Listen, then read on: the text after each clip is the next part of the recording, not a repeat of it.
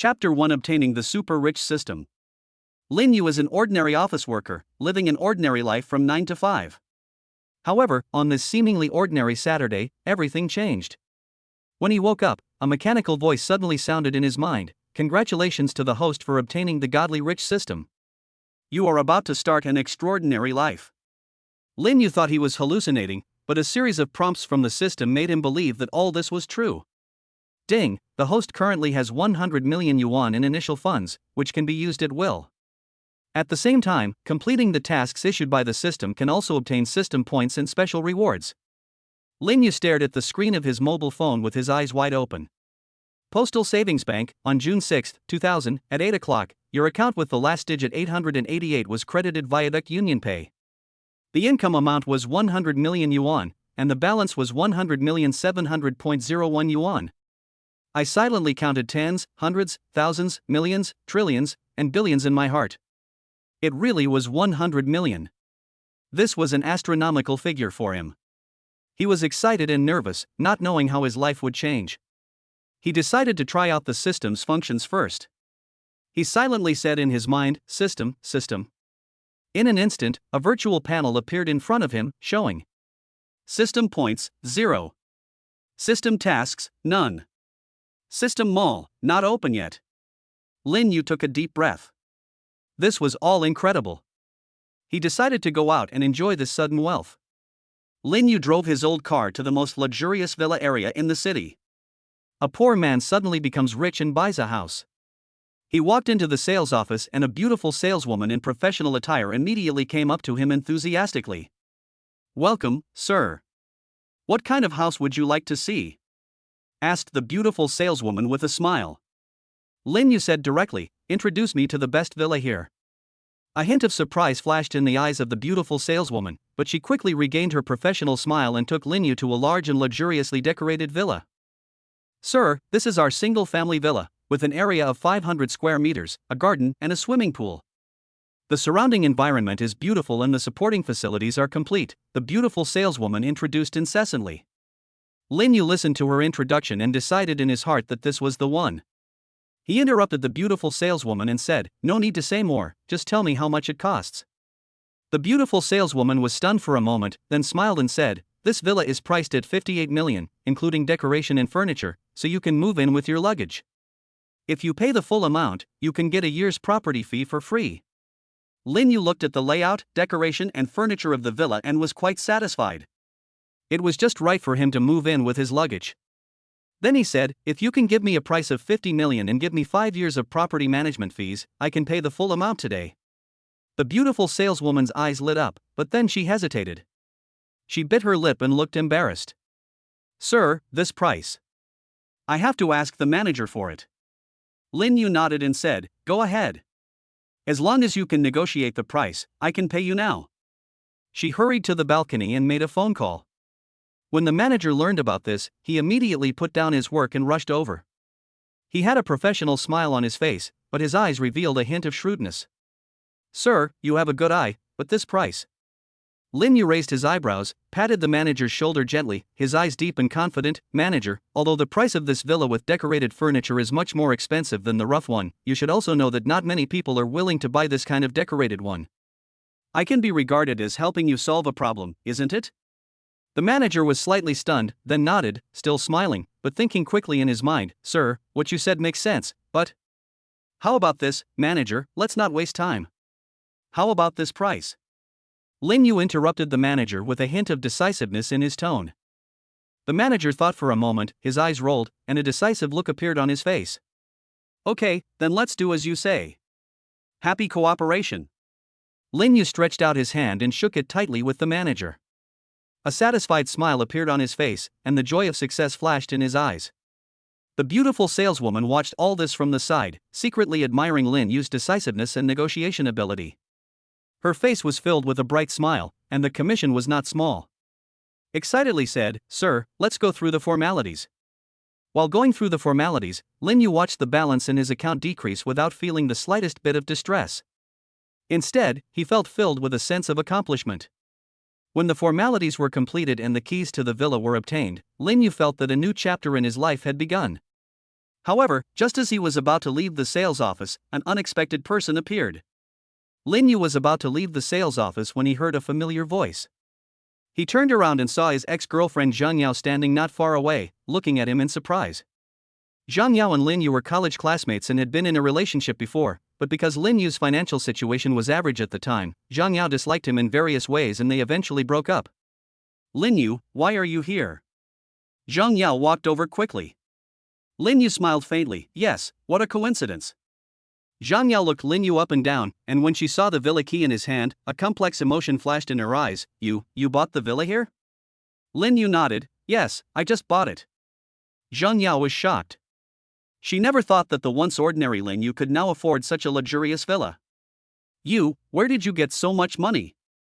Zhang Yao couldn't help but ask. Lin Yu didn't want to explain too much, just said, "It's just good luck." Zhang Yao's eyes flickered, as if she was thinking about something. At this time, a man beside her came over and saw the key in Lin Yu's hand. His face suddenly became ugly. This man is Zhang Yao's current boyfriend, also a rich second generation, and also a college classmate of Lin Yu and Zhang Yao. He looked at Lin Yu and said in a bad tone, "Boy, are you pretending to be a big shot here? This villa is not something you can afford." Before Lin Yu could respond, Zhang Yao grabbed her boyfriend's arm and signaled him not to speak. But her boyfriend refused to give in and insisted that Lin Yu prove his strength. Lin Yu looked at the arrogant rich second generation in front of him without any fear in his heart. He smiled faintly and said, "Why? Do you think I can't afford it?" The second generation rich man sneered, "Huh, you? I think you are just trying to get attention here." Lin Yu was not angry. He took out his mobile phone, opened the bank account interface, and handed it to the rich second generation. "Look for yourself." The second generation rich man took the phone and saw the string of zeros on the account. His eyes widened and his face was full of disbelief. Zhang Yao also came over to take a look. After seeing the amount, she was also shocked and speechless. How is this possible?" The rich second generation stuttered. Lin Yu took back the phone and said with a smile, "Do you believe it now?" The rich second generation's face turned pale. He never thought that Lin Yu was so rich. Zhang Yao looked at Lin Yu with regret in her heart. She shouldn't have left Lin Yu for money. "Lin Yu, I didn't expect you to be so powerful now." Zhang Yao tried to make amends. Lin Yu didn't want to say anything more to them, so he turned around and prepared to leave. At this time, the rich second generation suddenly thought of something and started to provoke again. "Even if you have money to buy a house, so what? My family has several villas like this, and I also have a company. It's not something you can compare to." Lin Yu stopped, turned around, and a hint of coldness flashed in his eyes. "Really? Then let's wait and see." After that, he strode out of the sales office, leaving Zhang Yao and the rich second generation there. Lin Yu returned to the villa, thinking about his future life. He knew that with the godly rich system, his life would change dramatically. But he also understood that there might be more troubles and challenges. Chapter 2, Poor Little One. Lin Yu was sitting leisurely on the sofa in his newly bought villa, enjoying the relaxing weekend, when his cell phone suddenly rang. He frowned and glanced at the caller ID. It was the company manager, so he pressed the answer button. The manager's somewhat impatient voice came from the other end of the phone. "Lin Yu, why didn't you come to work today?" "Manager, today is Saturday. When I joined the company, we agreed to have 2 days off." "What's wrong?" Lin Yu said with a hint of laziness in his tone. The manager angrily said, "I don't care about the weekend off. The company has an emergency and needs you to come to work immediately." Lin Yu's face darkened instantly. He sat up straight, frowned, and a trace of displeasure flashed in his eyes. "Manager, we agreed on a 2-day weekend. This is the company's rule. I am not obliged to be on call at all times." The manager seemed to be even more angry. "Lin Yu, don't be ungrateful. I'm telling you, you're fired." Lin Yu sneered, his eyes became sharp, and his voice became a little higher. "Okay, I'll fire you. But I tell you, your salary can't be reduced by a penny. If you dare to pay less, let's see you in labor arbitration." After saying that, Lin Yu hung up the phone without hesitation. He threw the phone hard on the sofa, his chest heaving violently. His former manager squeezed his rest time and made him work overtime without paying him overtime pay. Every time he complained, he threatened to fire him. Lin Yu was angry but didn't dare to speak out before, and he didn't have the capital to resign. Now he is the son of destiny. All the injustice in this world should be broken and rebuilt. Ahem, rebuilding may not be possible, but don't think of oppressing him. He is not a beast of burden now. Lin Yu sat alone in the spacious living room of the villa, looking at the garden and swimming pool outside the window, but he didn't feel too happy. The sudden wealth made him a little overwhelmed, and it also evoked his memories of his life. Lin Yu was an orphan since childhood and grew up in an orphanage. He never knew who his biological parents were, and he had no relatives. Over the years, he lived a hard life relying on his own efforts. He often wondered why his parents abandoned him and where they were now. Now that he had money, he suddenly had the idea of finding his biological parents. Just as Lin Yu was immersed in his memories, the system's voice sounded again. Host, the mission is started. Find your biological parents. Completing the mission will earn you 1 million system points. 80% of the shares of Xingting Technology Company. A mysterious reward. Lin Yu's heart moved. It seemed that the system was also guiding him to solve the mystery of his life experience. He took a deep breath and decided to accept this task. However, it was not easy to find his biological parents, and he had no clues. At this moment, the doorbell suddenly rang. Lin Yu heard the knock on the door and opened it in confusion. His eyes were instantly attracted by the girl in front of him. She was tall and slender, with almost perfect proportions and long and straight legs. She has long black hair like a waterfall, big and bright eyes that seem to twinkle like stars, and her cherry lips are slightly pursed under her high nose bridge. She was wearing a white t-shirt with her sleeves rolled up, revealing her fair and slender arms, and a pair of light blue jeans that perfectly outlined her figure. Her canvas shoes looked a little worn. At this moment, her hair was a little messy, and her face was a little panicked and helpless. She looked quite embarrassed, but it added a bit of pitiful charm. Lin Yu looked at her, his eyes softened, and his tone unconsciously softened. You are. Brother, please help me. After saying that, she actually rushed directly towards Lin Yu. Lin Yu took it subconsciously. There was a flash of surprise in his eyes, but he quickly regained his composure and stretched out his arm to try to stop the beauty. Calm down first and tell me slowly, what happened? The girl's eyes were filled with tears. She held Lin Yu's arm tightly, her body trembling slightly, and her voice was crying, Brother, please, I really don't know what to do. They drugged me. Lin Yu's expression became serious, his eyes revealed a hint of sympathy, but he also remained vigilant. Don't panic, tell me slowly, who gave you the drug? The girl tried to calm down. She took a deep breath, her eyes a little blurry. I don't know. I drank a glass of water at home. It might be my cousin. The girl said anxiously, her face flushed. I feel a little dizzy, and my body doesn't feel right. It's so hot. Lin Yu looked at the beautiful girl in front of him, who was the flower of the garden design department of their school. A wave of sympathy surged in his heart. He hurriedly said, Come in. Since the beauty in the department didn't know him, he would just pretend not to know him. After all, he was no longer the Lin Yu of the past, he was the Lin Yu with a system. At this moment, the system sounded another reminder. Host, issuing a task. Help Su Mang and make her antidote. Completing the task will earn you 1 million system points and a mysterious treasure chest. Shang Wansu couldn't help complaining in his heart. Is this system really serious? It can't be a trap. As night fell, the moonlight outside the window was like water, but the atmosphere in the room was somewhat ambiguous. After Lin Yu carried the girl into the room, time seemed to pass quickly. The girl gradually regained some of her sanity. Her face flushed, her eyes were filled with confusion and shyness, and she said weakly, What's wrong with me? Lin Yu sat on the bed and sighed softly. There were complicated emotions in his eyes, including some regret for what had just happened and worry about the girl. You should have a good rest first. I'll take you to dinner later. I'll be responsible. The girl bit her lip, her face flushed. She clutched the quilt tightly with both hands, her heart full of contradictions and entanglements. I'm sorry, I've caused you trouble. What's your name? Why are you here? Lin Yu asked softly. The girl raised her head and looked at Lin Yu with tears in her eyes. My name is Su Mang. I don't want to go home. They all want to hurt me. Lin Yu's heart tightened, and he decided to take Su Mang in first and make a decision after he understood her situation clearly. Lin Yu made a bowl of noodles for Su Mang and served it to her. After Su Mang finished eating, she felt sleepy and fell asleep on the bed. Lin Yu looked at her sleeping face, and a corner of his heart softened. He knew that he was moved by this poor little girl again. Lin Yu looked at Su Mang and secretly made up his mind to protect her well and let her live a happy life. Lin Yu arranged Su Mang in a room next to his room on the second floor. Both were suites with matching bathrooms and cloakrooms. The room was decorated very cozy. Su Mang was a little surprised, and when she thought of what happened last night, a warm feeling welled up in her heart. She got up and walked out of the room and saw Lin Yu in the living room. Lin Yu saw Su Mang and smiled and said, "Do you like it?" Su Mang blushed and nodded, "I like it, thank you, brother." Lin Yu took Su Mang to visit the villa and told her that she would live here in the future. Su Mang was surprised and moved. She felt as if she had found a warm home. In the following days, Lin Yu and Su Mang lived together in the villa.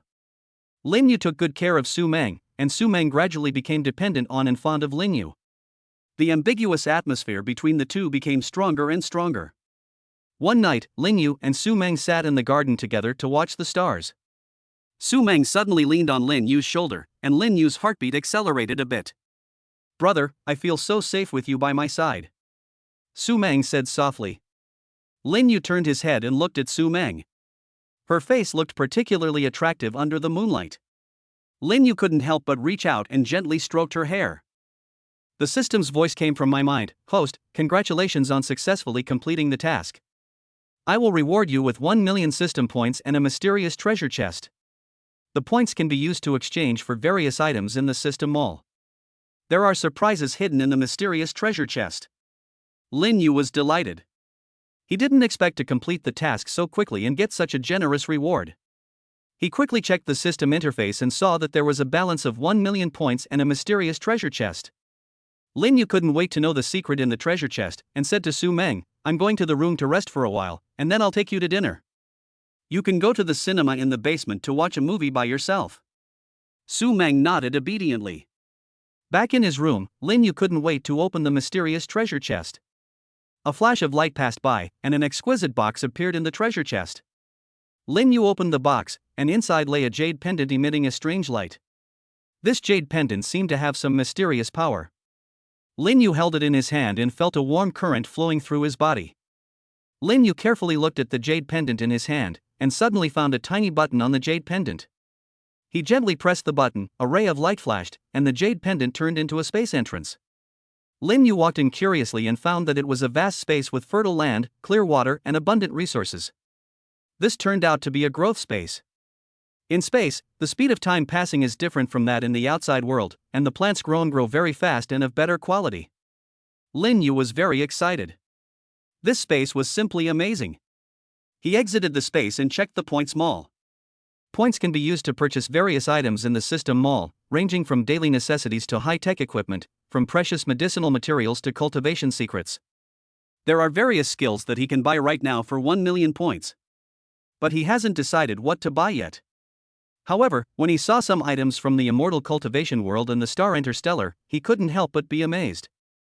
The prices of those items were easily tens of millions of points, which were simply not possible to buy with his current points. But Lin Yu was not discouraged. He believed that as long as he continued to complete tasks and accumulate points, he would be able to exchange them for the coveted items one day. Chapter 3: Opening a Farmhouse and Online Store. Lin Yu had the idea of using the jade pendant space to open an online store. He thought it was a good idea to make money and give full play to the advantages of space. However, in order to conceal his identity, he still needed to find a suitable place to cover it up, such as buying a large manor or farmhouse. After thinking about this, Lin Yu took Su Mang out for dinner. They came to a high-end restaurant and sat down by the window. In the middle of the meal, Su Mang's face suddenly changed. Lin Yu followed her gaze and saw a fashionable woman walking towards them. "Su Mang, I didn't expect to meet you here," the woman said sarcastically. Su Mang lowered her head and said softly, "Cousin." Lin Yu understood that the woman in front of him was Su Mang's cousin, the one who had drugged Su Mang before. A surge of anger surged in his heart, and he looked at Su Mang's cousin coldly. "Oh, you even found a man to have dinner with you. What? Are you hooking up with a rich man?" Su Mang's cousin continued to mock. Su Mang's eyes were slightly red, and Lin Yu couldn't help but stand up and stand in front of Su Mang. "Please keep your mouth clean." When Su Mang's cousin saw Lin Yu defending Su Mang, she became even angrier. "Who do you think you are? How dare you talk to me like that? The other people in the restaurant looked at them and the atmosphere became tense. Lin Yu's eyes were cold, and he said to Su Mang's cousin in a bad tone, "It doesn't matter who I am. What's important is, why do you bully Su Mang like this?" Cousin Su Mang raised her head and said tartly, "She is a poor creature living under someone else's roof. What's wrong with me bullying her?" Lin Yu sneered, "Oh, living under someone else's roof, isn't it you who are occupying the magpie's nest? Su Mang's parents are gone, and you drove her out, which is really ruthless. However, now Su Mang has me to take care of her, you'd better not provoke her again." Cousin Su Mang glanced at Lin Yu with disdain, "Just you? How long can you support her?" Lin Yu smiled faintly, "Don't bother with that. I only know that I am now able to give Su Mang the best life. But you are so mean, be careful that you won't be able to get married in the future." Su Mang's cousin was so angry at Lin Yu's words that her face turned pale and blue. She gritted her teeth and looked at Su Mang and said, "Don't be so proud. I will deal with you later." Lin Yu's eyes were sharp. "Pack up? Do you mean pack up your family's junk and return Su Mang's house to her? You are pretending to be rich by using other people's things." The people around looked at Su Mang's cousin's frustrated look and cast strange looks at her. Su Mang's cousin felt embarrassed, glared at Lin Yu and Su Mang fiercely, turned around and quickly left the restaurant. Su Mang's eyes were filled with tears of emotion. She gently grasped the corner of Lin Yu's clothes. "Brother, thank you." Lin Yu touched Su Mang's head. "Silly girl, you're welcome. With me here, no one can bully you." After resolving this incident, Lin Yu and Su Mang continued to enjoy their food. But Lin Yu knew that Su Mang's family might not let it go, and there might be more trouble in the future. After dinner, Lin Yu took Su Mang to a 4S store. He planned to buy a car worth more than 1 million yuan to facilitate future travel. In the store, Lin Yu took a fancy to a black luxury car with a stylish appearance. When he was about to go through the car purchase procedures, he suddenly heard a familiar voice. Lin Yu, a slightly pinched female voice sounded. Lin Yu turned around and saw his ex-girlfriend Zhang Yao and her rich second-generation boyfriend not far away. Zhang Yao was surprised when she saw Lin Yu, while her current boyfriend looked at Lin Yu with a complicated expression. Lin Yu ignored them and continued to go through the car purchase procedures. When the staff asked the owner's name, Lin Yu said without hesitation, "Write Su Mang's name." Su Mang was stunned, and then a warm feeling surged in her heart. Zhang Yao saw this scene, her face suddenly became ugly. She walked forward and said, "Lin Yu, you can only know a person's face but not his heart. You two are just dating. There are many gold diggers now, don't be stupid." Lin Yu interrupted her coldly, "Zhang Yao, you are so dirty, don't think everyone is the same as you." Zhang Yao's current boyfriend saw this and angrily grabbed his ex-girlfriend and said, "What did you say to him? Are you regretting it now that you see other people are rich?" The two men then started arguing. Su Mang watched all this, then walked to Lin Yu, tightly held his arm, and declared her sovereignty. Lin Yu looked at Su Mang's cute appearance and smiled in his heart. Lin Yu brought Su Mang to a large farmhouse. After some negotiations, they finally bought it for 20 million. Su Mang stood in the spacious farmhouse yard, her eyes sparkling. "Brother, this place is so big, it will definitely be beautiful in the future." Lin Yu smiled and nodded, then looked at Su Mang seriously. "Xiao Mang, I want you to design this farmhouse, what do you think?" Su Mang was surprised and excited. "Really? Brother, I'm afraid I can't do it well." Lin Yu encouraged, "Don't be afraid, I believe you can do it. Just design it according to your own ideas, and I will fully support you." Su Mang's eyes flashed with determination. "Okay. Brother, I will definitely work hard." Next, Lin Yu began to recruit employees to manage the farmhouse. After many rounds of screening, he finally selected a group of experienced and responsible people. After arranging the farm stay, Lin Yu thought about opening an online store. He discussed the business direction and products of the online store with Su Mang. "Xiao Mang, what do you think should our online store mainly sell?" Lin Yu asked. Su Mang tilted her head and thought for a moment. "Brother, how about we sell some specialty agricultural products, plus experience coupons for farm stays or something like that?" Lin Yu's eyes lit up. "This is a good idea, let's do it." Just as Lin Yu and Su Mang were busy with the online store, an employee of the farmhouse hurried over. "Boss Lin, something bad has happened. A group of people came outside and said they want to cause trouble for you," the employee said anxiously. Lin Yu frowned, a hint of coldness flashed in his eyes. "Looking for trouble with me? Let's go and take a look." Su Mang pulled Lin Yu's clothes with some worry. "Brother, why don't I go with you? Lin Yu touched her head and said, "Don't be afraid. Wait here for me. I'll go see what's going on." After saying that, Lin Yu followed the staff and walked out of the farmhouse quickly. Lin Yu walked out of the farmhouse and found a group of aggressive people standing outside. Before he could speak, the fat man in the lead shouted, "Are you the owner of this farmhouse?" Lin Yu looked at him expressionlessly. "It's me, what's wrong?" The fat man said with a face full of flesh, "I tell you, I am in charge of this territory.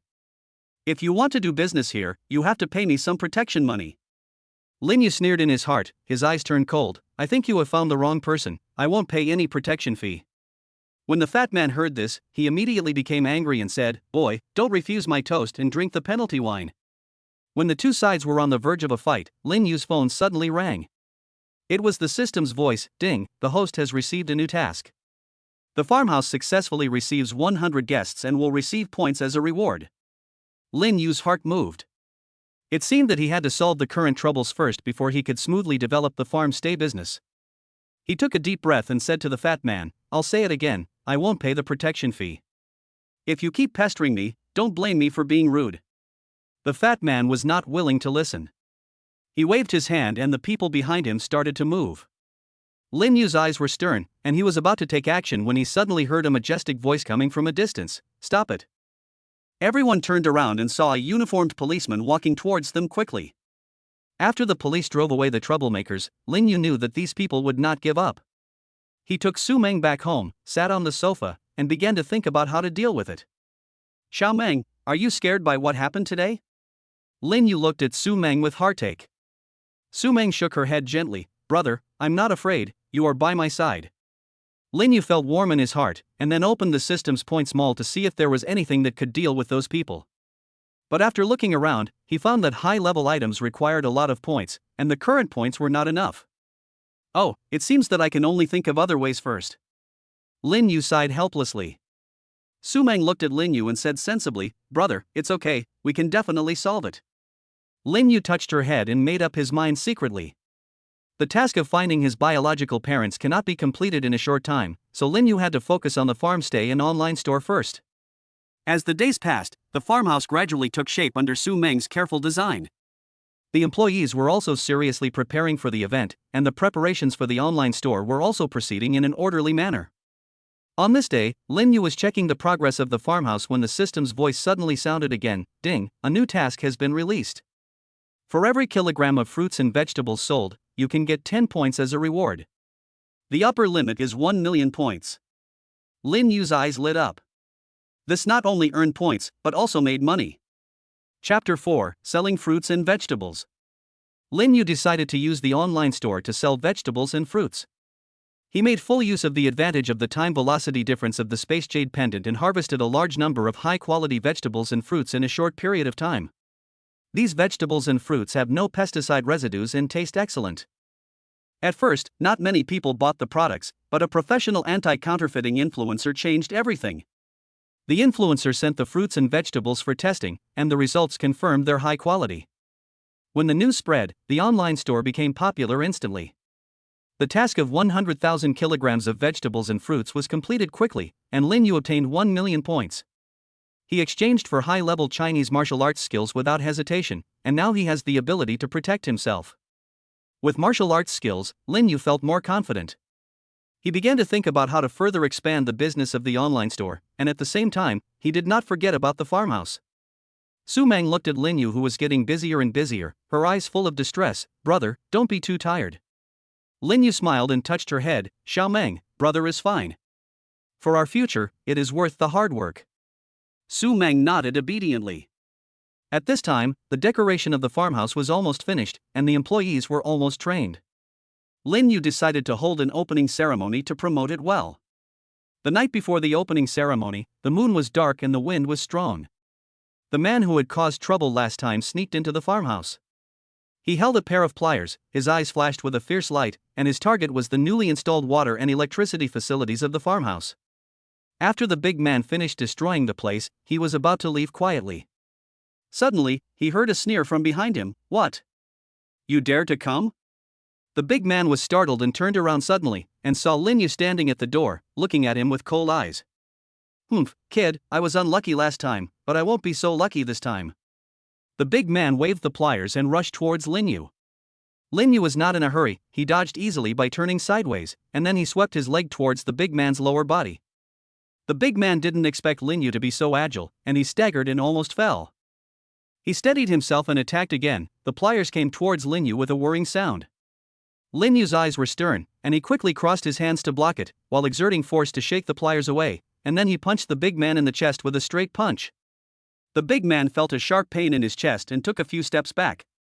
He looked at Lin Yu, a flash of fear in his eyes, but then it was replaced by anger. "Boy, don't force me." As he said this, the big man rushed forward again regardless of everything. Lin Yu snorted coldly, and used the high-level skills of Chinese martial arts to attack the big man with his fists like raindrops. The big man had no time to dodge, and was beaten back again and again, and finally fell to the ground. Lin Yu walked forward, stepped on the big man's iron pliers, and said coldly, "How dare you come to cause trouble?" The big man struggled to get up, but Lin Yu stepped on his shoulder again and he couldn't move. "Do you dare to come again?" Lin Yu asked sternly. The big man's face turned red and he was breathing heavily, but he didn't dare to be arrogant anymore. Lin Yu took out his cell phone and called the police. Then, he provided strong evidence to the police with the help of the newly installed surveillance camera. Soon, the police arrived and took the man away. Seeing the big man being taken away, Lin Yu secretly breathed a sigh of relief. He later investigated that the big man was the owner of a small farmhouse not far from the farmhouse. Although the previous owner transferred it to him because the business was not doing well, the main reason was that the big man always came to make trouble and was too annoying. So he simply sold it and started another business. He had been on guard these days, and finally caught him today. The staff in the monitoring room had already discovered that someone had climbed over the wall, and Lin Yu deliberately waited until the other party took action before appearing. The purpose was to catch him and lock him up for a longer time. This time, I can finally breathe a sigh of relief. Lin Yu returned home after dealing with the saboteur. It was already late at night. When he opened the door, he saw that the lights in the living room were still on. Su Mang was sitting on the sofa with a tired look in her eyes, but when she saw him coming back, a hint of surprise flashed in her eyes. "Brother, you're back." Su Mang stood up, her voice soft. Lin Yu was moved. He looked at Su Mang. Under the light, her skin was as white as snow, and her delicate features seemed to be carefully carved by God. Her big eyes were clear and bright, and she was looking at him gently. She was tall and hot, with a slender waist that could be held in one hand. She was wearing a simple nightgown, but it was hard to hide her charming curves. "Why haven't you slept yet?" Lin Yu walked forward and asked softly.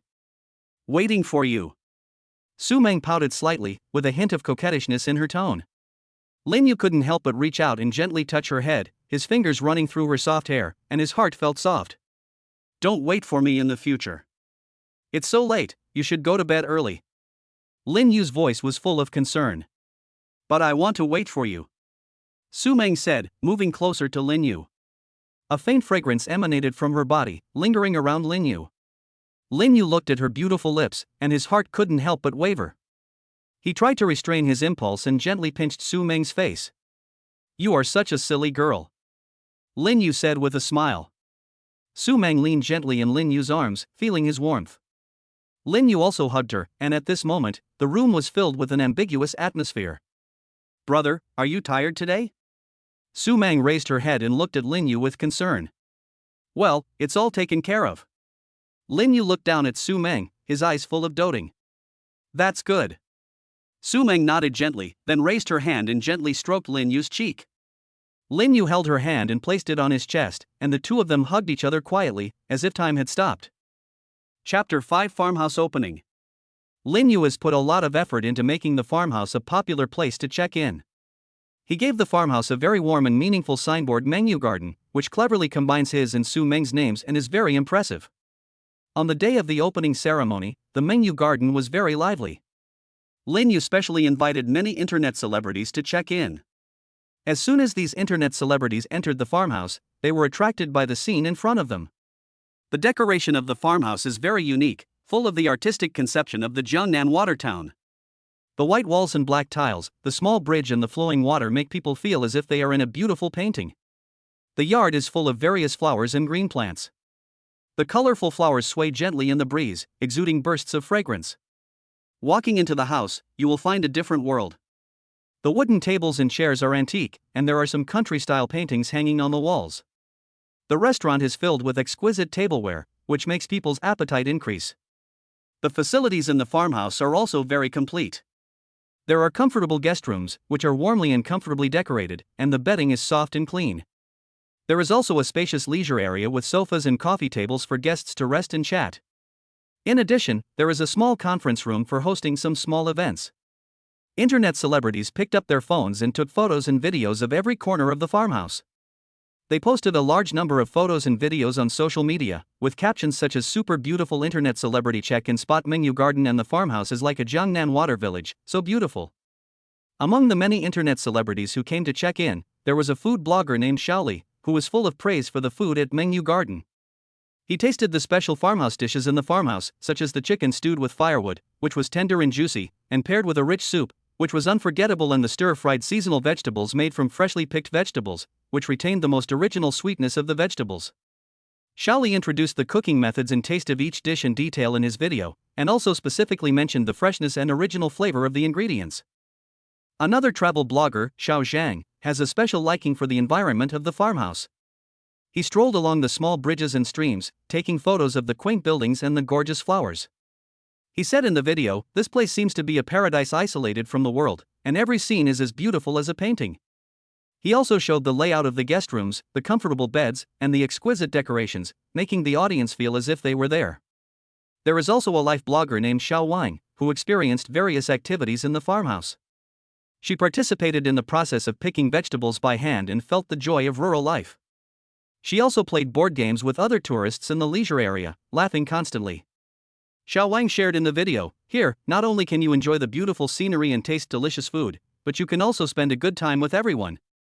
It's really fun." What makes Mengyu Garden different from other farmhouses is its unique artistic conception and rich activities. This is not just a place to eat, but also a good place for people to relax and enjoy life.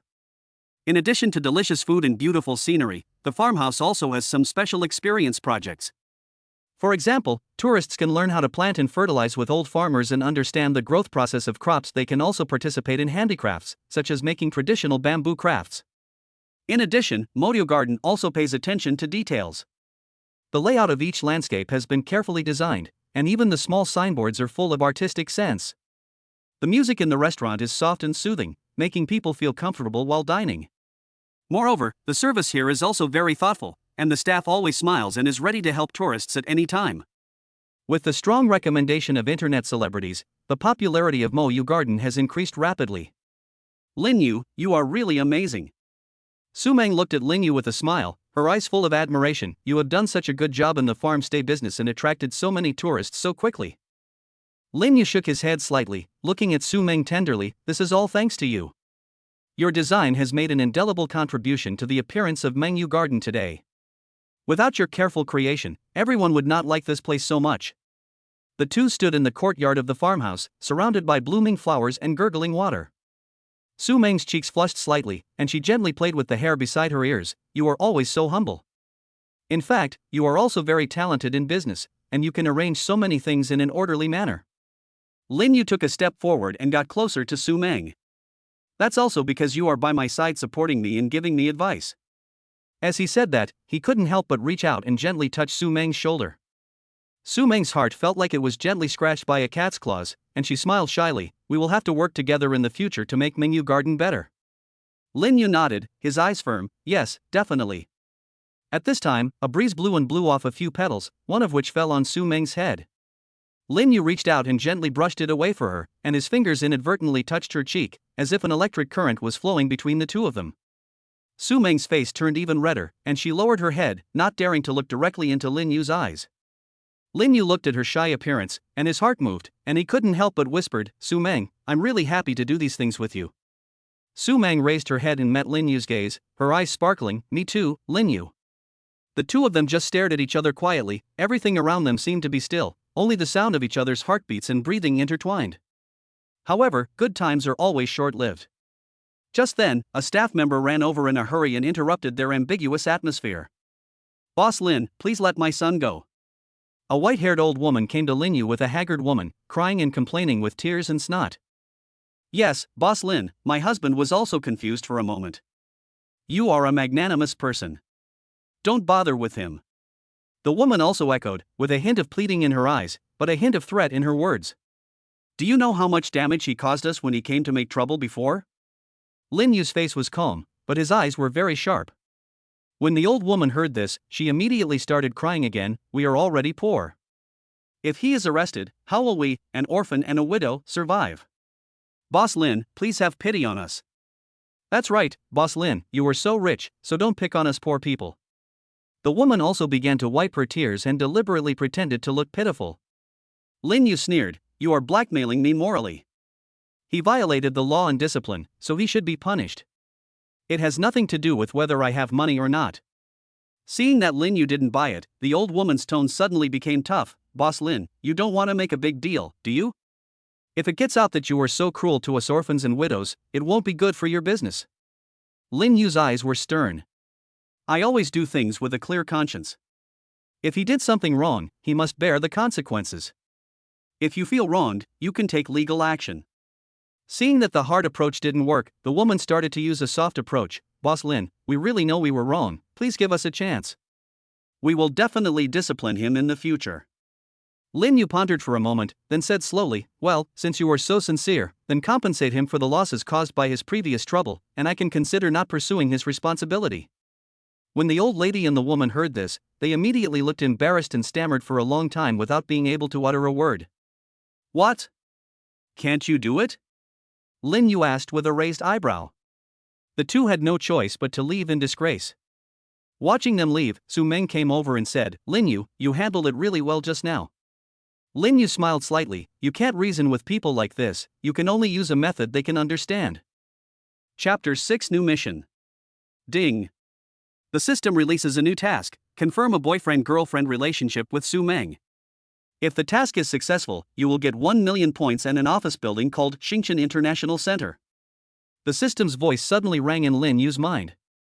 Xingchen International Center?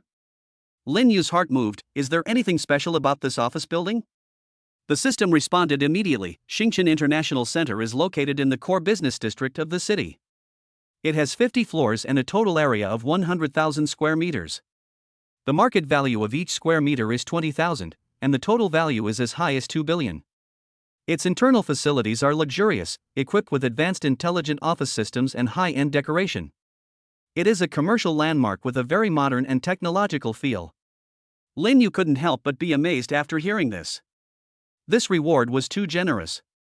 But it was not an easy thing to establish a boyfriend-girlfriend relationship with Su Mang. He turned to look at Su Mang, who was smiling and communicating with the employees. The sunlight on her face made her look particularly charming. Su Mang. Lin Yu called softly. Su Mang turned around and asked, what's wrong, Lin Yu? Lin Yu opened his mouth, but didn't know how to start, thinking about finding a suitable time. What's the matter? Su Mang asked doubtfully when she saw Lin Yu hesitated to speak. Nothing. Lin Yu shook his head, secretly regretting why he couldn't say it at the critical moment. Oh, okay then. Su Mang didn't think much about it. By the way, I think we can plant some different flowers in the yard, it will be more beautiful. Okay, I'll listen to you. Lin Yu looked at Su Mang lovingly. However, his mind was not on planting flowers, but on the system's tasks and the generous rewards. What should I do? How should I tell Su Mang? Lin Yu fell into deep thought. But Su Mang didn't know that Lin Yu was experiencing a dilemma in his heart. Lin Yu didn't hesitate for too long. He also thought that a confession must be prepared in advance. He had to plan it well. That day, Lin Yu took Su Mang shopping and met an acquaintance. Xiao Zhang, what a coincidence. Lin Yu greeted with a smile. When Xiao Zhang saw Lin Yu, a hint of surprise flashed in his eyes. Brother Lin, long time no see. Why are you here? Lin Yu asked curiously. Xiao Zhang sighed, oh, forget it. It's still the same company, and the leader is still the same. It turns out that the company they worked for before was an internet software developer. It was called Shangjia Interactive Entertainment. In order to pursue performance, the company leaders often asked employees to work overtime until late at night, and they could not rest on weekends, and the salary was not high. Brother Lin, after you left, the leader still said bad things about you in the meeting, saying that you don't know how to work in a team and have no sense of responsibility. Xiao Zhang said indignantly. Lin Yu sneered, oh, he wants to set a negative example for you. That's right. Everyone is angry but dares not speak out. Xiao Zhang shook his head helplessly. By the way, Xiao Zhang, have you ever thought about changing jobs? Lin Yu asked. Xiao Zhang hesitated for a moment and said, alas, it's not easy to find a job nowadays. Lin Yu's heart moved. I plan to open a company in Xinjiang International with the same business as the original company. Are you interested in coming? Xiao Zhang's eyes lit up. Really? Brother Lin, that's great. However, it may be difficult in the early stages, so you have to be mentally prepared, Lin Yu reminded. No problem, Brother Lin, I believe I will be right to follow you. But it's not easy to rent an office at Xinjiang International. Not only is it expensive, but you also need connections, Xiao Zhang said doubtfully. Lin Yu didn't look like a rich man before. But if the other party can really open a company in Xinjiang International, it must be easy to find someone who is not short of money, and it will definitely be a good deal if I switch jobs there. Don't worry about this. I have already found the relationship. I will inform you when it is ready. The salary will definitely be higher than Shang Jia's. Lin Yu patted Xiao Zhang's shoulder. Xiao Zhang was delighted when he heard this and said, okay, I'll wait for your news. Just then, Su Mang came over and asked, Lin Yu, what are you talking about? When Xiao Zhang saw Su Mang, his eyes lit up immediately. Today, Su Mang was wearing a light blue dress with a delicate lace trim around the neckline, which made her neck look even more slender. The hem of her dress fluttered in the wind like a blooming flower. She was tall and slender, with exquisite curves, especially her waist that could be held in one hand, which made people unable to help but take a second look. Brother Lin, this beauty is your girlfriend, right? Xiao Zhang asked with envy. Lin Yu did not deny it, but just smiled. Su Mang was about to deny it but was interrupted by Xiao Zhang. Wow, sister-in-law is so beautiful. Xiao Zhang said excitedly, she and Brother Lin are a perfect match made in heaven. Su Mang's face flushed slightly, no, Sister-in-law, don't be so modest. Xiao Zhang continued to praise, you two standing together are such a perfect match. Lin Yu looked at Su Mang's shy appearance and felt secretly proud. By the way, sister-in-law, how did you and Brother Lin know each other? Xiao Zhang asked curiously. Su Mang looked at Lin Yu helplessly, we met while working together on the Farmhouse project.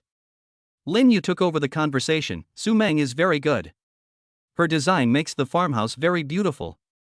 Wow, my sister-in-law is not only beautiful, but also so talented. Brother Lin, you even opened a farm stay and invited us to have fun wherever you are, Xiao Zhang praised sincerely. Lin Yu took out a business card and handed it to Xiao Zhang, saying, here is the specific address. If you go, you can call me and I will treat you to a meal. Lin Yu didn't directly say it was free, he just said he would treat him to a meal. Although Lin Yu was rich now, he didn't want to be taken advantage of. And he knew the principle of gratitude and resentment. But Su Mang was an exception. Su Mang smiled helplessly, but felt a little sweet in her heart. Lin Yu was laughing secretly on the side, enjoying the feeling of being misunderstood. Gently holding Su Mang's little hand. After Lin Yu said goodbye to Xiao Zhang, he happily took Su Mang to continue shopping. Now he has strong financial strength. After buying a house, a car, and a farmhouse, he still has 20 million left from the 100 million rewarded by the system. In addition, with the recent profits from selling vegetables and fruits, shopping is naturally stress-free. They first came to an internationally renowned women's clothing brand store. The clothing in the store is novel and uniquely designed. Lin Yu fell in love with a white dress at first sight. The fabric of the dress was as soft as a feather, and the neckline was inlaid with a circle of crystal-clear rhinestones, which sparkled under the light. The hem of the dress was an irregular design, which looked playful and fashionable. Lin Yu picked up the dress and turned to look at Su Mang. Su Mang, try this one, I think it will look good on you. Su Mang hesitated, but still took the dress and walked into the fitting room. When she came out after changing, Lin Yu's eyes lit up. The white dress fit her body curve perfectly, setting off her figure to the fullest. The rhinestone neckline set off her fair skin, making her look more noble and elegant. The skirt fluttered in the wind, as if she was about to dance. Lin Yu's eyes were full of amazement, and the corners of his mouth rose unconsciously. Su Mang looked at herself in the mirror and was a little intoxicated, but then she frowned again. Lin Yu, this skirt must be very expensive, why don't we not buy it? Lin Yu walked up to her with a smile. So what if it's expensive? You look so beautiful in it, it's worth the money. But Su Mang wanted to say something. Lin Yu interrupted her. No buts, you helped me design the farmhouse so well, I don't know how to thank you, just think of it as a gift from me to you, okay? Su Mang smiled helplessly, but her heart felt warm. Then, they came to a luxury bag store. Lin Yu saw a black leather handbag with exquisite metal accessories, simple and elegant style.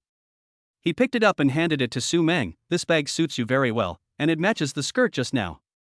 Su Mang took the bag and stroked it gently. It's really beautiful, but... Don't say but. Lin Yu said with a smile, look, you are wearing a beautiful skirt, and with this bag, you will definitely get a lot of attention when you walk on the street. Su Mang's face flushed, but she finally nodded. They continued to stroll and came to a jewelry store. Lin Yu took a fancy to a necklace inlaid with sapphires.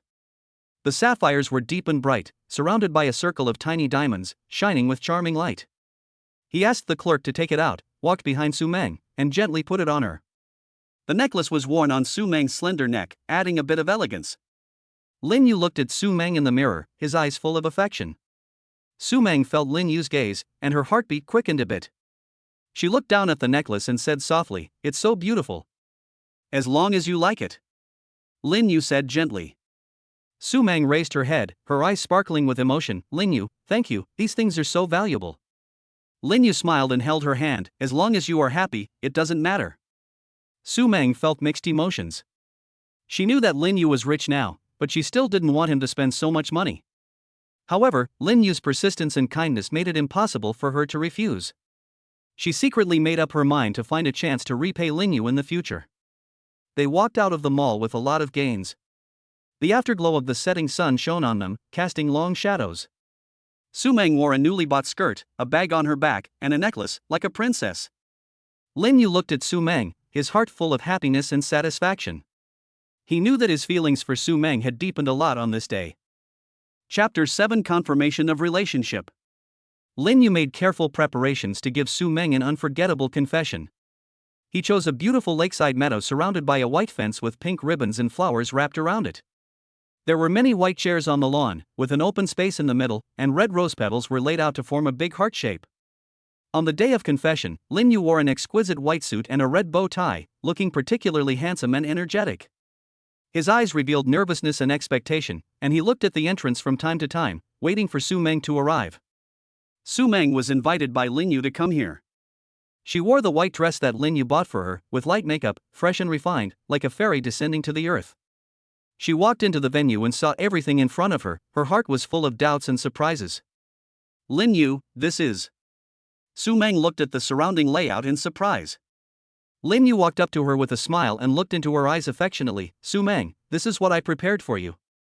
Su Mang's heartbeat began to accelerate. She felt that something was about to happen, but she couldn't believe it. Lin Yu took Su Mang's hand and led her to the center of the heart. Su Mang, during this time of getting along with you, I find that I can't leave you anymore. Your beauty, kindness and talent all deeply attract me. Su Mang's face flushed slightly. She lowered her head, not daring to look directly into Lin Yu's eyes, but the corners of her mouth couldn't help but rise. I know I may not be the best, but I will try my best to give you the best. Lin Yu took a deep breath. Su Mang, are you willing to be my girlfriend? Su Mang raised her head, tears of emotion flashing in her eyes. She looked at Lin Yu's sincere eyes, and her heart was filled with happiness. Before she could answer, Lin Yu took out an exquisite box from his pocket and opened it to reveal a sparkling gem necklace. The main body of the necklace was a huge sapphire, surrounded by countless diamonds, dazzling. This is a necklace I customized specifically for you. It represents my feelings. Lin Yu said, gently picked up the necklace, walked behind Su Mang, and put it on her. Su Mang felt the weight of the necklace and Lin Yu's gentle movements, and a warm current surged in her heart. The necklace on her neck added to her noble temperament. So beautiful. Su Mang said softly, her eyes full of surprise and emotion. As long as you like it. Lin Yu walked up to Su Mang and took her hand. Su Mang, I love you. Su Mang's eyes were shining with happiness. She raised her head slightly, looked at Lin Yu's handsome face, and responded softly, I love you too. At this moment, the air around them seemed to become sweet. Lin Yu gently embraced Su Mang in his arms, and the two hugged each other tightly, enjoying this beautiful moment. At this time, the system's voice sounded in Lin Yu's mind. Congratulations to the host for completing the task of confirming the boyfriend and girlfriend with Su Mang, and receiving 1 million points and a Xingqian International Office building. Lin Yu was delighted, but soon turned his attention to Su Mang. He knew that at this moment, he gained not only a reward from the system, but also a precious love. Lin Yu and Su Mang held hands and returned home with a little tipsy. The soft light sprinkled in the living room, reflecting their figures leaning on each other. Lin Yu gently pushed Su Mang to sit on the sofa, leaned over to her, and gently stroked her slightly red cheeks with his fingers. You are so beautiful tonight. Su Mang looked at Lin Yu with drunken eyes, a faint smile on the corner of her mouth, and reached out to pull Lin Yu's tie. You are not bad either. Lin Yu took Su Mang's hand and pulled her up, their bodies pressed tightly together. His breathing became a little rapid, and he whispered softly in Su Mang's ear, I really like you. Su Mang put her arms around Lin Yu's waist, raised her head, and sprayed her warm breath on Lin Yu's neck. Me too. Lin Yu couldn't help but hug Su Mang tighter, as if to merge her into his body. Su Mang struggled slightly and said with a smile, oh, it's too tight. Lin Yu relaxed a little, but still couldn't bear to let her go. He gently stroked Su Mang's hair. We will always be happy like this in the future. Su Mang leaned on Lin Yu's shoulder. Yes, I will. Suddenly, Su Mang's cell phone rang, breaking the ambiguous atmosphere. She reluctantly let go of Lin Yu, picked up the phone and took a look. It was her uncle calling. Lin Yu watched Su Mang answer the phone, his eyes revealing a hint of reluctance. Su Mang hung up the phone directly. If you don't want to care about them, just ignore them. I will always be with you and be your strong support, Lin Yu asked. It's okay, Su Mang said with a smile, then took Lin Yu's hand and sat back on the sofa. Lin Yu held Su Mang in his arms, and gently played with her hair with his fingers. Su Mang closed her eyes and enjoyed this warm moment. After a while, Su Mang opened her eyes and looked at Lin Yu. Tell me, are we too sweet and a little unreal? Lin Yu chuckled, how can it not be true? This is all true, I will make you so happy forever. As he spoke, Lin Yu lowered his head and kissed Su Mang's forehead. Su Mang's face flushed, and she gently pushed Lin Yu. Hey, stop it. Lin Yu was relentless and continued to kiss Su Mang on the cheek.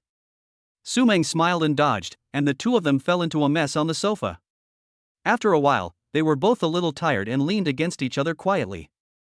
Su Mang leaned her head on Lin Yu's chest, listening to his heartbeat. Lin Yu, will you always love me? Lin Yu hugged her tightly. Of course, I will love you forever. Su Mang raised her head and looked at Lin Yu affectionately. I love you too. Chapter 8, Finding Trouble.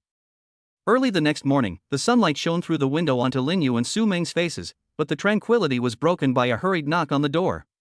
Su Mang was woken up and looked at Lin Yu with sleepy eyes. Who is it, so early? Lin Yu frowned and got up to open the door. As soon as the door opened, he saw two men standing at the door. Are you Lin Yu? Asked a middle-aged man wearing a fancy suit and a big gold chain around his neck, a typical nouveau riche. Lin Yu looked at the two people in front of him, feeling a little confused. At this time, he recognized the young woman as Su Mang's cousin who had caused trouble during the last meal. Who are you? Lin Yu asked expressionlessly. Humph, I'm Su Mang's uncle, and this is her cousin. The nouveau riche-looking man said arrogantly. We have something to do with Su Mang. Su Mang heard the sound and walked to the door. When she saw her uncle and cousin, her face turned pale instantly, her body trembled involuntarily, and she clutched the corners of her clothes tightly with both hands, looking timid. Lin Yu noticed Su Mang's strangeness and immediately stood in front of her, looking at the two of them with cold eyes. If you have anything to say, tell me, don't bother her. Su Mang's cousin said sarcastically, Oh, Su Mang, you are really capable. You found a man to protect you. Uncle Su Mang snorted coldly. Humph, it's not the turn of an outsider to interfere in our Su family's affairs. Su Mang, come back with us. Lin Yu sneered. Go back? Why do you want her to go back? Cousin Su Mang said disdainfully. Just because we are her relatives. What, do you think you can protect her forever? Lin Yu's eyes were firm. As long as I'm here, don't even think about bullying her. Uncle Su Mang narrowed his eyes and threatened. Boy, do you know who we are? I advise you not to meddle in other people's business, otherwise. What else? Lin Yu stared at him fearlessly. Su Mang hid behind Lin Yu, listening to her uncle and cousin threatening Lin Yu, which aroused the courage deep in her heart. She took a deep breath and walked out from behind Lin Yu, changing her usual timid appearance and looking at her uncle and cousin with firm eyes. Uncle, cousin, I was young before and allowed you to bully me and occupy my family's property, money and company. But it's different now. Su Mang's voice was crisp and powerful. Uncle Su Mang didn't expect Su Mang to suddenly become so tough, and was stunned for a moment. Su Mang's cousin came to her senses and said tartly, "Su Mang, do you think you are great just because you have a man backing you up?" Su Mang sneered, "I was too weak before, so you guys pushed me too far. Today I'm going to make this clear, you'd better return everything you took from my house, otherwise." "What else?" Uncle Su Mang said calmly. "Otherwise I'll see you in court." Su Mang looked at them without fear. Lin Yu looked at Su Mang's domineering look, his heart full of admiration, and said coldly, "Yes, let's wait and see." Cousin Su Mang said with a guilty conscience, "You, don't go too far, those things are already ours." Su Mang's eyes were sharp. "Yours? Why do you think you can take it?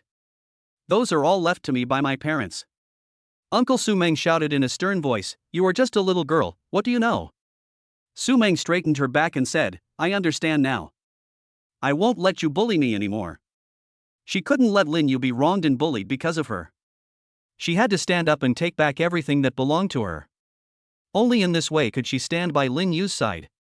Although she was still not worthy of Lin Yu, at least she had made progress, right? She would work hard.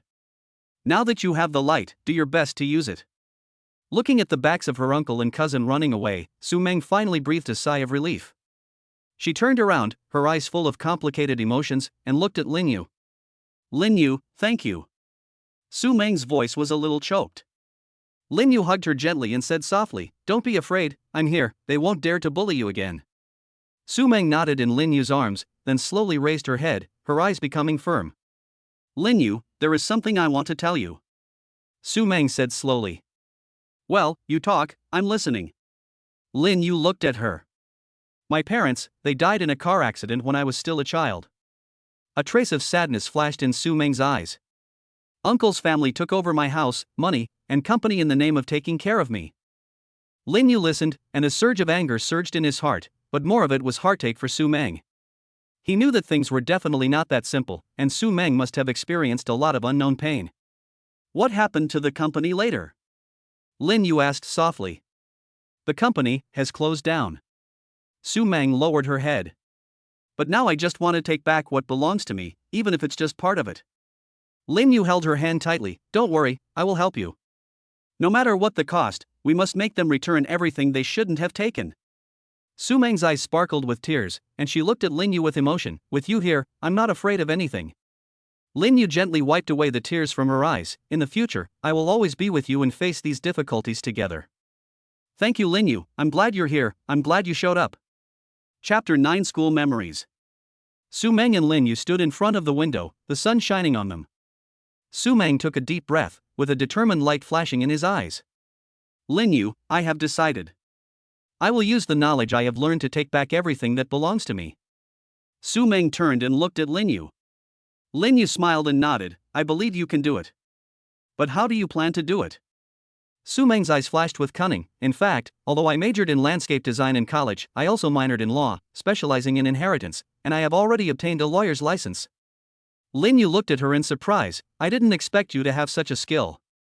Su Mang smiled and said, "It's just that I can't be my own lawyer, and I just graduated and don't have any money, so I have to wait until I save enough money to sue them. But now that I have you, this is not a problem." Lin Yu gently scratched her nose. "Of course, you are my real girlfriend now, don't worry about the money. Besides, after you get your own money back, you can give it back to me." Su Mang smiled sweetly. "Well, I am confident that with what I have learned, I am capable enough to repay it. By the way, you and I are actually from the same university, Jiangda," Su Mang said. Lin Yu's heart moved. In fact, he had known about it for a long time. He had seen Su Mang when he was in school. "Oh? Really? That's really a coincidence," Lin Yu said, pretending to be ignorant. Su Mang continued, "Besides, my home is in the same community as your villa. I saw you in the community before, so I knocked on your door after I was kicked out of my home that day." Lin Yu recalled some scenes from school before. In fact, he had noticed Su Mang at that time, but he just didn't tell her. On the campus of Jiangda, the sun shines through the gaps in the leaves. Lin Yu is walking on the road to the library, when suddenly a familiar figure appears in front of him. That was Su Mang. She was wearing a white dress, the hem of her dress fluttering gently in the breeze. She was walking and chatting with a few classmates. Her smile was like the brightest flower in spring. Lin Yu's eyes were instantly attracted, and his heartbeat accelerated unconsciously. From then on, he always looked for Su Mang on campus intentionally or unintentionally. Once, Lin Yu's friend took him to the Department of Landscape Design to hang out with his classmates, and there he saw Su Mang again. She was concentrating on drawing the design, and the sunlight on her face made her look even more beautiful. Lin Yu just silently paid attention to Su Mang, and gradually developed a special feeling in his heart. However, he knew that he was just an ordinary student, and there seemed to be an invisible gap between him and Su Mang, so he never had the courage to confess. Now, when Su Mang said that she knew they were from the same school, Lin Yu was still a little surprised. After all, he was a nobody in school, and Su Mang was the most beautiful girl in the Department of Landscape Design, and her fame was much higher than his. "So you know me too?" Lin Yu said calmly. Su Mang smiled and said, "Of course, there are only so many people in the Department of Landscape Design, and you often come to play with your friends. I have only seen you a few times." A warm feeling welled up in Lin Yu's heart. All those days when he had been paying silent attention to Su Mang had now become beautiful memories. On the campus of Jiangda University, Lin Yu always paid silent attention to Su Mang. He would come to the cafeteria early every morning just to secretly take a look at Su Mang when she came to get food. Sometimes, he would deliberately take a detour and pass by the classroom of the Department of Landscape Design, slowing down his pace, hoping to run into Su Mang. When he saw her coming out with her classmates, Lin Yu's heartbeat would speed up and his eyes would become particularly gentle. Whenever the school held an event, Lin Yu would always look for Su Mang in the crowd. When he saw her smile on the stage or participating in an event, Lin Yu would think it was the most beautiful picture in the world. Once, Su Mang was sketching by the lake on campus, and Lin Yu hid behind a tree far away, watching her quietly. The sun shone on Su Mang's hair, and her focused expression intoxicated Lin Yu. He watched silently for a long time until Su Mang finished her painting and left. Lin Yu had been secretly in love with Su Mang for 2 years. During these 2 years, he never mentioned this feeling to anyone. He felt that he was not worthy of Su Mang, she was so outstanding, and he was just an ordinary student. Su Mang actually noticed Lin Yu's gaze, and she knew that Lin Yu might like her. Although she was good looking, she was from a poor family and was usually very low-key, so not many people pursued her. Those rich second generations who pursued her looked down on her, and those who had no money were afraid that she would become a burden. Therefore, Su Mang had never been in a relationship. Originally, Su Mang thought that if Lin Yu confessed to her, she would agree, and she was even prepared to take the initiative. However, just as she was about to take action, she found out that Lin Yu had a girlfriend. The reason why Lin Yu was with Zhang Yao was because Zhang Yao took the initiative to pursue him. At that time, Lin Yu had never thought of confessing to Su Mang because of his inferiority complex. Faced with Zhang Yao's initiative, he agreed. Later, Lin Yu found out that Zhang Yao was dating him just to get him to help her with her homework. During college, Lin Yu lived frugally in order to be with Zhang Yao. He would get up early every day, go to the school library to reserve a seat, and then work part-time in his spare time. He distributed flyers, worked as a tutor, and helped serve dishes in the cafeteria. In order to earn more money to buy gifts for Zhang Yao, he even didn't want to buy a new piece of clothing. Most of the money he earned from part-time work every month was spent on Zhang Yao. He would buy Zhang Yao her favorite cosmetics, take her to the movies, and go out to eat, but he always ate the cheapest meals. After graduation, Zhang Yao dumped him mercilessly. Lin Yu then realized how worthless his efforts were. Lin Yu recalled the past days with mixed feelings. He had paid so much for Zhang Yao, but ended up with such an ending. As for Su Mang, after she knew that Lin Yu had a girlfriend, her secret crush on him came to an end. She was also moved by Lin Yu's actions, but it was too late. What's past is past. Lin Yu took a deep breath and forced a smile. Su Mang looked at him, a trace of heartache flashed in her eyes. Well, it will be better in the future. Actually. Lin Yu hesitated to speak. He didn't know whether he should tell Su Mang that he had a crush on her. What's wrong? Su Mang looked at him curiously. Lin Yu hesitated for a moment, but decided not to say anything for the time being. Nothing, I just feel very lucky to be with you now. Su Mang smiled sweetly. I feel very lucky too. Lin Yu looked at Su Mang's smile and became more determined to treat her well. He wanted to be better than Zhang Yao, because Su Mang was worth it. The dream coming true after unrequited love will make the couple cherish each other even more. Chapter 10 Xingchen International Building. Lin Yu brought Su Mang to the Xingchen International Building.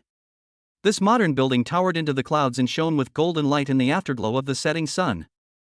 They walked into the office building, into a spacious and bright lobby with a marble floor that was luminous, and the chandelier on the ceiling was like a starry sky, emitting a soft glow.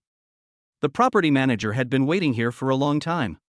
He smiled and walked up to greet Lin Yu and Su Mang. "Mr. Lin, welcome to the inspection." Lin Yu nodded slightly, and then began to carefully check the decoration and design of the office building. The interior decoration style of the office building is simple yet elegant.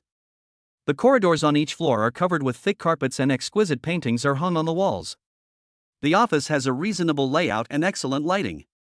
Through the huge floor-to-ceiling windows, you can overlook the beautiful scenery of the entire city. The decoration and design are really nice, Su Mang said softly. Lin Yu smiled and responded, "Yes, indeed." Then, Lin Yu asked the property manager about the monthly rent.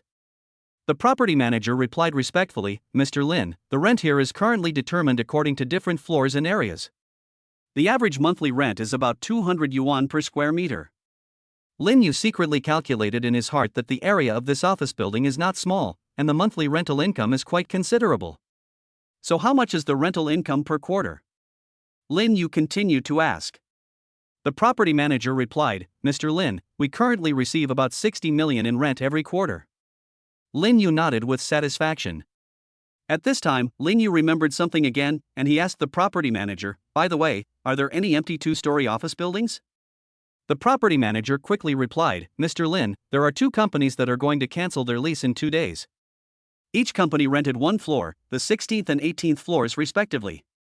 A trace of thought flashed in Lin Yu's eyes, and then he turned to look at Su Mang. "What do you think of these two floors?"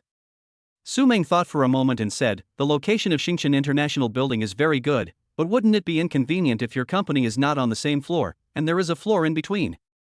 Lin Yu smiled slightly, "There is another layer left for you."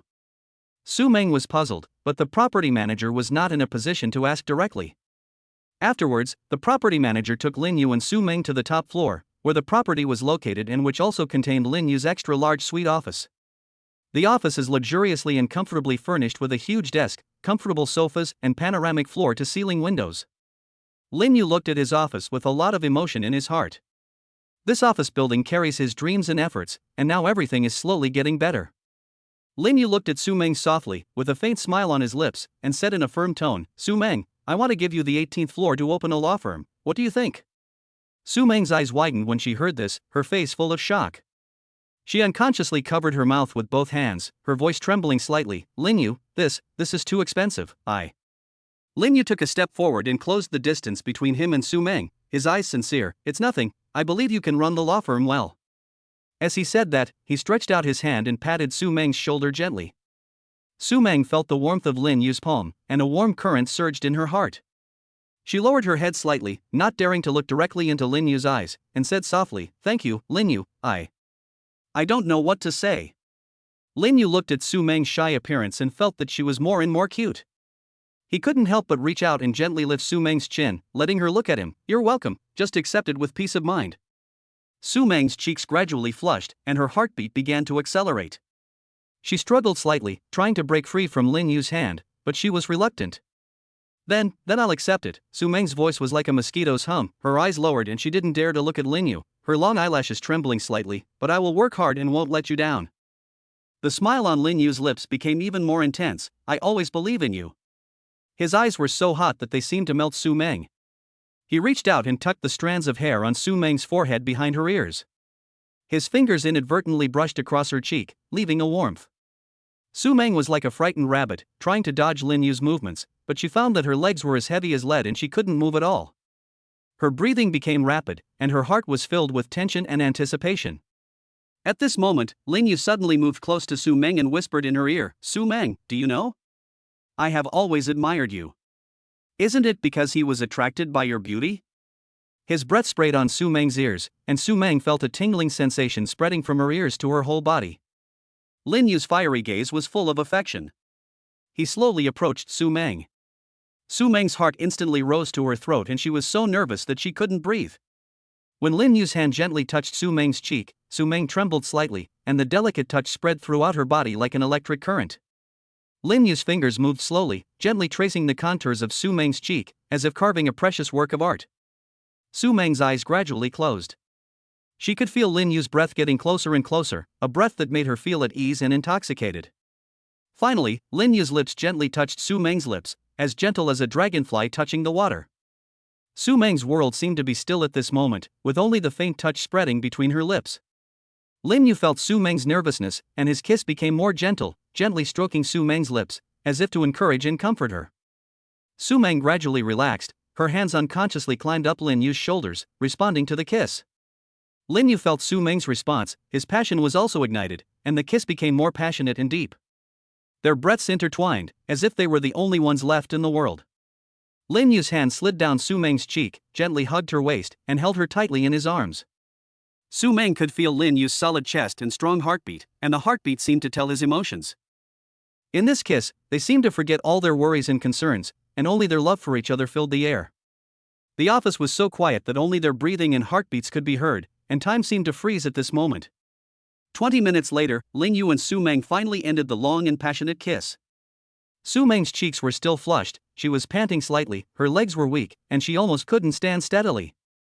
Lin Yu was quick-witted and quickly hugged Su Mang tightly in his arms. Looking at her shy and coquettish appearance, he couldn't help but laugh. Su Mang saw Lin Yu laughing secretly, feeling ashamed and annoyed. She raised her little fist and gently hit Lin Yu's chest. "It's all your fault." Her voice was a little coquettish and weak. Lin Yu took Su Mang's hand and brought her into his arms, his eyes full of pampering. "Why, do you want to do it again?"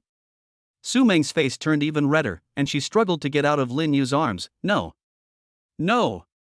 Lin Yu refused to let go, but lowered his head and whispered in Su Mang's ear, "Su Mang, you are really beautiful." Su Mang's heart began to beat faster again. She buried her head in Lin Yu's chest, not daring to look at him. "You just bully me." Lin Yu chuckled. "How can this be considered bullying?" As he said that, he gently scratched Su Mang's nose with his hand. Su Mang raised her head and glared at Lin Yu in anger. "Then what do you say?" Lin Yu looked at Su Mang pretending to be fierce, and his smile became even stronger. "I can't help it." Chapter 11 Starting a Business. Su Mang was very busy every day, running around for the establishment of the 18th floor law firm. She recruited people everywhere, carefully selected each applicant, and had to personally buy various office supplies and run to the Industrial and Commercial Bureau to apply for a business license. In particular, she had to find a lawyer who had been practicing for at least 5 years, which made her feel very difficult. She was not satisfied with the interviews one after another. As for Lin Yu, although there were relatively fewer cumbersome procedures to open an internet company, it was not easy either. He handed over many things to Xiaozhang Daochen, who had switched jobs.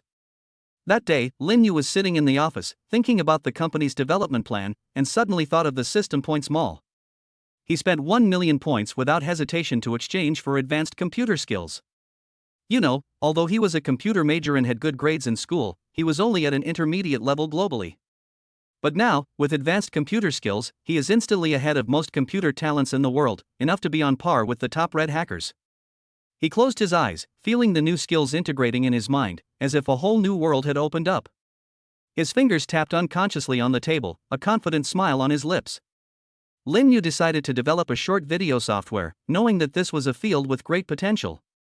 He had already started to try it out, and spent the whole day in the office, typing code on the computer screen with a focused and passionate look in his eyes.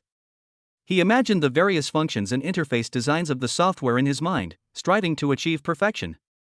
His fingers jumped rapidly on the keyboard, and lines of code continued to emerge on the screen, as if weaving a future full of hope. While Lin Yu was writing the code, he was planning the subsequent promotion strategy in his mind. He knew that a good software not only had to have excellent functions, but also needed effective promotion to be known to the public. Su Mang finally found a top lawyer, Shen Zhang, who has a superior appearance, sharp eyebrows and bright eyes, and extraordinary temperament. He is well known in the industry and has represented many major cases with a very high winning rate.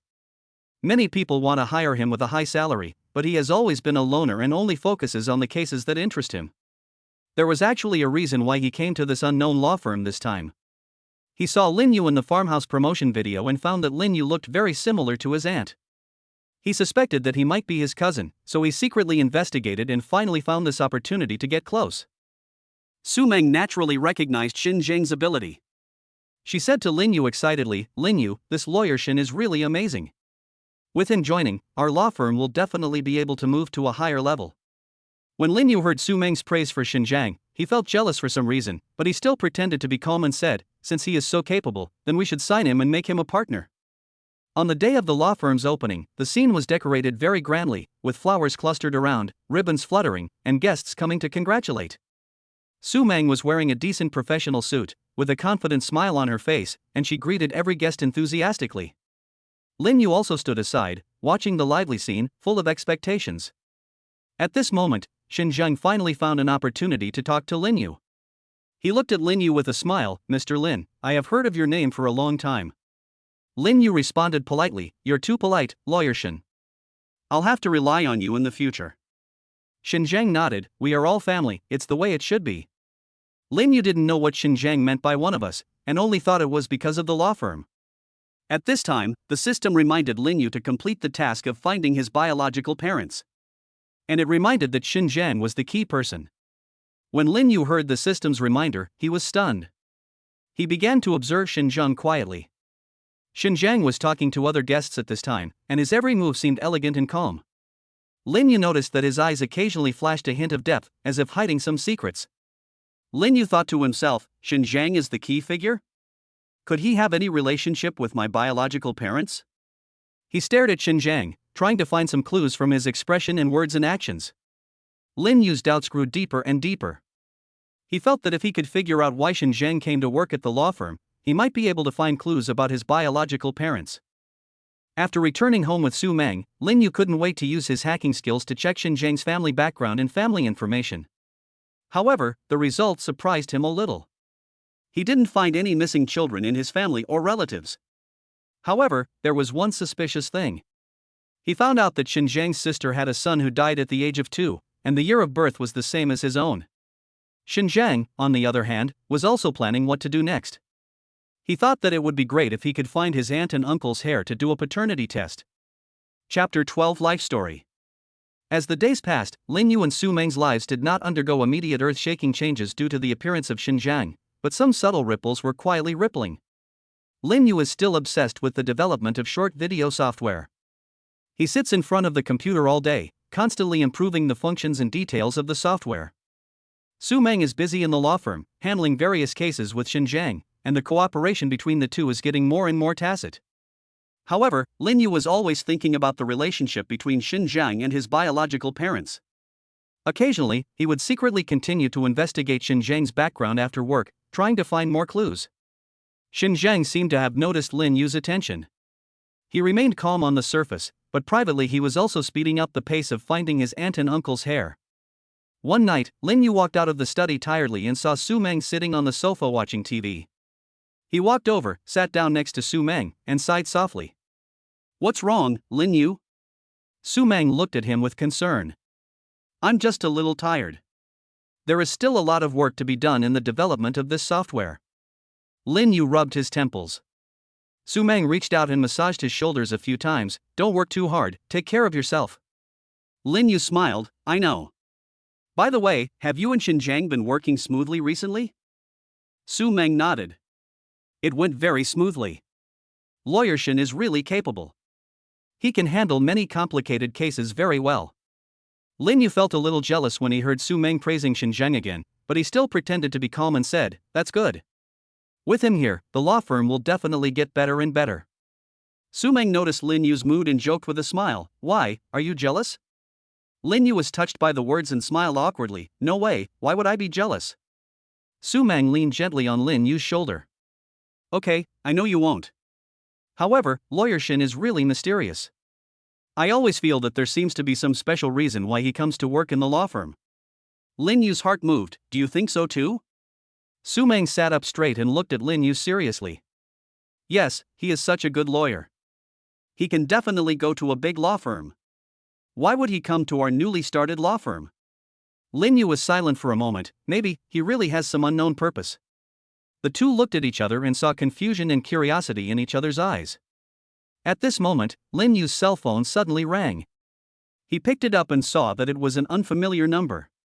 He hesitated for a moment, but still answered the call. "Hello," Lin Yu said into the phone. A deep voice came from the other end of the phone. "Lin Yu, I know you are looking for your biological parents. If you want to know the truth, come to the abandoned factory in the old city alone. After that, the other party hung up the phone. Lin Yu held the phone and stood there in a daze. What's wrong, Lin Yu? Su Mang asked anxiously when she saw Lin Yu's expression. Lin Yu told Su Mang the content of the call, and Su Mang's face became solemn. Who could this be? Will there be danger? Su Mang said worriedly. Lin Yu frowned. No matter who it is, I'm going to go and see. Maybe this is an important clue to finding my biological parents. Su Mang thought about it and said, No, I'll go with you, so that I can take care of you in case of any danger. Lin Yu wanted to refuse, but seeing Su Mang's determined eyes, he had to nod.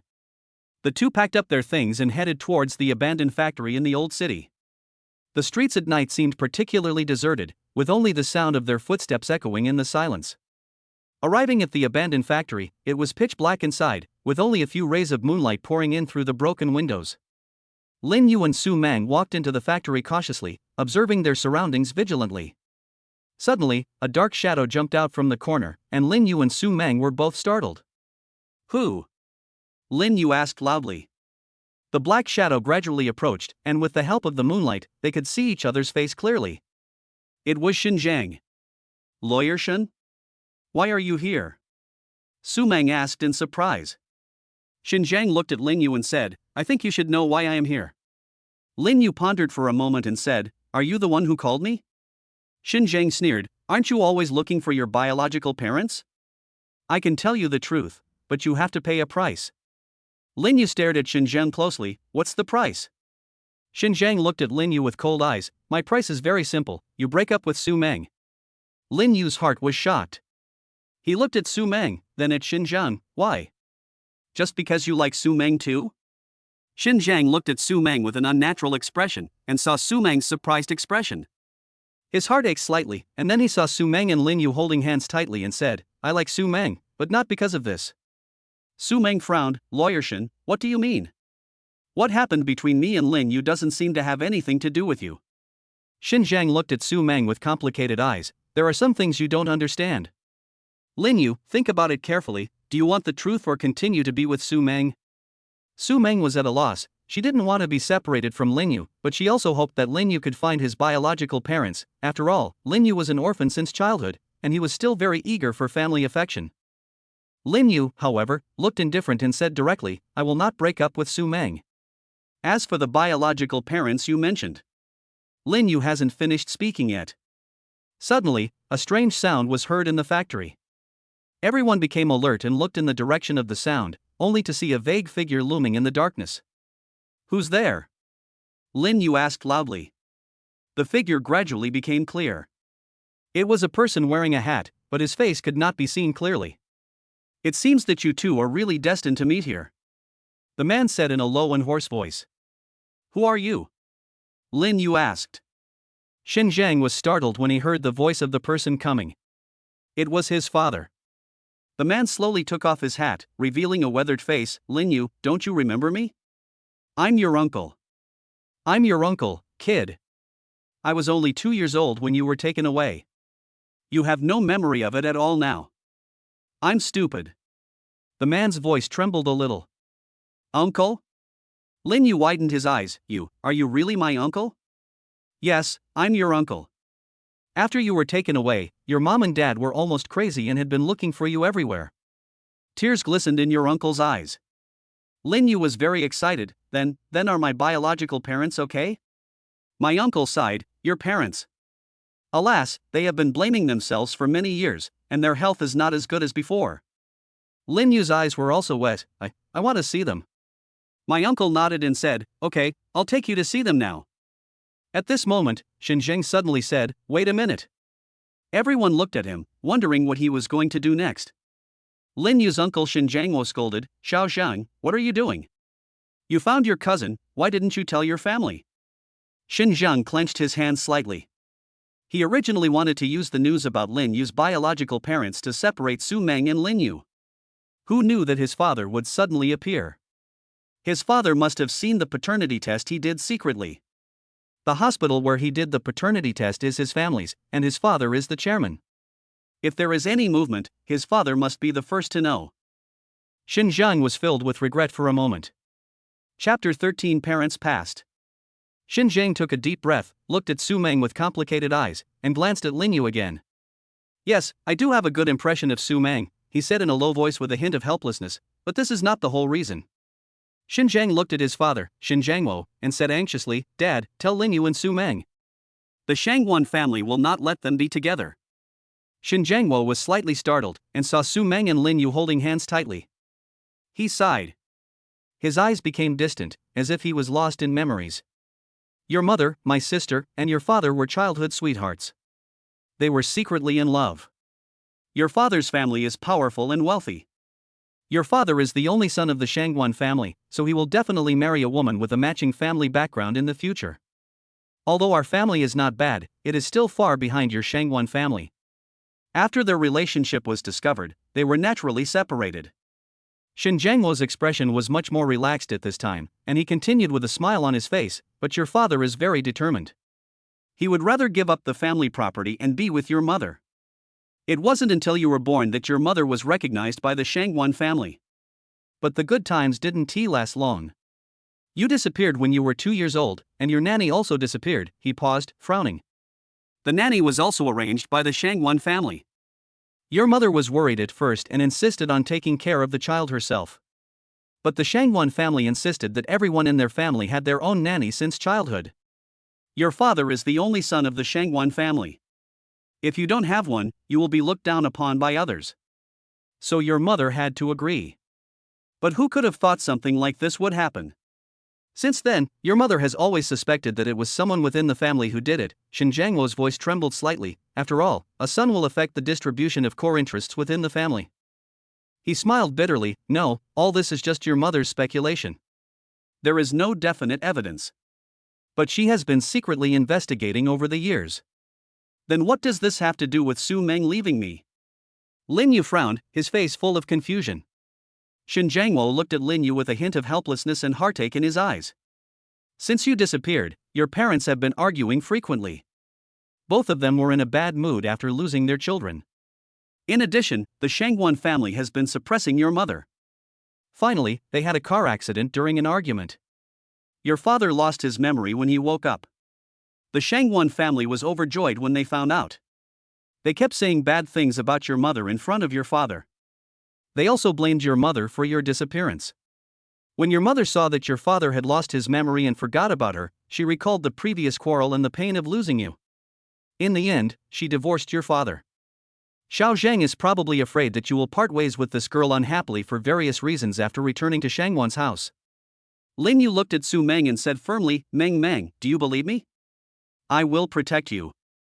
Su Mang looked at Lin Yu's eyes and nodded deeply. I believe you, and I will always be with you. After saying that, she shook her clenched hands. Lin Yu thought to himself that if there was no system, he might not be sure.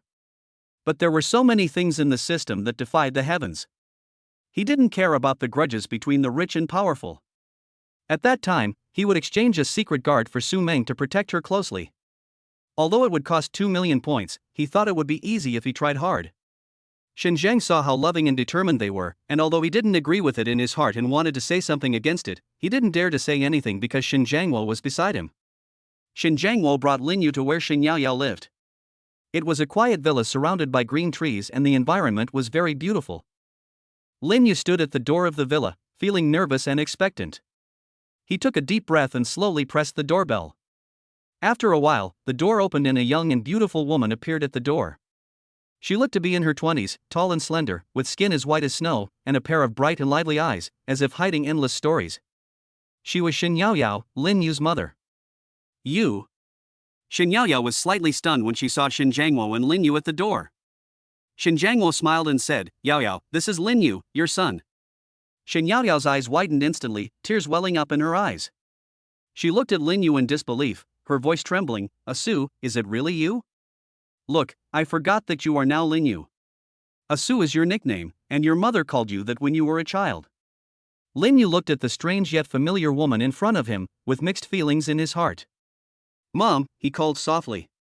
This word mom seemed to open the floodgates of Xinyaoyao's emotions. She could no longer hold back and tears burst out. Child, my child. She stretched out her hands and hugged Lin Yu tightly in her arms. Lin Yu couldn't help but hug Shin Yaoyao, feeling her warmth and trembling. At this moment, time seemed to stand still, and the mother and son were immersed in the joy and emotion of this reunion. After a long time, Shin Yaoyao slowly let go of Lin Yu.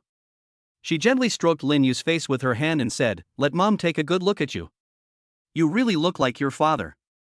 Lin Yu looked at Shin Yaoyao, his eyes full of curiosity and confusion. "Mom, these years, have you been okay? You can still call me by my nickname." Shin Yaoyao smiled slightly, but a hint of bitterness flashed in her eyes. "Mom is fine. As long as I know that you are doing well, Mom will be relieved." Su, Mom's Su is finally back. She pulled Lin Yu into the villa and asked him to sit on the sofa. "Come on, kid, sit here." Shin Jiangwo looked at this scene and was very pleased. "Yao Yao, Lin Yu has suffered a lot over the years, but he is very good." Shin Yaoyao nodded, her eyes full of pride. "My child, I believe he must be excellent." Lin Yu looked around the layout of the villa, which was simple and warm. "Mom, do you live here alone?" Shin Yaoyao nodded gently. "Yes, Mom lives alone, I'm used to it." Lin Yu felt a surge of sadness in his heart. "Mom, I will come to see you often in the future." Then he looked at Su Mang, who was standing aside. He held Su Mang's hand and sat next to Shin Yaoyao. Said, "Mom, this is my girlfriend Su Mang. I will come to visit you often with her in the future." Shin Yaoyao was moved and held Lin Yu's hand. Okay, as long as you are free, come and accompany Mom more often. And Xiao Meng will come with you. This girl looks really beautiful. Mom likes her." Su Mang looked at Shin Yaoyao, who looked so young, and felt a little embarrassed. But she had to follow Lin Yu's seniority and call in yes. She took Shin Yaoyao's hand and said, "Auntie, if you have time, we can go shopping together, have beauty treatments, and go out for a trip." Shin Yaoyao happily said yes. She has basically lived alone these years. After losing Lin Yu, her personality is not as cheerful as before. She is always in deep self-blame and longing. In addition, Shangwan Muken's amnesia is still a big blow to her. Lin Yu remembered the system's task. There was no prompt to complete it. Obviously, he still had to recognize the father to complete it. I had to continue asking, "Mom, where is my dad?" Shin Yaoyao put away the smile on her face and said, "Your father and I are divorced. Your father has remarried and has a family. But you are your father's son, don't worry, your mother will take you to find your father, and I will help you get your share. Your father's family is still very rich, and my Asu will have a good life in the future." At this moment, the roar of a car suddenly came from outside the villa, breaking the warm atmosphere. Chapter 14: Meeting with Parents. As night fell, the roar of cars outside the villa was particularly clear. Shin Yaoyao and Lin Yu both showed puzzled expressions, while Shin Jiangwo frowned slightly, as if he had guessed something. A moment later, a tall and straight figure appeared at the door of the villa. He was wearing a dark gray custom-made suit, which was well cut and perfectly outlined his slender figure. The fabric of the suit was delicate and smooth, and it had a low-key luster under the light, showing its high value. He wore a white shirt inside and a dark red tie at the collar. The pattern of the tie was exquisite and simple, revealing a calm and majestic look. His hair was neatly combed, and every strand seemed to have been carefully groomed, without a single mess. His face was sharply defined, with strong lines, and his deep eyes were as deep as the night sky, revealing an elusive temperament. Under his high nose bridge, his lips were tightly closed, giving people a feeling of firmness and decisiveness. He wore a simple and elegant watch with a black leather strap that matched his suit. The dial of the watch flashed a cold light under the light, as if telling the identity and status of its owner. Shangguan Muken stood at the door, looking firmly into the villa, as if looking for something. When his eyes fell on Lin Yu, his eyes softened instantly, with an indescribable emotion. "You are Lin Yu. I am your father Shangguan Muken." His voice was low and magnetic, and it was particularly clear in the silent night. Lin Yu looked at the strange yet familiar man in front of him, and a complex emotion surged in his heart. Countless images flashed through his mind, including curiosity about his biological father and a desire for fatherly love. Lin Yu glanced at his mother Shin Yaoyao, and Shin Yaoyao nodded slightly. "Dad." Lin Yu hesitated for a moment, but still called softly. When Shangguan Muken heard the word dad, his heart was shocked, and a trace of excitement flashed in his eyes. He walked into the villa slowly, and every step seemed so steady and powerful. He hugged Lin Yu gently. "Yao Yao." Shangguan Muken's gaze lingered on Shin Yaoyao, with a hint of emotion in his voice. Shin Yaoyao was slightly startled, then regained her composure. Shangguan Mukin, how did you find yourself here? Shangguan Mukin smiled slightly and said, I want to find my son. It's not difficult. His eyes never left Lin Yu. Lin Yu stood there, looking at Shangguan Mukin and Shin Yaoyao, feeling a little overwhelmed. He didn't know how to face this biological father who suddenly appeared, nor did he know what changes this would bring to his life. Seeing this, Shin Jiangwo quickly came out to smooth things over. Okay, everyone please sit down first and talk slowly if you have anything to say. A mechanical voice suddenly sounded in Lin Yu's heart, telling him that he had completed the task of finding his biological parents and recognizing them. He was also given 1 million points in the reward system, 80% of the shares of Xingteng Technology Company, and a mysterious treasure chest. He was slightly stunned, secretly happy in his heart. But his face remained calm.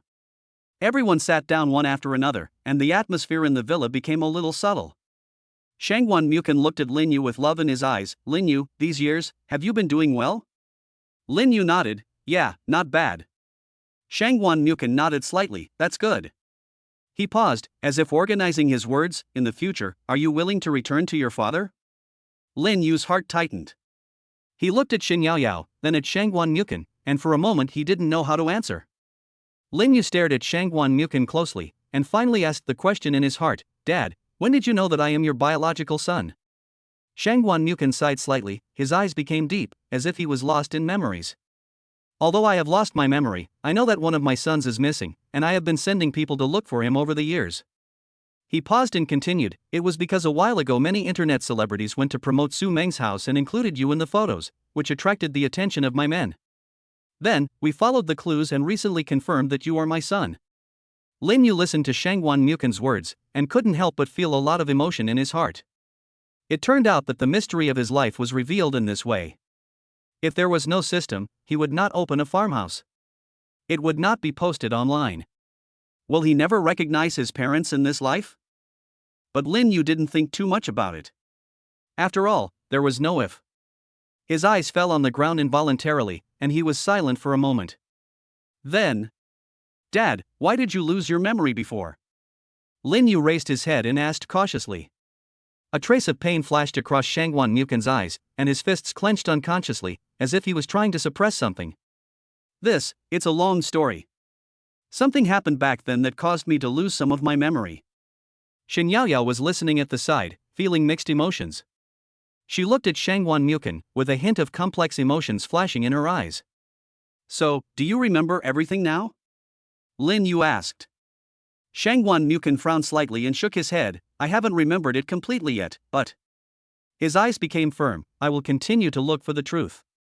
Lin Yu nodded, and secretly made up his mind to help his father regain his lost memories. Shangguan Mukin looked at Lin Yu with burning eyes and said earnestly, Lin Yu, come back to the Shangguan family with me. I will let you inherit the company and my personal property, and you will change back to your original name Shangguan Su. As soon as these words came out, the villa fell into a brief silence. A trace of worry flashed in Shin Yaoyao's eyes. She looked at Lin Yu, hesitant to speak. Lin Yu was willing to go back in his heart. After all, he had never met his father, but he had given him a huge temptation. He still liked money.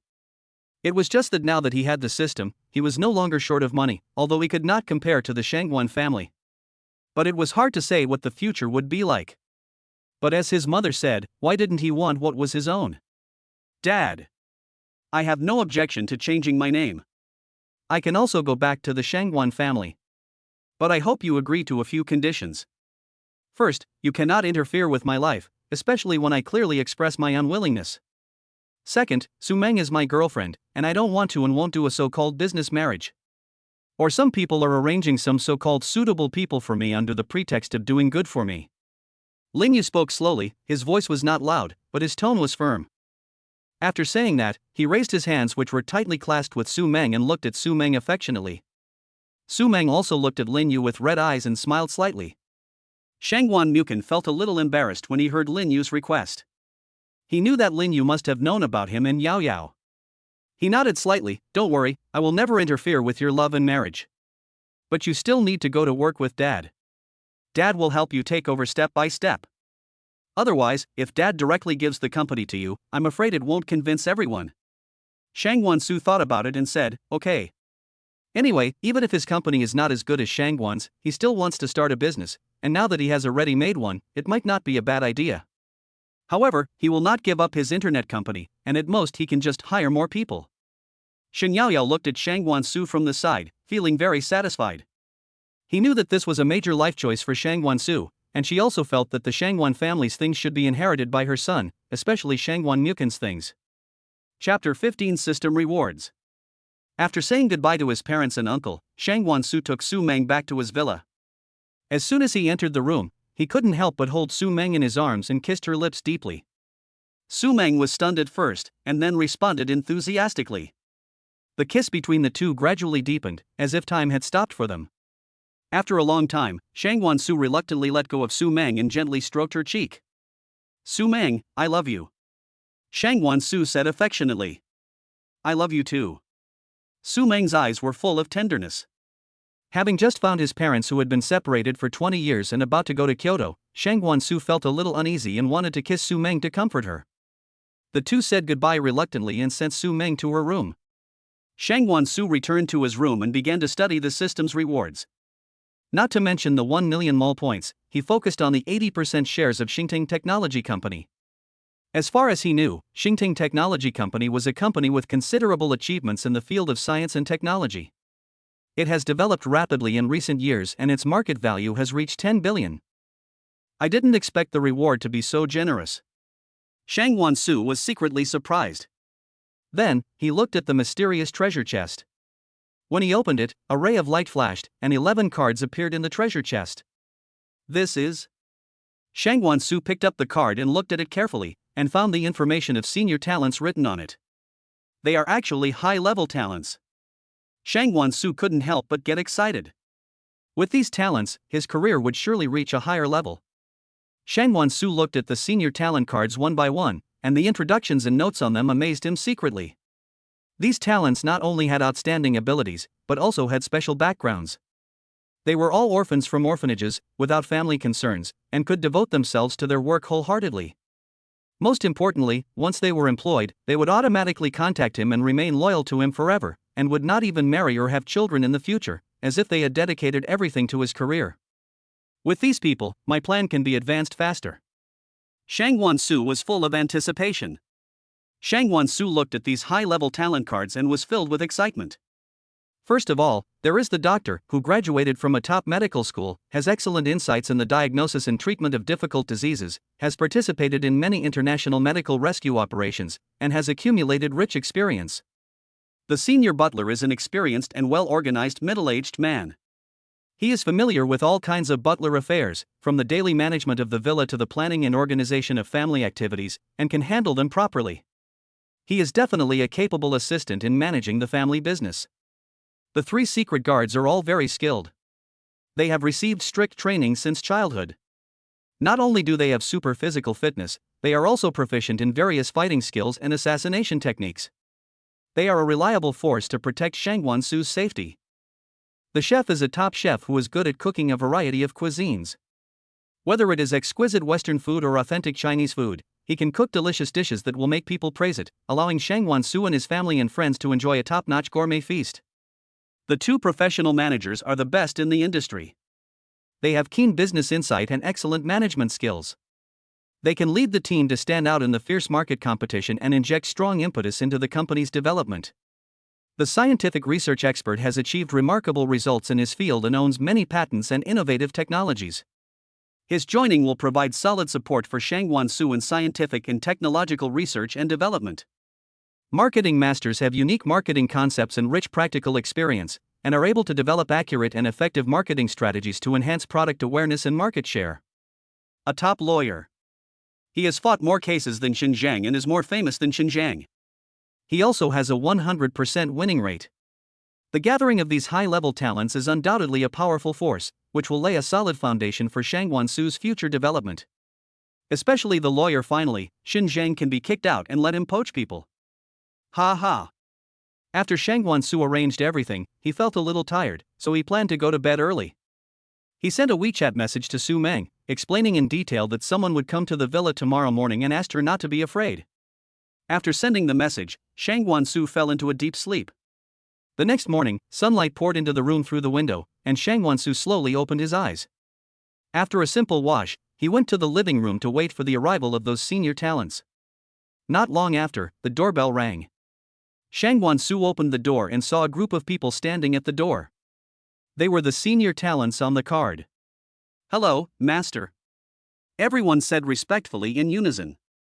"Hello everyone, welcome to my villa," Shang Wansu said with a smile. "Next, I will assign you corresponding tasks based on your respective abilities and specialties." Shang Wansu looked at the senior talents in front of him, smiled and said, "From now on, don't call me master, just call me boss." Everyone responded in unison. Afterwards, Shang Wansu brought them to Su Mang and introduced them with a smile. "Su Mang, these are the new talents I found." He then introduced each person's specialties and abilities to Su Mang one by one. Su Mang greeted everyone with a smile, and the senior talents shouted in unison, "Hello, boss lady." Su Mang's face flushed instantly, and she smiled embarrassedly. "From now on, everyone should treat this place as your home and work hard," said Shang Wansu. "Yes, boss." Everyone responded in unison again. Su Mang looked at these people curiously, secretly amazed at Shang Wansu's ability. Shang Wansu was thinking about how to integrate these talents as soon as possible and maximize their effectiveness. After Shang Wansu arranged the accommodation for the senior talents, he began to plan their work in detail. The housekeeper, chef and doctor would stay in the villa first and would go to Kyoto with him in the future. After all, it would be more convenient to have these people around. The arrangement of the 3 secret guards was also very clear. One was responsible for protecting Su Mang, one followed him, and the other was to protect his father. Of course, this also meant surveillance. The secret guards would report the situation on his father's side to him at any time, which would be of great benefit to his future entry into the Shangwan family and work in the company. 2 professional managers, one accompanied him to the Shangwan family company, and the other was arranged to work at Xingting Technology Company. The 2 cooperated with each other and also helped him manage the internet company. The marketing master also entered Xingting and worked together with the professional managers. As for the lawyer, he was arranged to work at Yumeng Law Firm, and Xinjiang was dismissed by the way. After everything was arranged, Shang Wansu looked at Su Mang anxiously. "Su Mang, I want to beg you to go to Kyoto with me, okay? You don't have to worry about the lawyers. You are still the boss. And among the lawyers I found, there is a top-ranked lawyer who can replace Xinjiang and help you manage the lawyers. You can also come back here at any time. There is also your parents' inheritance. We have already filed a lawsuit. I will come back with you after the court hearing. We can open a branch law firm in Kyoto. You can still do the job you like. Okay, Su Mang, I really need you." Shang Wansu looked at Su Mang sincerely, his hands clenched unconsciously, and he took a deep breath. Su Mang was slightly stunned. She looked at Shang Wansu's expectant eyes, and a warm feeling welled up in her heart. In fact, she had thought about it last night. Shang Wansu must go to Kyoto to inherit the Shangwan family. She was very moved to hear that he was going to take her there and arranged so many things. She didn't have anything to worry about in Jiangcheng. It was not impossible to go. "Kyoto," she repeated softly, "then your family." Shang Wansu quickly explained, "Don't worry, I'm here, no one dares to embarrass you." Su Mang bit her lip lightly, and after thinking for a moment, a determined light flashed in her eyes. "Okay, I'll go to Kyoto with you." Shang Wansu instantly showed a surprised smile on his face. He excitedly held Su Mang's hand. "Really? That's great. With you by my side, I'm not afraid of anything." Su Mang looked at Shang Wansu's excitement and smiled happily. Afterwards, Shang Wansu began to prepare for his trip to Kyoto, and the senior talents also got busy preparing for the upcoming trip. Chapter 16, Heading to Kyoto. Shang Wansu took Su Mang, his mother Shen Yaoyao and a group of senior talents on a plane to Kyoto. In the first-class cabin, Shang Wansu and Su Mang were talking quietly, enjoying the quiet moment. However, the sound of 2 girls talking loudly not far away broke the peace.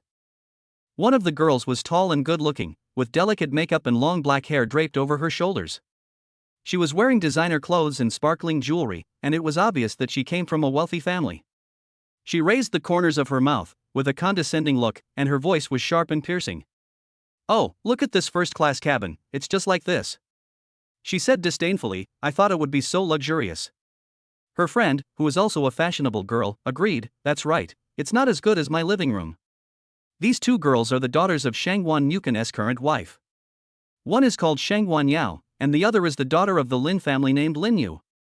Shang Guanyao continued to show off. Do you know that my father is Shang Guanyukin, a big shot in Kyoto? Lin Yu smiled flatteringly. Of course, Yao Yao, you are the eldest daughter. In the future, everything in the Shangguan family and the Shangguan family's Wenmu group will be yours. As they spoke, they glanced at the people around them with disdain. When they saw Shangguan Su and others, their eyes were full of contempt. In fact, Shangguan Yao said this on purpose. She secretly heard her parents quarreling. Dad found his ex-wife's son. And Dad wanted to bring him back and arrange for him to work in Yunmu group. Mom disagreed, but it was no use. Grandpa, who always supported her and loved her, also stood up to support Dad. Shang Guanyao secretly came to Jiangcheng and took Lin Yu to inquire about Shangguan Su's news. She wanted to find a way to make him give up. Seeing that they ignored her, she continued, Tisk, look at those people over there, they are dressed so casually, how can they get into first class? Shang Guanyao said, pointing at Shangguan Su and others. Su Mang frowned when she heard this and looked at Shangguan Su. Shangguan Su looked calm, as if he hadn't heard it. Maybe he got in by buying the plane ticket with a loan. Lin Yu said sarcastically. At this moment, Shang Guanyao suddenly saw Shen Yao Yao. Her eyes lit up and she showed a malicious smile. Hey, isn't this the old lady who was kicked out of my house? Shang Guanyao said loudly, why, you are in such a miserable situation now, and you still need others to take you on a plane. Although Shang Guanyao was born when Shang Guanyukin and Shen Yao Yao had already divorced, and Shen Yao Yao had already left Kyoto and returned to Jiangcheng, her parents had often quarreled over Shen Yao Yao since she could remember. She had secretly seen photos of Shen Yao Yao when she was a child, and had to admit that she was really beautiful, like a vixen. Her father had lost his memory, and they were divorced, but she could still seduce her father to ignore her mother, and seduce them to quarrel. Her father rarely came home since she could remember. So she hated Shen Yao Yao since she was a child and thought it was her fault. Shangguan Su heard Shang Guanyao say that her mother didn't pamper her. He went up and slapped Shang Guanyao twice. Of course he heard Shang Guanyao said that she was Shang Guanyukin's daughter, but what did it have to do with him? He couldn't say that about his mother. Shen Yao Yao originally wanted to get angry with Shang Guanyao, but when she saw her son protecting her like this, she was no longer unhappy at all. Watch your mouth.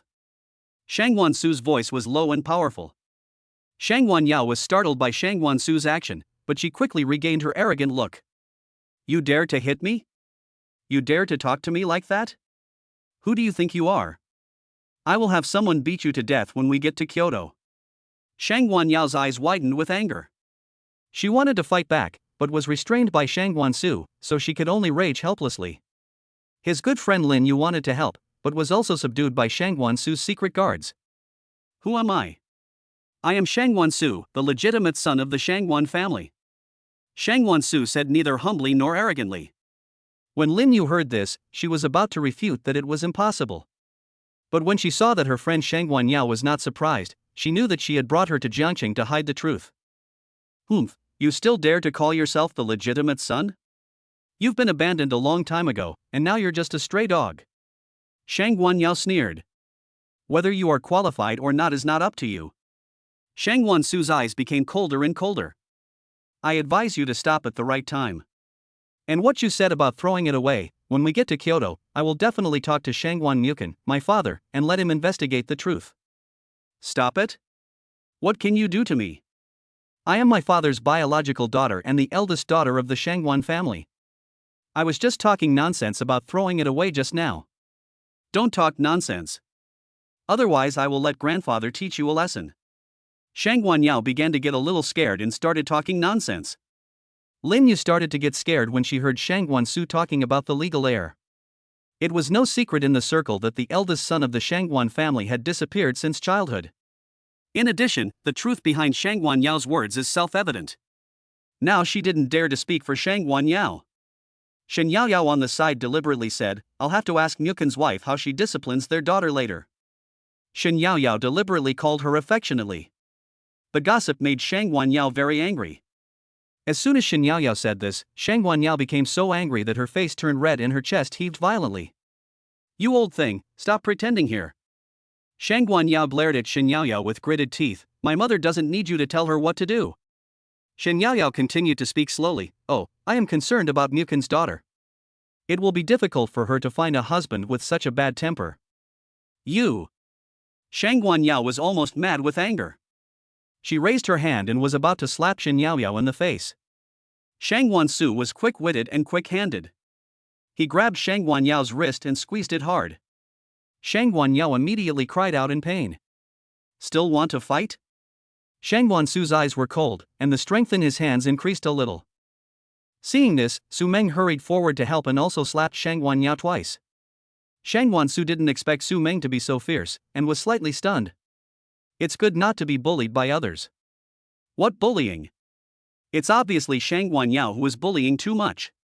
Su Mang saw Shang Guansu looking at her. Her expression was a little unnatural, but she quickly returned to her usual expression and said, "Brother, I was just angry when I saw her scolding you and auntie." She couldn't destroy her image in Shang Guansu's heart. It was all because Shang Guanyao was too irritating. Shang Guanyao was so angry when she saw them singing the same tune. Stewardess, please get out here right now. I am the daughter of your company's chairman. Are you blind? When I get off the plane, I will make sure my grandfather fire you, Shang Guanyao yelled. At this time, she did not dare to provoke Shang Guansu and others. In fact, the flight attendants had already noticed the situation in the first-class cabin and recognized Shang Guanyao. However, the seats of Shang Guansu and others were arranged by the chairman's secretary himself. If the chairman's secretary arranged them personally, it must be beneficial to the chairman.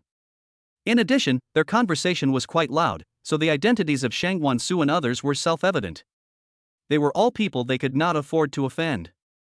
But since Miss Shangguan called them first, they couldn't pretend not to know, so they hurried over. At this time, Shang Guansu, Su Mang and others had already returned to their seats, so the flight attendant pretended to know nothing.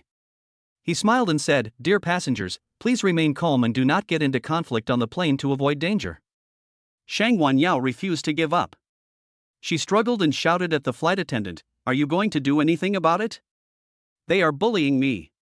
The stewardess looked embarrassed. She looked at Shang Guansu and others, and then at Shang Guanyao. Just at this moment, something happened, and the stewardess quickly slipped away.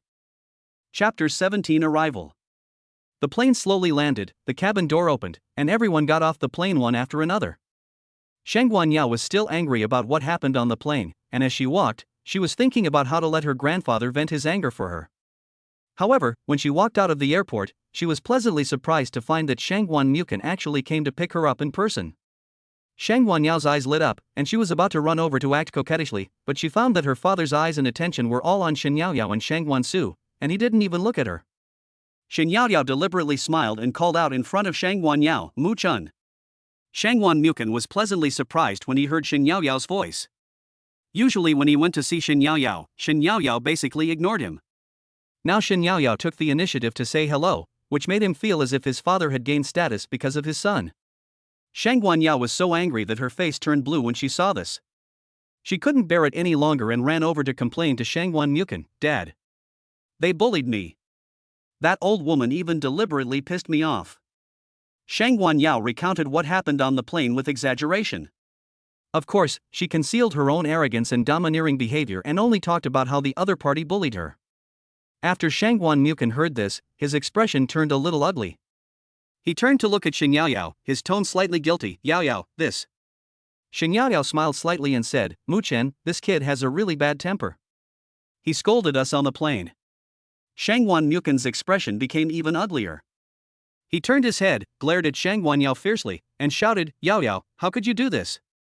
Shang Guanyao was startled by her father's roar. She looked at her father in disbelief, tears welling up in her eyes. "Dad, you actually yelled at me? You still dare to feel wronged?" Shang Guanyao said in a low and stern voice, "No matter what, it's wrong for you to curse." Shang Guanyao cried and shouted, "But they..." "No buts." Shang Guanyao interrupted her, "Reflect on your actions first." Shang Guanyao was furious when she heard that Shang Guanyao scolded Shen Yaoyao. She didn't dare to say a harsh word, but she just looked at her cheeks, which were slightly swollen. She knew that she had been taught a lesson. It's time to discipline him properly, otherwise he will definitely get into big trouble in the future. Shang Guanyao had never seen her father being so harsh on her. She felt angry and wronged, so she ran away crying. Seeing this, Lin Yu quickly chased after her. Shang Guanyao sighed helplessly, then looked at Shen Yaoyao and Shang Guansu and said, "Yaoyao, Xiaoxiu, I'm really sorry to embarrass you. This child has been spoiled by her mother. Shen Yaoyao smiled faintly and said, Mu Chen, the child still needs to be properly disciplined. Shangguan Mukan nodded, then looked at Shangguan Su, his eyes full of relief. Xiao Su, come back to the main house with me. Shangguan Su looked at Shangguan Mukan and said firmly, Dad, I want to live with Mom when I come back this time. Shangguan Mukan was slightly stunned, then he reacted immediately. He looked at Shen Yaoyao, then at Shangguan Su, and said with a smile, Of course, Xiaoshu, Yaoyao, why don't you come back and live with me? The Shangguan family villa complex is quite large and very convenient. Shen Yaoyao secretly complained in her heart, Shangguan Mukan, this scumbag, has a wife and children at home, and he actually invited her and her son to live with him. She really didn't know what he was thinking. However, she didn't want to embarrass her son, and she also wanted to take the opportunity to discuss Du Yue, the woman, so she smiled and said, Thank you, Mukan. Shangguan Mukan lost himself in Shen Yaoyao's repeated calls of Mukan. The car drove on the road and soon arrived at the Shangguan family's villa. The villa stood among the green trees and looked particularly majestic. After getting off the car, everyone walked into the villa. The villa was luxuriously decorated, and the spacious living room was filled with all kinds of high-end furniture. Shen Yaoyao looked around, and couldn't help but feel a little emotional. He had lived here before, but the memories were not very pleasant. But now that he was here with his son, it must be a pleasant and wonderful experience. Shangguan Mukan brought Shangguan Su, Shen Yaoyao, Su Mang and others into the familiar villa. Shen Yaoyao couldn't help feeling a lot of emotions in her heart. Everything here seemed to be the same. The gorgeous chandelier in the living room still shone brightly, and the sofas were placed in the same position as before. Shen Yaoyao's eyes fell on a photo on the wall. It was a photo of her and Shangguan Mukan. The two of them were smiling so happily in the photo. Now it was replaced with a peacock picture. She was in a trance, as if she had returned to the sweet days with Shangguan Mukan. At that time, they were full of longing for the future, thinking that they could walk through life together. However, fate played a cruel joke on her, and now she has returned here again, but her identity is completely different. Mom, what's wrong with you? Shangguan Su noticed something was wrong with his mother and asked softly. Shen Yaoyao came back to his senses, shook his head gently, and forced a smile. Nothing, it's just that seeing this reminded me of some things in the past. Shangguan Mukan also noticed Shen Yaoyao's expression. A complex emotion flashed in his eyes, but it was quickly concealed. Shen Yaoyao smiled bitterly in her heart. Those memories were now more bitter to her. She slowly walked to the window and looked at the familiar garden outside the window. She used to walk here with Shangguan Mukan and enjoy the beauty of the 4 seasons together. It's still the same here, Shen Yaoyao said softly, but the people have changed. Shangguan Mukan walked up to her and said softly, Yaoyao, the past is in the past. Aren't we together again now? Shen Yaoyao turned to look at him, a hint of mockery flashing in his eyes. Shangguan Mukan, some things can't just be forgotten. Shangguan Mukan opened his mouth as if he wanted to say something, but in the end he didn't say anything. At this time, Su Mang walked to Shen Yaoyao, gently held her hand, and said, Aunt Shen, don't think too much. There are still many days to come. Su and I will always be with you. Shen Yaoyao looked at Su Mang's gentle eyes, and a warm feeling welled up in her heart. She smiled and nodded. Well, Xiao Mang is right, there are still many days to come. Shangguan Su walked over silently and gently hugged Shen Yaoyao and Su Mang. Chapter 18 Eating. After Shangguan Su arranged accommodation for the senior talents, he took Su Mang and her mother Shen Yaoyao and followed Shangguan Mukan to the main building for dinner. Inside the main building, a large round dining table was placed in the spacious restaurant, which was filled with a variety of delicious dishes. Shangguan Zhengting sat in the main seat. He was old and his hair was gray, but his eyes were still bright and his face had a majestic temperament. Shangguan Su and the others walked into the restaurant. Shangguan Zhengting walked down from his seat and looked at Shangguan Su, with a hint of excitement in his eyes. Xiao Su, I'm your grandpa. Shangguan Su walked forward quickly, bowed slightly, and said in a trembling voice, Grandpa, I am Shangguan Su. Shangguan Jingting looked at Shangguan Su, his expression softened, a hint of relief flashed in his eyes. Xiao Su, it's good that you're back, it's good that you're back. Shangguan Su looked at his grandfather's slightly old face, and a complex emotion surged in his heart. There were memories of the hardships he experienced in the orphanage when he was a child, feelings, and a trace of indescribable family affection. At this time, Shangguan Yao suddenly spoke up, with a tone of complaint, Grandpa, my brother bullied me and beat me on the plane, and this bad woman also beat me. You can make the decision for me. Shangguan Yao walked to Shangguan Zhengting and held his arm and said. With the other hand, she pointed at Su Mang. Shangguan Zhengting's face darkened slightly, and he looked at Shangguan Yao with a low and serious voice. Yao, did you do something bad on the plane? Shangguan Yao was willful and unruly, and Shangguan Zhengting knew it. It was okay for her to bully outsiders in the past, but Shangguan Su was his only beloved grandson. Shangguan Yao was scolded by her grandfather, and her face showed an expression of grievance and disbelief. Grandpa had never scolded her for anyone. But she didn't dare to refute it. Although her grandfather rarely doted on her, he was also a man of his word. And the ones who could make the decisions in this family were her grandfather and her father never paid any attention to her. Shangguan Su looked at Shangguan Yao, a hint of ruthlessness flashed in his eyes, then he turned to look at Shangguan Zhengting, smiled and said, Grandpa, she was the first to mock us for no reason on the plane, wearing tattered clothes. I grew up in an orphanage. Although I am successful in my career now, I am also used to saving money. Unlike her, a rich girl, she grew up in luxury. I can't compare to her. As for beating her, it was because she cursed my mother first. If I can't even protect my own mother, how can I be worthy of being a member of the Shangguan family? And I don't have a sister, my mother only gave birth to me. This statement not only played the pity to win the old man's sympathy, but also used Shangguan Yao's life to highlight his difficulties. It's really not simple. After hearing this, Du Yue knew that the other party was not a good person. Shangguan Zhengting gave Shangguan Yao a look and said, Well, Xiaoxiu, it's your duty to be filial. All that Grandpa has lost in the past will be given to you. Our Xiaoxiu should use the best. Afterwards, Shangguan Su took Su Mang's hand, walked to Shangguan Zhengting, and introduced with a smile, Grandpa, this is Su Mang, she is my girlfriend. Su Mang bowed slightly to Shangguan Zhengting obediently and said sweetly, Hello, Grandpa. Shangguan Zhengting looked at Su Mang, a trace of satisfaction flashed in his eyes, and he said with a smile, Okay, Xiaoxiu, you have a good eye. Shangguan Zhengting surprisingly did not criticize Su Mang, nor did he mention the fact that Shangguan Su did not recognize Shangguan Yao. In fact, Shangguan Zhengting was thinking that because Shen Yaoyao's family background was not good, Shangguan Zhengting opposed it. As a result, his son has always been estranged from him. Now he can't make the same mistake with his grandson. What's more, his grandson didn't grow up with him, so he was not close to him. If he made a fuss again and directly disowned him, it would be more trouble than gain. Fortunately, their Shangguan family is already very rich, and they don't lack the small things of a granddaughter-in-law. As long as the grandson is happy, it's fine. Just then, Du Yue came out to smooth things over. She smiled and said, Okay, everyone please sit down and eat. The food is almost cold. Du Yue acted like a hostess. Everyone took their seats and started eating. The atmosphere at the table was a little subtle. In front of Du Yue, Shangguan Mukin was very considerate to Shen Yaoyao, constantly picking up food for her and asking her if the food was to her liking.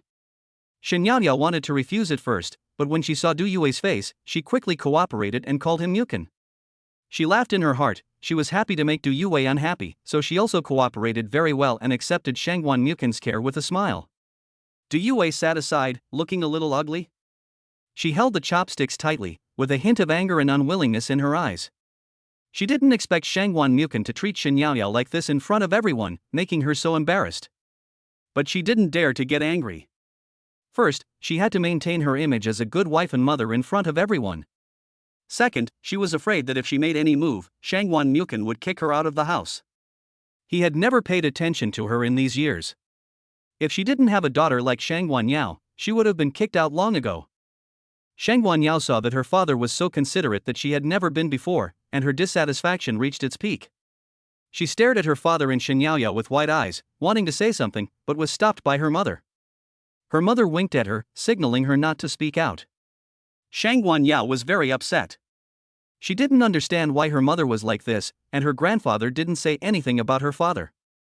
Shangguan Zhengting ate his food silently, occasionally picking up food for Shangguan Su and Su Mang. He seemed to be oblivious to everything in front of him.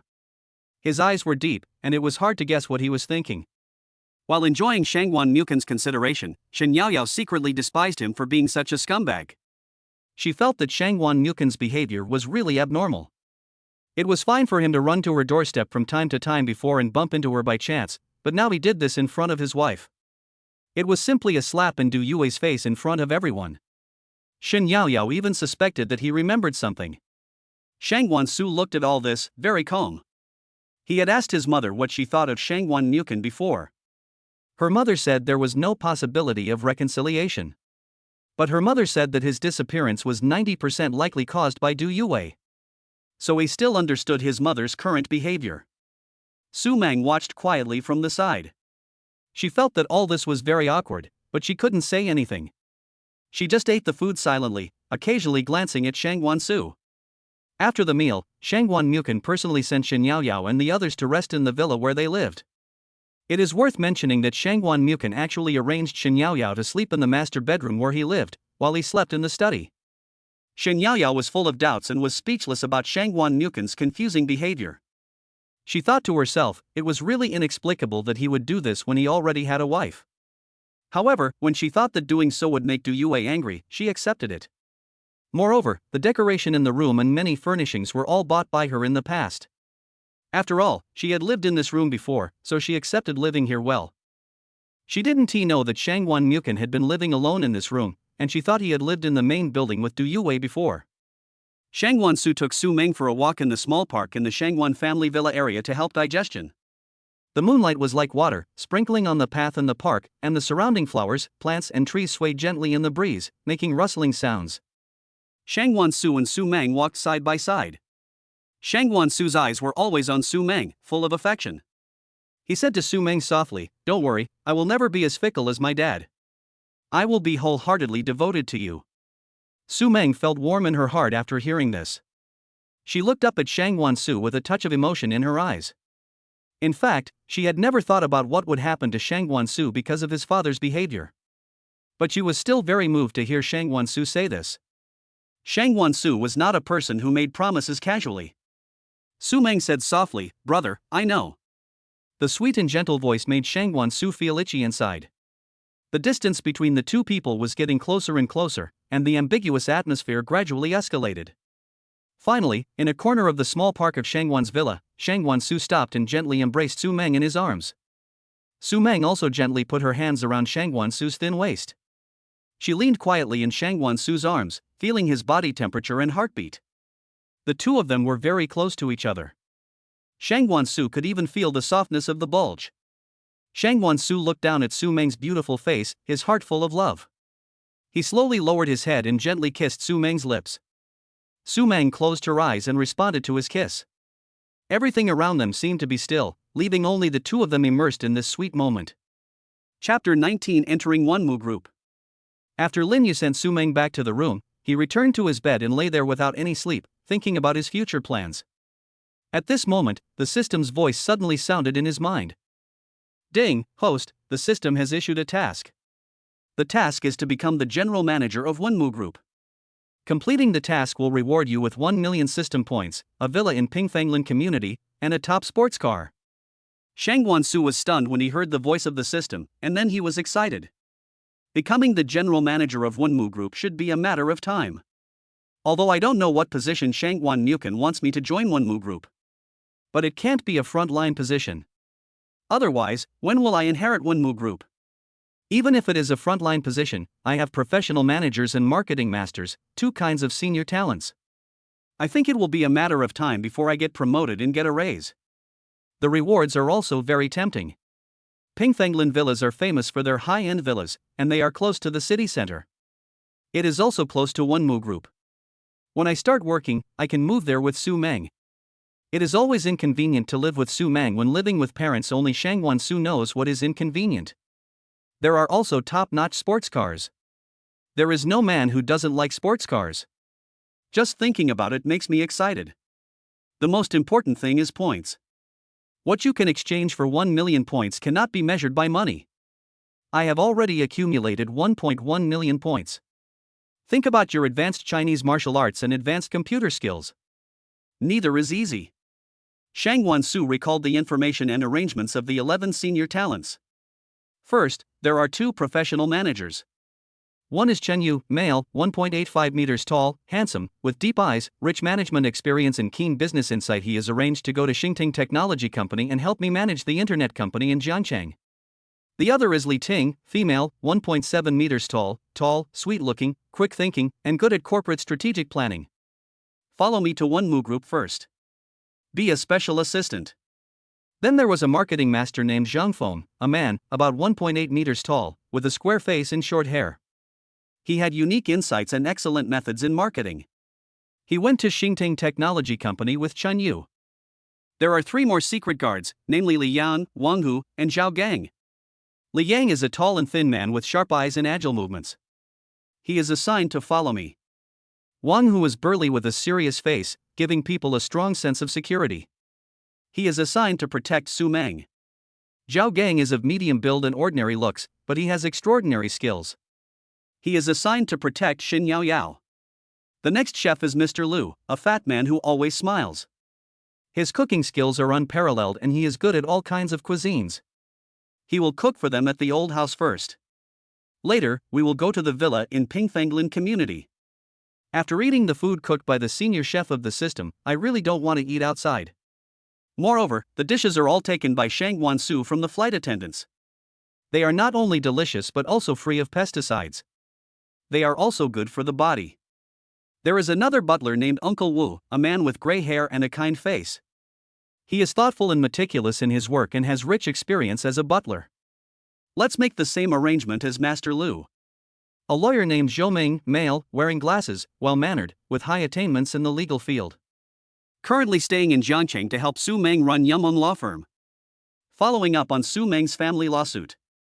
The last one is a doctor named Wang Wan, a female with a gentle appearance and superb medical skills. She has unique treatment methods for various diseases. At present, the arrangement is the same as that of Master Liu and others. She will be their family doctor. The scientific research expert is Professor Chen, a man in his 40s, handsome, with deep eyes. Although he looks young, he has outstanding achievements and profound attainments in the field of scientific research. There is currently no suitable place for him to conduct experiments. Shang Wansu plans to set up another technology company and build a special laboratory for him. Shang Wansu currently has 100 million yuan in funds. It is used as research and development funds for Professor Chen. 100 million sounds like a lot, but it is not much for scientific research. This is the remaining money from the previous house purchase, plus the vegetables and fruits sold in the online store. The farmhouse has just started to make a profit. Yumeng Internet Company has not yet started to make a profit. It is mainly due to the rent collected from Xingchen building for 2 quarters. It's time for Shangwan Mukin to realize his big promise. Isn't it said that all the money in the Shangwan family belongs to him? Then 1 billion pocket money shouldn't be too much. Ha ha hiya hiya hiya. These people didn't need to be paid, but Shangwan Su didn't treat them badly. He gave the butler Wu Bo a card with 5 million yuan. It was used to pay for their food, clothing, housing, and transportation. Wu Bo kept a good account. If the money was almost used up, he could apply for a new amount in advance. They also don't spend money recklessly and don't have the desires of ordinary people. They only spend money on research in their own professional fields. I can't help but sigh in my heart, these 11 talents are simply too strong, and they are not afraid of backstabs. They never leave or abandon. That's great. Shangwan Su lay on the bed, tossing and turning, the tasks issued by the system and those tempting rewards constantly echoing in his mind. Shangwan Su fell asleep while dreaming about the future. The next day, Shangwan Mukin handed Shangwan Su a new ID card and took him and Li Yu to Wenmu Group. Arriving in front of the Wenmu Group building, Shangwan Su looked up, with mixed emotions in his heart. This towering building represented a huge business empire, and he was about to become a part of it. Walking into the group building, people were coming and going, busy and orderly. Shangwan Mukin led them directly to the high-level office area. When Shangwan Mukin led Shangwan Su to the general manager's office of Wenmu Group, Xiao Su, you will work here from now on. Shangwan Su's eyes widened, his face full of disbelief. Dad, this is too sudden. Shangwan Su stuttered. Shangwan Mukin smiled and patted his shoulder. What? Don't you believe in your own abilities? I believe you can do it. Shangwan Su was surprised and happy. He didn't expect that his task could be completed so simply and plainly. Wenmu Group's head office was already in an uproar. It was not enough to parachute in a general manager, but the chairman personally brought him to work on the first day. And his last name was Shangwan. No one would think it was a coincidence. And according to intelligence, this general manager Shangwan was the chairman's lost son in his early years. It was even more exciting than a TV series. Of course, these news were deliberately spread by Shangwan Mukin. Xiao Su had just returned, and the banquet to announce his identity was still being prepared. Shangguan Mukan couldn't wait to let everyone know that his beloved son was back. Li Ting on the side had a calm expression. She looked around the surroundings and secretly thought about her future work plans. Shangguan Su took a deep breath, calmed down his excitement, and then walked into the general manager's office with Li Ting. The office was spacious and bright, luxuriously decorated, and there was a lounge, bathroom, and shower room. The huge floor-to-ceiling windows overlooked the beautiful scenery of the entire city. Shangguan Su walked to his desk and sat down, feeling the sudden responsibility and honor. Li Ting stood by and looked at him with a smile. From now on, we will start a new journey here. Shangguan Su turned to Li Ting and said, "Well, I believe we can do the job well." Li Ting nodded in response. Chapter 20 Villa and Sports Car. As Shangguan Su became the general manager of Wunmu Group, the system prompt sounded, "Congratulations host, the mission is completed, and the reward has been issued." In an instant, Shangguan Su felt that there was something more in his mind. It was the reminder that 1 million system points had arrived. At the same time, relevant information about the villa in Pingfanglan community and information about the top sports car also appeared in his mind. Wow, this reward is so generous! Shangguan Su thought excitedly. He couldn't wait to see the villa and the sports car. After get off work, Shangguan Su stood up and said to Li Ting, "Li Ting, come on, let's go see my new villa and sports car." Li Ting followed him with a smile. Shangguan Su couldn't suppress his inner excitement and took Li Ting to the Pingfanglan villa awarded by the system. Shangguan Mukan arranged a driver and a special car for Shangguan Su. Shangguan Su asked the driver to drive to Pingfanglan community. Pingfanglan Villa. The villa is located in a green area surrounded by trees, with a unique environment, showing nobility and elegance. Walking into the gate of the villa, there is a spacious courtyard filled with various flowers and plants, and an exquisite fountain. Shangguan Su took her into the villa. The decoration inside the villa was extremely luxurious, with high-end sofas and coffee tables in the living room and exquisite paintings hanging on the walls. This sofa is so comfortable to sit on. Shangguan Su sat on the sofa and felt it.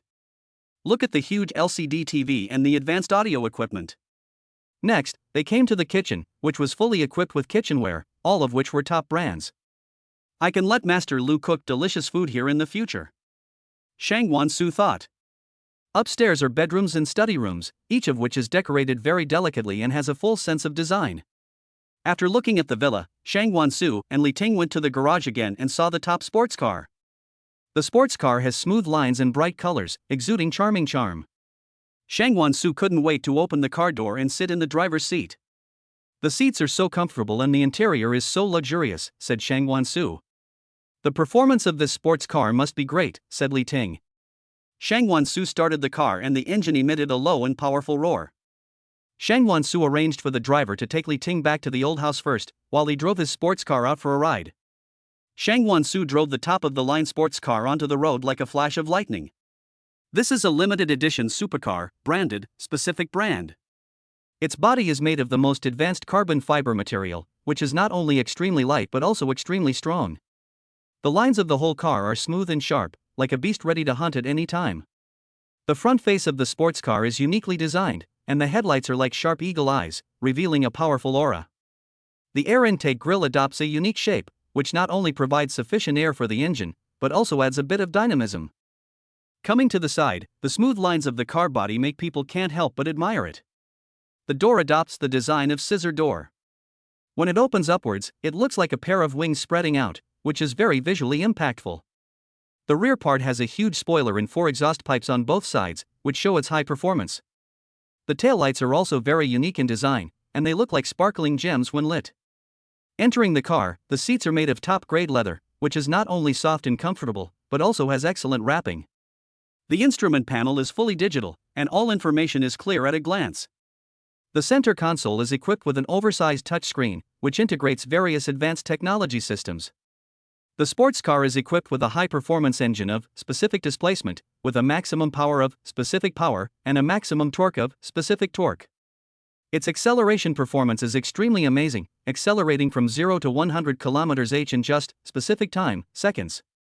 Shangguan Su stepped on the accelerator, and a strong push on his back instantly hit him, and the car sped away like an arrow from a bow. The roar of the engine echoed in the street like a roaring beast. Passers-by stopped to watch, their eyes full of amazement and envy. Some young people even took out their mobile phones to take pictures. Wow, what kind of car is this? It's so cool. I've never seen this logo before. A young man shouted. Passers-by were discussing enthusiastically around Shangwan Su's sports car. This is specific brand, that car is not something that ordinary people can own, said a middle-aged man wearing glasses. Yeah, not only are they ridiculously expensive, they are also limited editions. You can't buy them just because you have money. A fashionable young man nearby echoed. I heard that every car of this brand is carefully built and one of a kind. The craftsmanship is so exquisite that it's amazing. Another passerby looked longing. Look at the lines of the car body and the gloss, it's simply perfect. A car enthusiast exclaimed while taking photos. What kind of person can drive a car like this? Someone speculated curiously. He must be a super rich second generation or a big boss or something like that. Someone gave his own answer. Wow, I'm so envious. I wish my boyfriend had a car like this. A hot girl in hot clothes said enviously. Shangwan Su was enjoying the driving pleasure when suddenly a luxury car rushed out from the intersection ahead. Shangwan Su was quick to brake and the sports car came to a steady stop. But unfortunately it still hit. What's going on? Shangwan Su frowned. At this time, a young man got out of the luxury car. He looked at Shangwan Su's sports car and a hint of jealousy flashed in his eyes. How do you drive? Do you know how to look at the road? The young man shouted at Shangwan Su. Shangwan Su was unhappy, but he remained calm. You suddenly came out of the intersection, and I braked in time. Humph, stop talking nonsense. Do you know who I am? Do you know who is in my car? The young man said arrogantly. I don't care who you are. You have to obey traffic rules when driving on the road. Shangwan Su responded neither humbly nor arrogantly. Shangwan Su saw that the other party was coming aggressively, so he decisively called the police. Soon, the traffic police arrived at the scene. After the traffic police briefly understood the situation, he actually began to favor the young man. How do you drive, young man? The traffic police said to Shangwan Su. Shangwan Su was stunned. Comrade police, it was clearly him who suddenly came out of the intersection, and I had already braked. The traffic police frowned and said, he is the second son of the Lin family in Kyoto. Don't make trouble here. It will be bad for both you and me in the end. Shangwan Su was angry, but he still argued, no matter who you are, you have to obey traffic rules. At this time, Lin Yukai, the second son of the Lin family, laughed proudly. Wu Ruoxuan, who was sitting in the car, watched all this with interest through the window. The traffic police continued to put pressure on Shangwan Su, and passers-by around him began to whisper. Chapter 21 An Accident. At this time, Wu Ruoxuan got off the car. She was wearing a well-cut dress that perfectly outlined her graceful figure. There was a bit of innate nobility between her eyebrows and eyes, and her cherry mouth was slightly raised, with a hint of interest in her smile. The Wu family, to which Wu Ruoxuan belongs, is one of the 4 major families in Kyoto, on par with the Shangwan family. The Wu family became wealthy in recent years. They ranked 4th among the 4 major families. In the eyes of the aristocratic families in Kyoto, they were considered nouveau riche. But they were not comparable to ordinary families. Wu Ruoxuan is the second daughter of the Wu family. She has a distinguished family background in good looks. She has been highly sought after since she was young. Lin Zixiang from the Lin family is one of her lickers. Wu Ruoxuan saw Shangwan Su's sports car at the intersection, but before she had time to take a closer look, the idiot George Lam ran into it. Her brother also had a sports car of a specific brand, but he treasured it so much that he was unwilling to let her, a road killer, drive it. Shangwan Su can drive a sports car of a specific brand, which means he has a good family background. When standing next to George Lam, his aura completely crushes the latter. Plus, he looks good. George Lam is also stupid. Can an ordinary person who can drive this car be an ordinary person? And he embarrasses others like this. Be careful that he will be in big trouble. Although our Wu family is not afraid of trouble, isn't it better to have one less enemy and one more friend?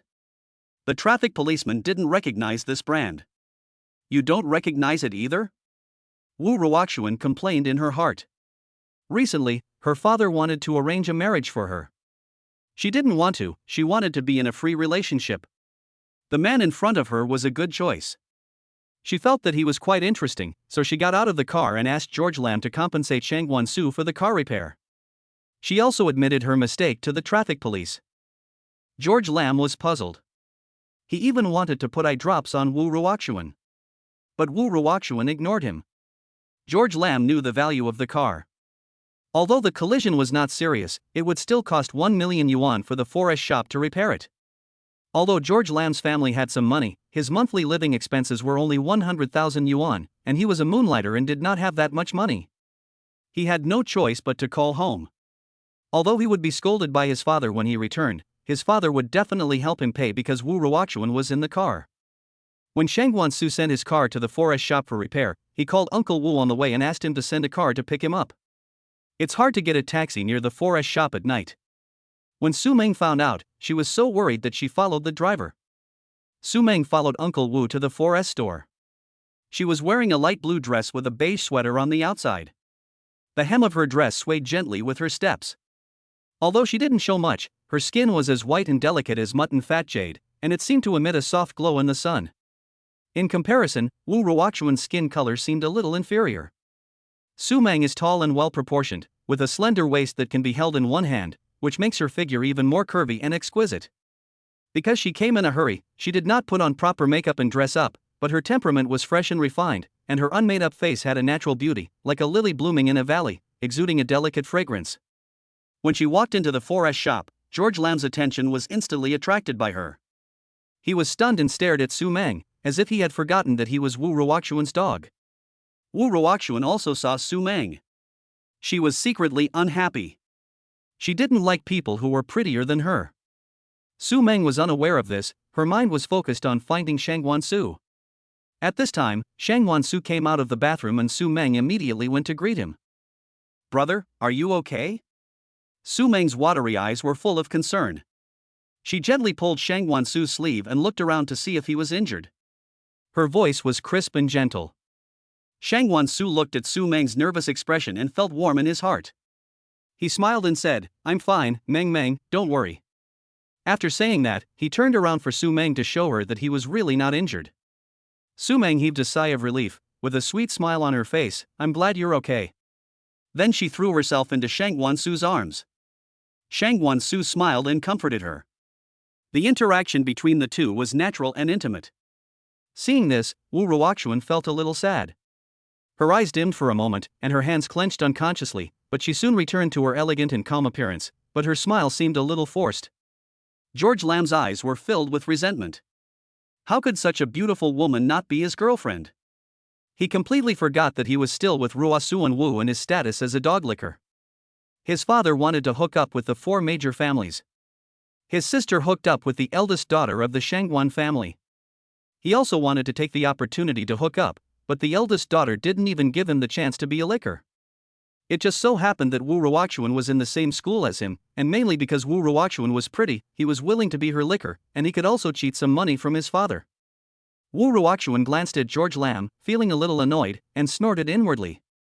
She retracted her gaze and continued to look at Shangguan Su and Su Mang, trying to find some flaws in their interaction. However, Shangguan Su and Su Mang were immersed in each other's world, completely unaware of the eyes and thoughts of the people around them. Wu Ruoxuan walked forward, twisting her slender waist, with a smile on her face that seemed gentle but actually concealed scheming. "Let me introduce myself. I'm Wu Ruoxuan, the second daughter of the Wu family, one of the 4 major families in Kyoto," Wu Ruoxuan said, and deliberately glanced at Su Mang out of the corner of her eye. There was clearly a bit of provocation and contempt for Su Mang in her eyes. Shangguan Su frowned slightly, his expression a little cold, and he just nodded slightly as a response. Wu Ruoxuan did not give up and continued, "You have just arrived in Kyoto, right? I have never seen you before. People who can afford a specific brand of car must not be an unknown person. Can we get to know each other?" Her eyes were full of confidence. Shangguan Su was already unhappy when he saw the way the other person looked at Su Mang, and he didn't want to get to know her at all. "I'm sorry, I really don't know anything about the Wu family. I'm just an ordinary person. How can I be friends with you, Miss Wu?" Shangguan Su said coldly. After that, he took Su Mang away from the forest store. He had just confirmed the repair amount in the store. George Lam had already transferred the money to him, so he didn't want to have anything to do with them anymore. When Su Mang heard Shangguan Su's words, she felt sweet in her heart, knowing that he was protecting her. Wu Ruoxuan was extremely angry. She glared at Su Mang and Shangguan Su, who were leaving, and left too. Although George Lam was just amazed by Su Mang, he still did not give up the role of Wu Ruoxuan's bootlicker and hurriedly chased after her. Su Mang looked out the window and asked casually, "Brother Su, that Wu Ruoxuan, the Wu family should be quite powerful, right?" Shangguan Su knew Su Mang was jealous as soon as he heard it. He couldn't help but smile, then moved closer to Su Mang and whispered, "What's wrong, Meng Meng, are you jealous?" Su Meng's face flushed slightly, and she said stubbornly, "No, I'm just asking casually." Shangguan Su looked at Su Meng's cute appearance and felt happy. He continued to tease her, "The Wu family is indeed quite powerful, but in my eyes, it's nothing special. I am the heir of the Shangguan family, the first, and I am a man with a system." Su Mang glanced at him secretly delighted, but said, "Oh, so that's it." Shangguan Su gently pulled Su Meng's hand, placed her hand on his knee, and then gently held it with his hand. "Meng Meng, don't worry. In my heart, no one can compare to you." Shangguan Su's voice was low and gentle, full of doting. Su Meng's heartbeat quickened. She felt Shangguan Su's gaze on her and her face turned even redder. At this time, Uncle Wu and the driver raised the baffle with great tact, separating the front and back rows into two independent spaces. Su Meng was a little shy and wanted to pull her hand back, but Shangguan Su held it tighter. He gently leaned close to Su Meng, and his warm breath sprinkled in her ears. "Meng Meng, you are so cute, I can't help but want to bully you." Su Meng's body trembled slightly. She bit her lips and hummed like a mosquito, "Brother, don't be like this." Shangguan Su was not willing to listen. He gently pinched Su Meng's chin, lifted her head, and then slowly approached her. Shangguan Su gently supported the back of Su Meng's head with one hand and put his other hand around her waist, slowly bringing her into this passionate kiss. Su Meng's eyes slowly closed, her long eyelashes trembled, and her hands unconsciously grasped the corner of Shangguan Su's clothes. Shangguan Su's hand on the waist slowly moved up, caressing the softness. Su Meng groaned, but gave up the struggle after failing to resist. The kiss was gentle and passionate, as if time had stopped for them. Shangguan Su's lips had a power that made Su Meng feel at ease. Su Meng gradually sank into it, and her breathing became rapid. She felt the changes in Shangguan Su. After a long time, the two finally separated. Su Meng's cheeks were as red as ripe apples. She was breathing slightly and did not dare to look Shangguan Su in the eye. When she recovered, she realized that the car had already stopped and Uncle Wu was very tactful and did not disturb them. Su Meng was even more embarrassed and she wished she could find a hole in the ground to crawl into. Shangguan Su looked at Su Meng's shy appearance, his heart full of love. He gently lifted Su Meng's head and let her look into his eyes. "Meng Meng, don't be shy. If you continue like this, I won't be able to control myself anymore." Shangguan Su coaxed with a smile. Su Meng blushed and said angrily, "You can't, it's all your fault."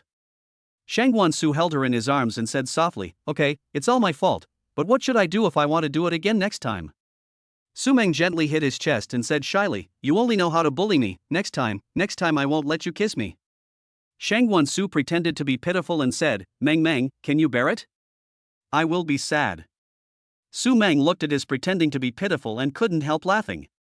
She said, "Humph, who asked you to bully me?" Shangguan Su gently kissed her forehead and said, "Okay, I won't bully you anymore. Let's get out of the car." Shangguan Su looked at the noodles that Su Meng brought, his eyes full of tenderness. "I didn't expect Meng Meng would personally cook noodles for me, I'm so touched." Su Meng smiled a little embarrassedly. "It's just a simple bowl of noodles, you can try it and see how it tastes. I have to say first that it's definitely not as delicious as what Master Lu makes." Shangguan Su picked up the chopsticks and gently stirred the noodles. Then he picked up a piece of noodles and put it in his mouth. He chewed it carefully and swallowed it. It tastes great. Meng Meng's cooking skills are really good." He ate the noodles as if they were the most delicious food in the world. Su Meng sat beside him and watched him, with the corners of her mouth rising unconsciously. Soon, Shangguan Su finished the whole bowl of noodles. He rubbed his stomach contentedly and said, "I haven't eaten so comfortably in a long time." "It's good as long as you're full," Su Meng said, reaching for the bowl. Shangguan Su held her hand and insisted on washing the dishes. Su Meng couldn't persuade him and had to stand at the kitchen door and watch him. Su Meng had a smile on her lips and her eyes were curved. Then after that, Su Meng swallowed her words halfway through, her cheeks flushed. Shangwan Su washed the dishes, dried his hands, turned around and walked to Su Mang. What's the matter in the future? Su Mang looked up at him, with stars twinkling in her eyes. Nothing, nothing. Shangwan Su chuckled and rubbed her head. Meng, just say whatever you want to say, okay? Su Mang lowered her head slightly, her voice as soft as a mosquito's hum. In the future, can we do this more often? Go home together, eat together, wash dishes together. Do a lot of things together. Shangwan Su certainly understood what she meant and gently held her in his arms. Okay, as long as you are willing. In this cozy kitchen, the two spent another wonderful time. Afterwards, Shangwan Su took Su Mang's hand and sent her back to her room. Go to bed early, Meng. Shangwan Su stopped at her door and said softly. Su Mang nodded obediently. You too, good night, brother. Chapter 22, Business Blueprint Expansion. That day, Shangwan Su and 11 senior talents held a meeting in the small conference room of Pingfeng Lin Villa. Those who could not come directly held a video conference. Everyone, after this period of hard work, Li Ting and I have stabilized in Wenmu Group. Next, we can expand our business blueprint. Shangwan Su rested his hands on the conference table and looked around at everyone. Marketing guru Zhang Feng stood up and pushed his glasses. Boss, I think transforming the online store into selling processed vegetables and fruits can expand the profit margin. Shangwan Su nodded slightly. Well, I agree with this idea, but Dr. Wang also proposed a good idea. Dr. Wang also stood up and cleared his throat. Boss, we can use the special features of this space to grow more medicinal herbs. Their therapeutic effects are incomparable to those of ordinary herbs outside. We can make money and benefit mankind at the same time. Zhang Feng's eyes lit up, and he immediately continued, Boss, this is a great selling point. I suggest that we grow all medicinal herbs. The profit from that is incomparable to processed products. Shangwan Su pondered for a moment. This is a good idea, but our family also needs to eat fruits and vegetables. How about this, leave a small piece of land to grow fruits and vegetables for our family, and plant the rest with medicinal herbs. Everyone nodded in agreement. Shangwan Su's thoughts opened up further. I think it might be more profitable to plant some priceless and difficult to cultivate flowers. Everyone, please work hard to find some rare and valuable seeds. Senior talents accepted the order and expressed that they would try their best to complete it. At this time, Shangwan Su thought of something else. In addition, Professor Chen and Dr. Wang, you should work together to develop new drugs. Which drugs should be developed first? Before he could finish, the system's voice suddenly rang in his mind. Complete the research and development of a special pneumonia drug. Reward system points of 2 million, a 10,000 square meter factory building, and a mysterious treasure chest. Shangwan Su was stunned for a few seconds. This reward was too luxurious. The system was too generous this time. Let's develop a specific medicine for pneumonia first, Shangwan Su said excitedly. We can buy a laboratory for research first, and I will buy a large factory later. Shangwan Su continued to make arrangements. We must buy the best research equipment for the laboratory, and we cannot be careless. If you need any money, just ask Uncle Wu for it. After the meeting, I will transfer 200 million to Uncle Wu as startup capital. Professor Chen and Dr. Wang stood up and said, Boss, rest assured, we will try to develop a special pneumonia drug as soon as possible. Both of them are academically enthusiasts, and they love being able to develop their own medicine. Shangwan Su nodded with satisfaction. Thank you for your hard work. As long as we work together, we will surely succeed. Next, let's act separately. Shangwan Su said. Senior talents dispersed one after another, each to fulfill their own tasks. The marketing master began to look for suitable channels to purchase those rare and valuable seeds. He shuttled between various flower markets and planting bases, communicating with countless suppliers, and never missed any opportunity to find precious seeds.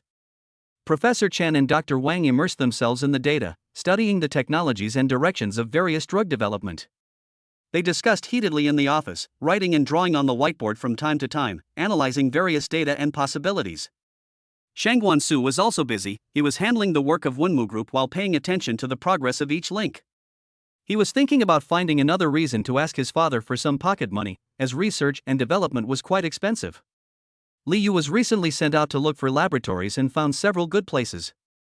Shangwan Su personally visited these laboratories and carefully checked the laboratory equipment, environment, and surrounding facilities. The equipment in this laboratory is quite advanced, but its location is a bit remote. Shangwan Su analyzed while inspecting. That one, although the location is good, the area seems not big enough. He looked at another one. After some comparison and weighing, Shang Su finally chose the third laboratory recommended by Li Ting. The location and area are suitable, but the price is expensive, but Shang Su doesn't care. He believes that he will earn back countless times in the future. That's it. Let's arrange the purchase procedures immediately. Shang Su made the decision decisively. The Shangwan family's banquet hall was brightly lit, just like daytime. The entire banquet hall was decorated extremely luxuriously, with dazzling crystal chandeliers hanging from the ceiling, reflecting dazzling light, as if countless stars were twinkling overhead. There were exquisite paintings hanging on the walls, showing the profound cultural heritage of the Shangwan family. On one side of the banquet hall was a row of exquisite dining tables filled with all kinds of delicious food, exuding tempting aromas.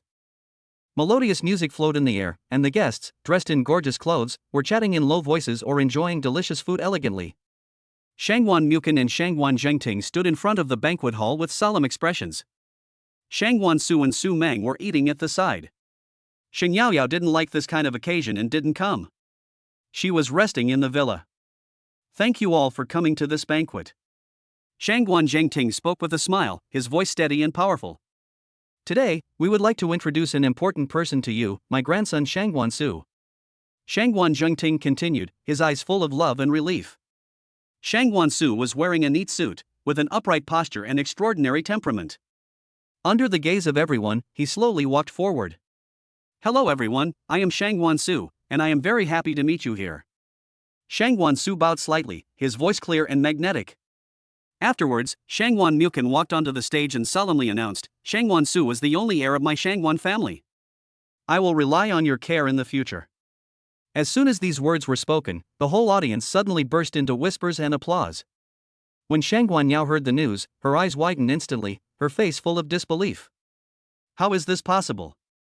She screamed, her voice breaking the originally harmonious atmosphere. Shangwan Yao rushed forward frantically, wanting to find Shangwan Mukin and Shangwan Zhengting to argue. This can't be true. What about me? I'm also father's daughter, and I'm also the heir. Grandpa, don't you love me the most? She shouted hysterically. Shangwan Zhengting's face darkened and he immediately arranged for someone to go forward and grab Shangwan Yao. Yao Yao, Grandpa will give you some money and property. Shangwan Zhengting said softly. Grandpa. Why? Why not me? Shangwan Yao struggled, tears streaming down her face. That's enough. Shangwan Mukin said sternly. He walked over to Shangwan Yao and leaned over to say, if you make trouble again, you and your mother will be sent abroad. You and your mother have taken advantage of me for many years. Hearing this, Shangwan Yao suddenly became quiet. She looked at Shangwan Zhengting in horror and was dragged back to the room. At this time, Shangwan Su gently took Su Mang's hand and walked in front of everyone. I would also like to introduce to you all, this is Su Mang, my girlfriend. She will also be my wife in the future. Shangwan Su looked at Su Mang affectionately, his eyes full of love. Su Mang was wearing a white dress, fresh and refined, like a fairy. She nodded slightly and smiled sweetly. Hello, everyone. Su Mang's voice was soft and pleasant. The guests gave their blessings and applause. Su Mang felt Shangwan Su's firm gaze and the warmth of his hand, and her heart was moved like a tide.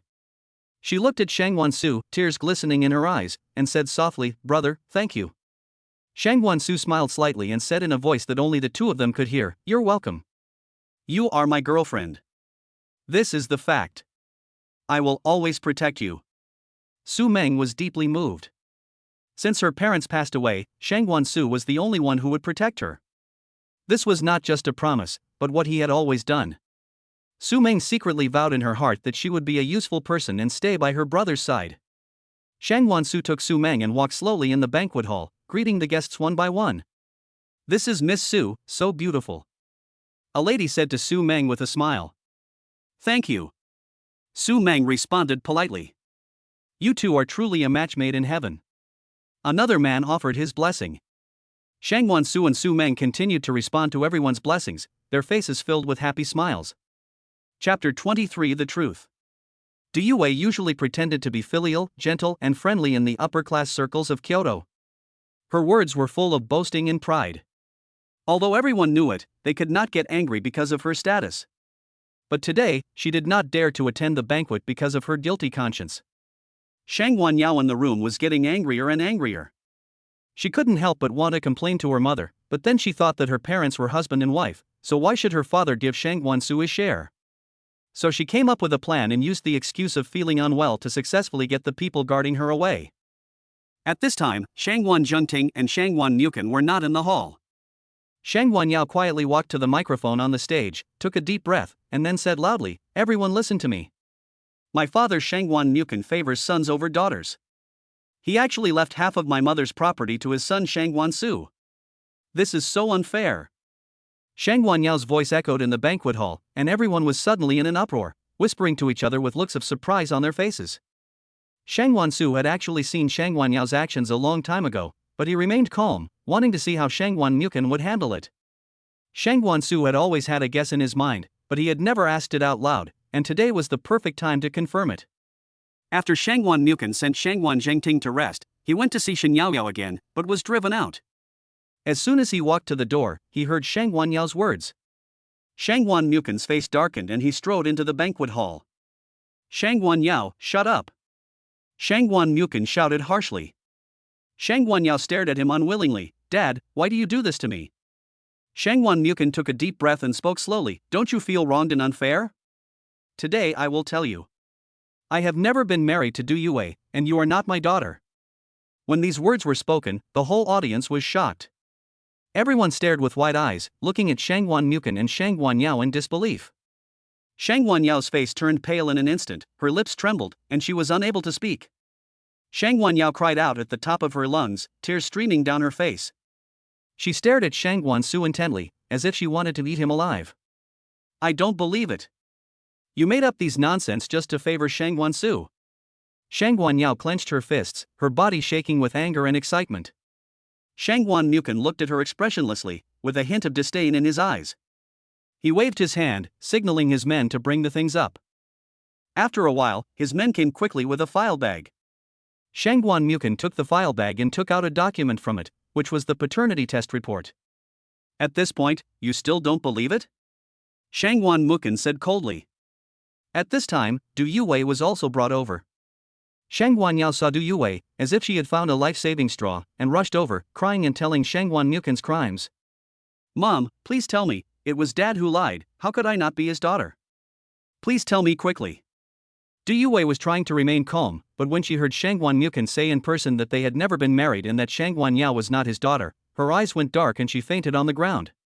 Shangwan Mukin frowned and said to his men without hesitation, "Bring some cold water and splash her to wake her up." The subordinate immediately did as he was told and poured a basin of cold water on Du Yue's face. She suddenly woke up and sat up coughing. How could you do this to me?" Du Yue said weakly. Shangwan Mukin threw the paternity test report in her face. "Look, this is the evidence. From now on, you and your daughter are not allowed to live in Shangwan's house. Return the money you took from our house within a week, otherwise you know the consequences." Then he walked up to Du Yue and whispered in her ear, "You'd better pray that Xiao Su's disappearance has nothing to do with you, otherwise you and your daughter will not be able to live a good life." Du Yue picked up the report with trembling hands and scanned its contents in panic, her face becoming paler and paler. "No. It's not me," Du Yue murmured to herself.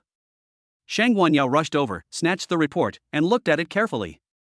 When she confirmed the contents, she felt as if her soul had been sucked out of her. Why is it like this?"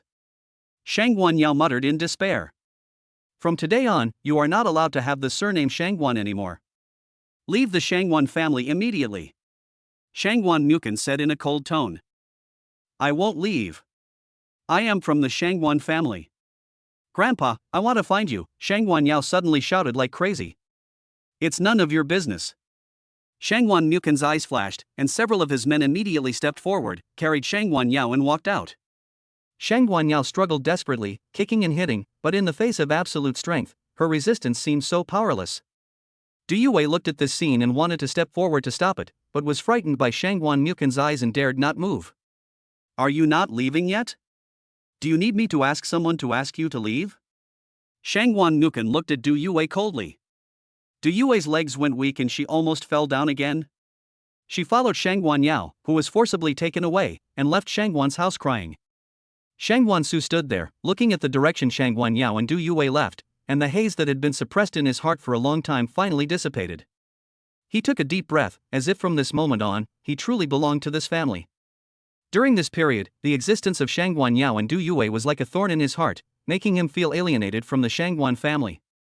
He always felt that he was an outsider, and even though he had the blood of the Shangguan family, he could not integrate into this family. But now, everything is different. Those who prevented him from feeling the warmth of family have left, and the door of Shangguan's house seems to be truly open to him at this moment. Finally, Shangguan Su murmured softly, the corners of his mouth unconsciously rising, revealing a smile from the heart. He began to look around, and the familiar yet unfamiliar environment made him feel extremely familiar. Every corner and every decoration seemed to be telling the story of the Shangguan family, and he finally became one of the protagonists of this story. Home. Shangguan Su slowly closed his eyes and felt the meaning of the word with his heart. He was no longer the ignored and excluded one, but a full-fledged member of the Shangguan family. This feeling made him excited and emotional. He was excited because he finally didn't have to see the people he hated. He was emotional because he had been so lonely all the way. He had gone through so many difficult years before he was able to have so many people to accompany him. At this moment, he couldn't help but think that without the system, he might never find his biological parents in his life. He wouldn't have the chance to be with Su Mang. Fortunately, there are no ifs, everything went as expected. Chapter 24, Telling Each Other. After the banquet was over and the lights were on, Su Mang and Shangguan Su strolled along the path in Shangguan Villa district. The moonlight was like water, casting long shadows on them. Su Mang raised her eyes, and in the moonlight, she could clearly see that Shangguan Su's face seemed to be shrouded in a layer of worry. She frowned slightly, and an urge to comfort him surged in her heart. Brother Su. Su Mang called his name softly, her voice gentle and soft, as if she was afraid of disturbing the quiet night. Shangguan Su heard Su Mang's call, turned around and met her eyes. At that moment, he seemed to see a deep concern in Su Mang's eyes, and that look seemed to penetrate his heart and see through all his disguises and strength.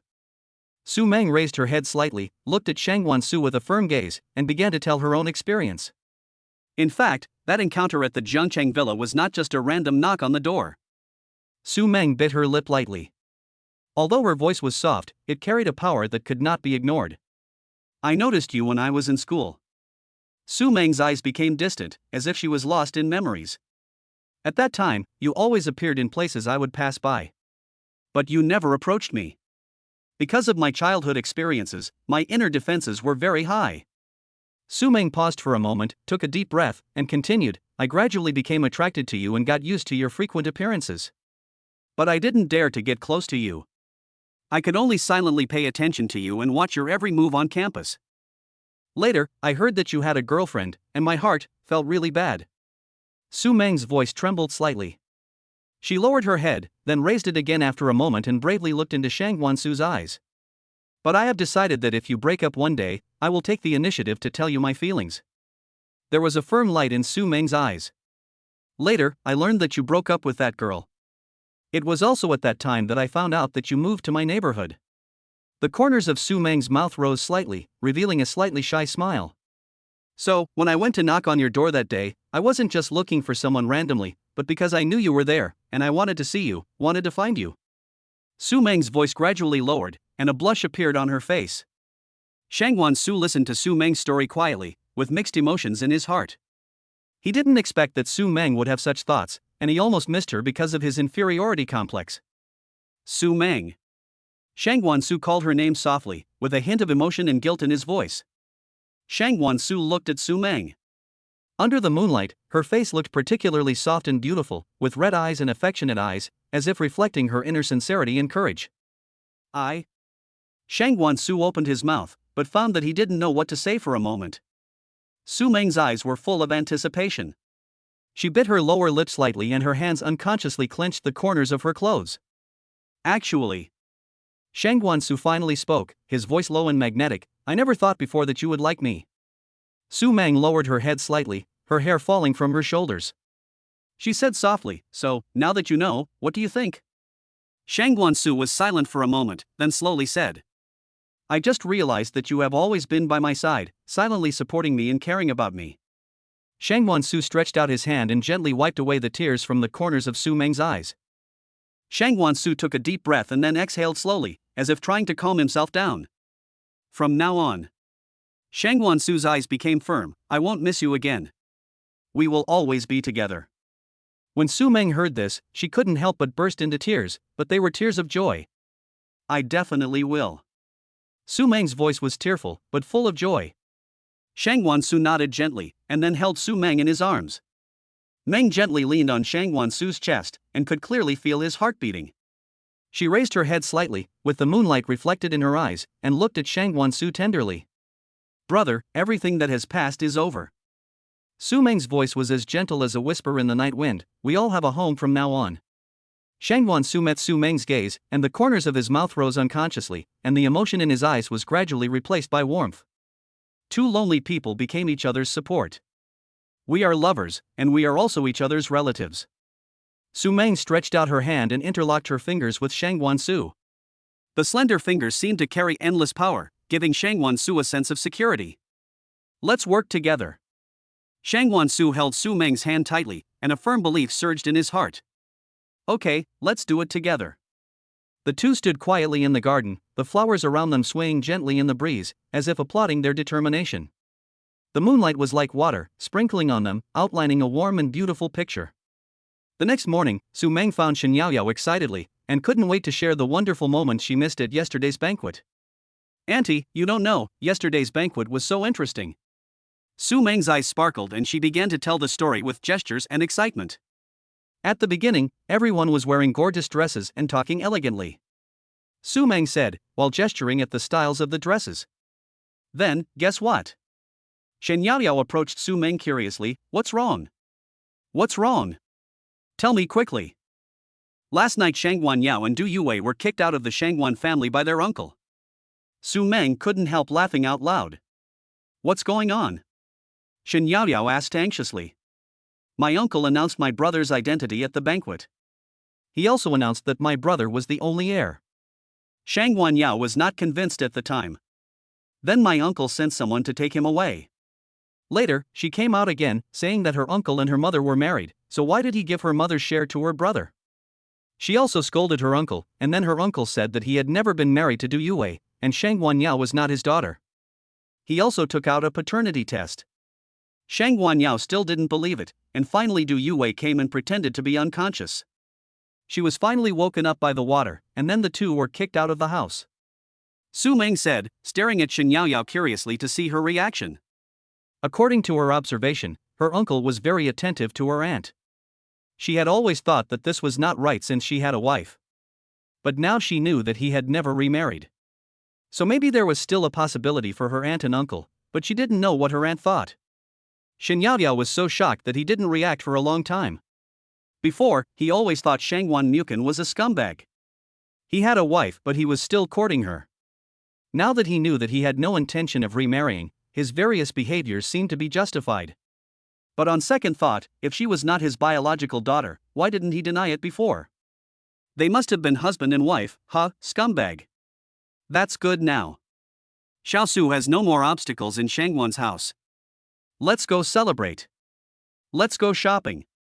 Auntie will buy you and Xiaosu lots of gifts. Let's go, let's go. Shen Yaoyao was very happy and said as she pulled Su Mang out of the house. So the two of them came to a bustling commercial street. They first walked into a famous luxury store. Shen Yaoyao fell in love with a limited edition bag at first sight. She couldn't let it go because of its exquisite design and delicate leather. Meng, look at this bag, isn't it very beautiful? Shen Yaoyao picked up the bag and held it next to Su Mang to show it. Well, Auntie, you have a really good taste. It's really beautiful. Su Mang nodded in praise. Give me one of this white and pink pack. Shen Yaoyao said to the clerk. Then, they came to a women's clothing store. Shen Yaoyao picked out a white dress that was simple yet elegant. Let me try on this skirt. Shen Yaoyao walked into the fitting room holding the skirt. After a while, she changed into her skirt and came out, and Su Mang's eyes lit up. Wow, Auntie, you look so beautiful in this dress. Su Mang exclaimed. Shen Yaoyao looked at herself in the mirror and was very satisfied, so she bought it without hesitation. They continued shopping and bought a few more pairs of shoes, all of which were the most popular styles at the time. Su Mang wanted to pay the bill, but Shen Yaoyao insisted on paying for it, saying that she was using Shangguan Mukin's card. The two went shopping for jewelry together and bought a lot. What a great harvest today, Shen Yaoyao said happily. Su Mang and Shen Yaoyao were walking on the bustling commercial street, carrying large and small bags, their faces filled with the joy of shopping. I had a really great time shopping today, Shen Yaoyao said happily. I haven't had such a great time shopping in a long time. Yes, the main thing is that I'm spending the richest man's money, so I don't feel bad for him, nor do I feel bad for him, huh? Su Mang cried out in her heart. At this moment, Su Mang suddenly felt a strange gaze behind her. She subconsciously looked back, but only saw people coming and going, nothing special. What's wrong? Shen Yaoyao noticed something was wrong with Su Mang and asked with concern. It's nothing, maybe I'm overthinking it. Su Mang frowned, but still felt a little uneasy. The two continued to walk forward, but Su Mang still felt something was wrong. She always felt that someone was following them. Auntie, let's walk faster. Su Mang quickened her pace. Although Shen Yaoyao was a little confused, she still followed Su Mang's pace. They came to a corner where there were fewer people. Su Mang stopped and looked back again. This time, she finally spotted a suspicious figure. It was a man wearing a hat and a mask, hiding stealthily in a corner, looking at them from time to time. Auntie, the man in the hat at the corner of the store where we bought the bag has been following us. Don't look back or he will know that he has been exposed. Su Mang lowered her voice. Who is that? Why is he following us? Shen Yaoyao asked nervously. I don't know. Let's leave here first. Su Mang looked at the man vigilantly, took Shen Yaoyao's hand and prepared to leave. Chapter 25 Mysterious Man Following. Su Mang and Shen Yaoyao realized they were being followed and left in a hurry. Just as they left, a dark shadow flashed by at an extremely fast speed and quietly came behind the follower. This shadow was one of the secret guards that Shangguan Su arranged to protect Su Mang and Shen Yaoyao. He had sharp eyes and agile movements.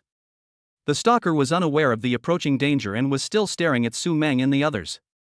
The secret guard suddenly made a move, covering the stalker's mouth with one hand, and using the other hand to tightly control his body like an iron clamp, making him unable to move. The whole process was silent, as if it was all done in an instant.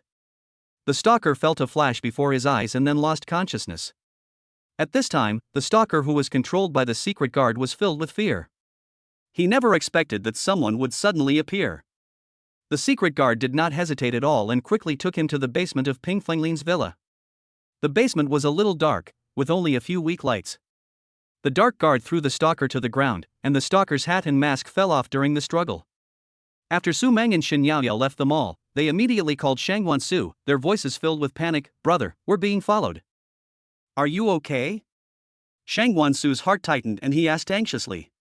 We are fine now. I don't know who helped us get rid of the stalker. Su Mang said. That's good. You go home first and be safe. Shangguan Su comforted them with a few words. After hanging up the phone, he immediately contacted the secret guard Wang Hu. Wang Hu, what's going on? Shangguan Su asked in a serious tone. Boss, the person has been caught. He is in the basement of Ping Fenglin's villa. Wang Hu reported. Okay, you keep an eye on him, I'll be there soon. After Shangguan Su finished speaking, he instructed the secret guard Zhao Gang to continue to secretly protect Shen Yaoyao and Su Mang, and then hurry to Ping Fenglin community. When he arrived at the basement, Shangguan Su saw the tied-up stalker with a cold look in his eyes. Did you find out anything from the interrogation? Shangguan Su asked Wang Hu. This guy keeps his mouth shut and doesn't say anything. Wang Hu frowned. Shangguan Su pondered for a moment and came up with an idea. He exchanged 10,000 points for a truth pill in the system. Unlock his mouth. Shangguan Su ordered. Wang Hu did as he was told, and the stalker looked at Shangguan Su warily. Shangguan Su feeds the truth pill to the stalker. The stalker struggled and said, It won't work even if you poison me. Tell me, who sent you to follow them? Shangguan Su stared at him closely. The stalker's eyes were confused. Under the effect of the truth pill, he couldn't help but speak. It was, the Lin family asked me to follow you. Shangguan Su's eyes shone. Lin family? Is it Lin Yu? Or Lin Zixiang who I met that day? Or someone else from the Lin family? Who in the Lin family is it specifically? Shangwan Su continued to ask. It's George Lam," said the stalker. "Why did he do this?" Shangwan Su frowned. He wants to find an opportunity to deal with you," the stalker said with difficulty. Shangwan Su sneered in his heart, it turned out to be this old guy. "Anything else?" Shangwan Su persisted. He also said he wanted to take Su Mang away." The stalker's voice became smaller and smaller. "Speak!" Shangwan Su shouted sternly. I want to take Su Mang away from you." After the stalker said this, his whole body suddenly went limp and he fainted. At this time, 10 minutes had just passed. "Humph!" Shangwan Su snorted coldly. "Wang Hu, keep an eye on him." Chapter 26, Teaching George Lam a Lesson. That evening, George Lam parked his car and got out humming a little tune. He had no idea that danger was approaching. Suddenly, a strong wind blew, and before George Lam could react, he felt a sharp pain in his back and staggered forward a few steps. "Who?" George Lam turned around in horror, but saw nothing. Before he could recover, another punch hit him hard in the stomach. George Lam bent over in pain, beads of sweat the size of beans rolling down his forehead. "Who is it? Come out!" George Lam shouted loudly, his voice filled with fear and anger. Finally, he couldn't stand the pain and started to talk nonsense. "Don't hit me, I will give you as much money as you want, my dad has money." It hurts. Finally burst into tears. After a while, George Lam's father, Lin Pu, was walking in the garden at home, enjoying the tranquility of the evening. Suddenly, he felt a sharp pain in his head, as if he was hit by something. Lin Pu subconsciously reached out to touch his head, but felt nothing. "Ouch!" Lin Pu cried out in pain. Before he could look around, he was kicked to the ground again. Who's there?"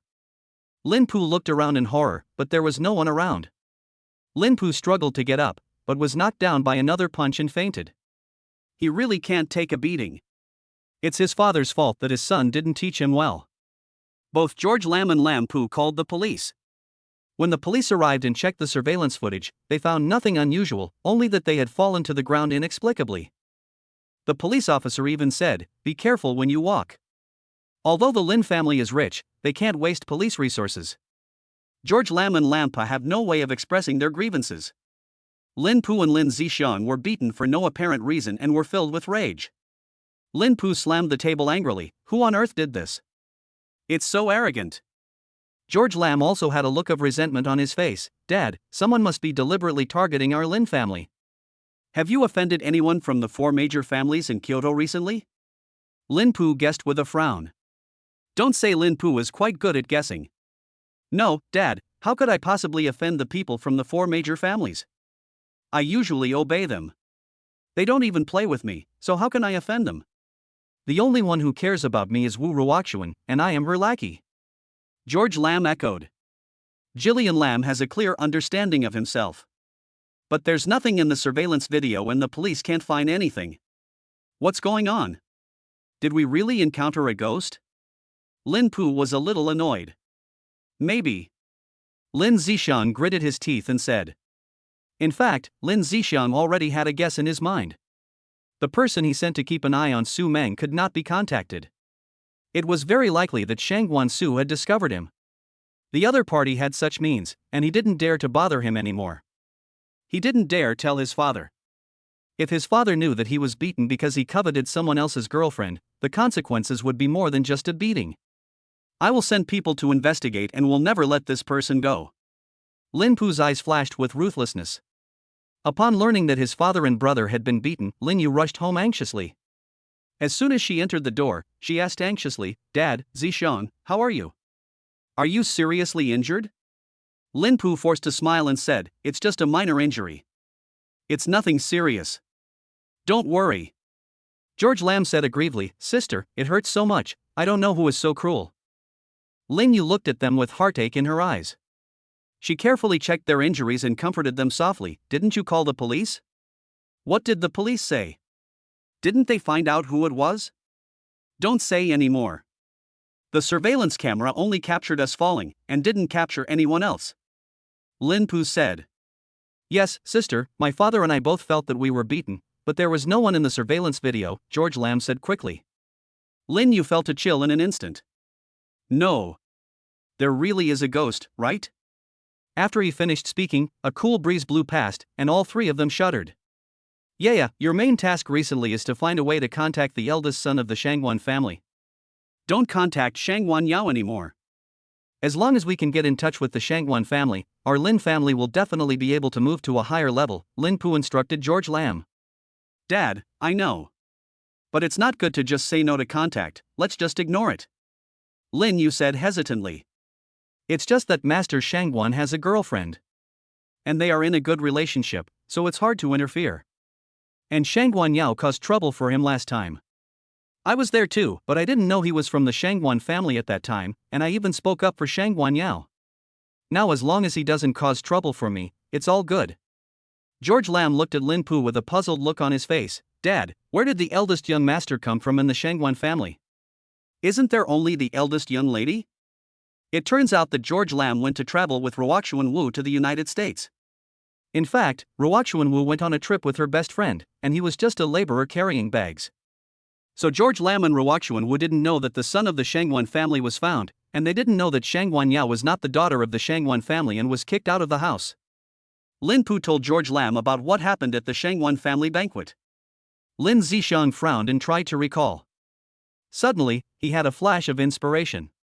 The guy who was driving a specific brand of car and was rear-ended by him seemed to be named Shangwan Su.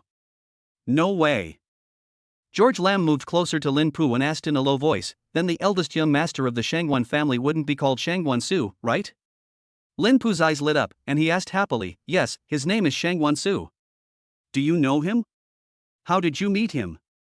Are you close to him? George Lam looked a little unnatural, and he stammered, Dad. Actually, didn't I rear-end a car when I was with Ruoxuan Wu? That car was Shangwan Su's, but I have already compensated for it. Hearing this, Lin Pu frowned and his expression instantly became serious. Why didn't you tell me about this earlier?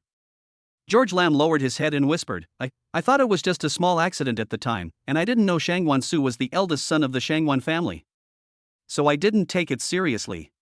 Oh, you. Lin Pu sighed. Now it seems that this matter may not be that simple. Lin Zishang raised his head and looked at his father, his eyes full of regret. Dad, I know I was wrong. I didn't expect to cause so much trouble. After thinking it over, George Lam decided to confess. After all, it would be too easy for the Shangwan family to crush their family. With a fearless expression, he said, also, I sent someone to follow Shangwan Su's girlfriend. Now that person is missing. Then he knelt on the ground. Dad, I was so wrong. If I knew he was the eldest son of the Shangwan family, I would never dare to do this even if you kill me. After saying this, he knelt down and slapped himself twice. Lin Pu was startled, his face suddenly turned gloomy. What? You are so bold. Missing? How long has it been? George Lam lowered his head, his voice getting smaller and smaller. I lost contact with him yesterday, it must have been a day. Lin Pu was so angry that she turned around in circles. After stopping, she pointed at George Lam and said, You are really getting more and more outrageous. Shangwan Su must have known about this. The beatings we got today must be a warning. Lin Pu scratched his hair irritably and paced back and forth in the room, feeling extremely anxious. Zishang, why don't you consider the consequences when you do things? Lin Pu stopped and glared at Lin Zishang fiercely. George Lam stood aside, not daring to breathe, his heart filled with regret. When Lin Yu heard about the stupid thing his brother had done, he was so frightened that he fell to the ground. Chapter 27, Make a Fortune. George Lam gritted his teeth, then knelt down in front of Shangwan Su with a plop. Shangwan Su looked at George Lam kneeling on the ground, his mouth slightly raised. Master Lin, what is this doing? I can't bear it. However, the loss you brought to me is not small. After hearing this, George Lam was terrified and his body began to tremble uncontrollably. He knew very well that Shangwan Su would not let him go easily. Lin Yu, however, heard the hidden meaning behind Shangwan Su's words. She cautiously asked, then, can you pay me some money? Shangwan Su secretly laughed in his heart. This Lin Yu was quite sensible. But he said, my time is very valuable. Lin Yu's heart was set, and he immediately changed his words, pay a lot of money.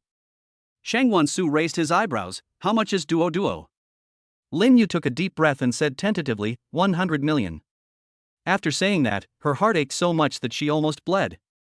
But when she thought that this was the eldest son of the Shangwan family, she would definitely not do it without starting with 100 million. Shangwan Su had a blank expression on his face and did not react at all. Lin Yu gritted her teeth and increased the amount to 200 million. Seeing that Shangwan Su still didn't react, she continued to increase the amount until it reached 1 billion. Shangwan Su then spoke, and slowly instructed Uncle Wu, go and invite Su Mang. Soon, Su Mang came to the living room. Brother, call me, Su Mang's sweet voice sounded. Su Mang looked at Lin Zixiang kneeling on the ground with a look of disgust on his face. She frowned slightly. She clenched her hands unconsciously, then loosened them and bit her lips lightly, as if thinking about something. Shangwan Su looked at George Lam with cold eyes, apologized to Su Mang, begged for her forgiveness, and kowtowed 3 times. Lin Zixiang's face turned pale and blue, but in order to calm Shangwan Su's anger, he could only swallow his anger and turn to Su Mang, saying with a face full of humiliation, Miss Su, I was wrong before, I hope you can forgive me. After that, he kowtowed 3 times. Su Mang was a little surprised at first. She didn't expect George Lam to apologize in such a humiliating way. She felt a little complicated. Although she was disgusted with George Lam's behavior, she couldn't feel pity for him when she saw him like this. If she hadn't been protected by Brother Su, her fate would be unimaginable. However, she knew that Shangwan Su called her to listen to his apology, probably because he wanted her to forgive him. Su Mang was silent for a moment, then slowly said, Forget it, Brother Su, forgive others when you can. Shangwan Su looked at Su Mang, then at George Lam who was kneeling on the ground and the nervous Lin Yu, and raised the corners of his mouth slightly. Since Su Mang said so, this matter ends here. However, the money still needs to be delivered as soon as possible. George Lam and Lin Yu secretly breathed a sigh of relief. After George Lam and Lin Yu left, Shangwan Su gently put his arm around Su Mang's shoulders and said softly, Mang, don't worry, I won't let George Lam off easily. This is just the beginning. Su Mang leaned in Shangwan Su's arms, looked up at him slightly, her eyes full of trust, I believe you, Brother Su. But don't take too many risks. Shangwan Su lowered his head and kissed Su Mang's forehead gently, then said with a smile, with you by my side, I'm not afraid of anything. Su Mang's cheeks turned slightly red and she lowered her head slightly.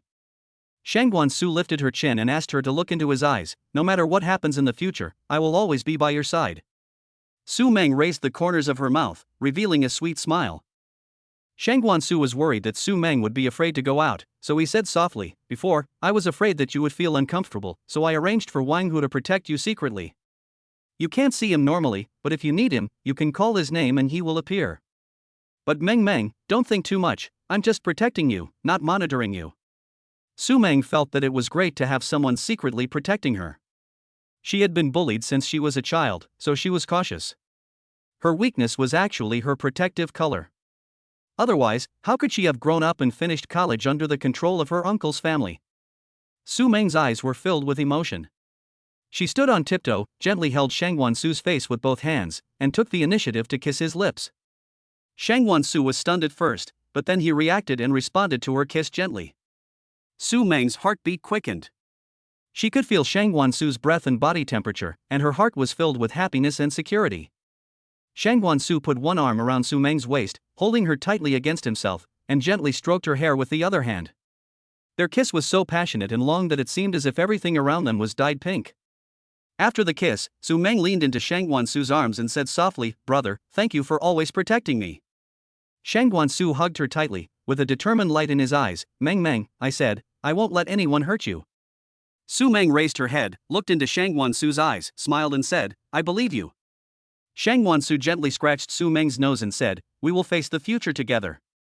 Su Mang nodded gently in Shangwan Su's arms and replied sweetly, Okay.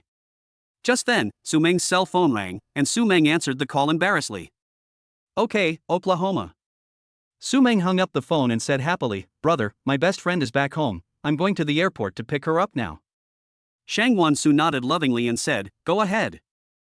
Shangwan Su returned to the room with a sneer on his face. He really didn't intend to let George Lam off so easily at the beginning, and this compensation was just the first step. He knew clearly that the Lin family had about 200 million in liquid funds, and the land in the south of the city was currently worth 1 billion. There was a high probability that the Lin family would use this land to pay for the compensation. This was exactly what he wanted, because the system had previously given him a task, which was to purchase the land in the south of the city. Humph, this Allentam really helped me a lot. Shangwan Su muttered to himself. Lin Pu, George Lam and Lin Yu were discussing countermeasures in the study. We have limited working capital now, and it is indeed difficult to come up with 1 billion in cash at once. Lin Pu said with a frown. Lin Yu sighed, why not use the land in the south of the city as collateral? George Lam said with some concern, Dad, that piece of land is our important asset, although it is of little use now. Will it have a big impact on the company if it is mortgaged? Lin Pu was silent for a moment, then said helplessly, there is no better way now, let's just get through this first. After some discussion, the Lin family finally decided to use the land in the south of the city to compensate Shangwan Su for the 1 billion yuan in compensation. When Shangwan Su heard the news, he was secretly proud of himself. Everything was in his plan. Both parties quickly arranged relevant personnel to carry out the handover procedures. Seeing the land deed being handed to Shangwan Su, Lin Pu's heart was filled with bitterness. Shangwan Su frowned slightly when he learned that the reward issued by the system was only 1 million points. This reward seems a bit small. Shangwan Su thought to himself. However, he soon let it go. After all, getting the land in the south of the city was a huge gain in itself. Anyway, let's first see what useful things I can exchange for the existing points. Shangwan Su murmured to himself. Shangwan Su entered the system interface and began to check the items that could be exchanged for points. After some selection, he found a book on cultivation. There should be no Chinese who does not want to cultivate immortality, and Shangwan Su is no exception. However, it requires 3 million points. At present, he only has 2.09 million points, which is not enough for him. Let's put it aside for now. Chapter 27 New Cell Phone. On this day, Su Mang and her best friend Xiaoxi walked hand in hand on the bustling commercial street, enjoying this rare leisure time.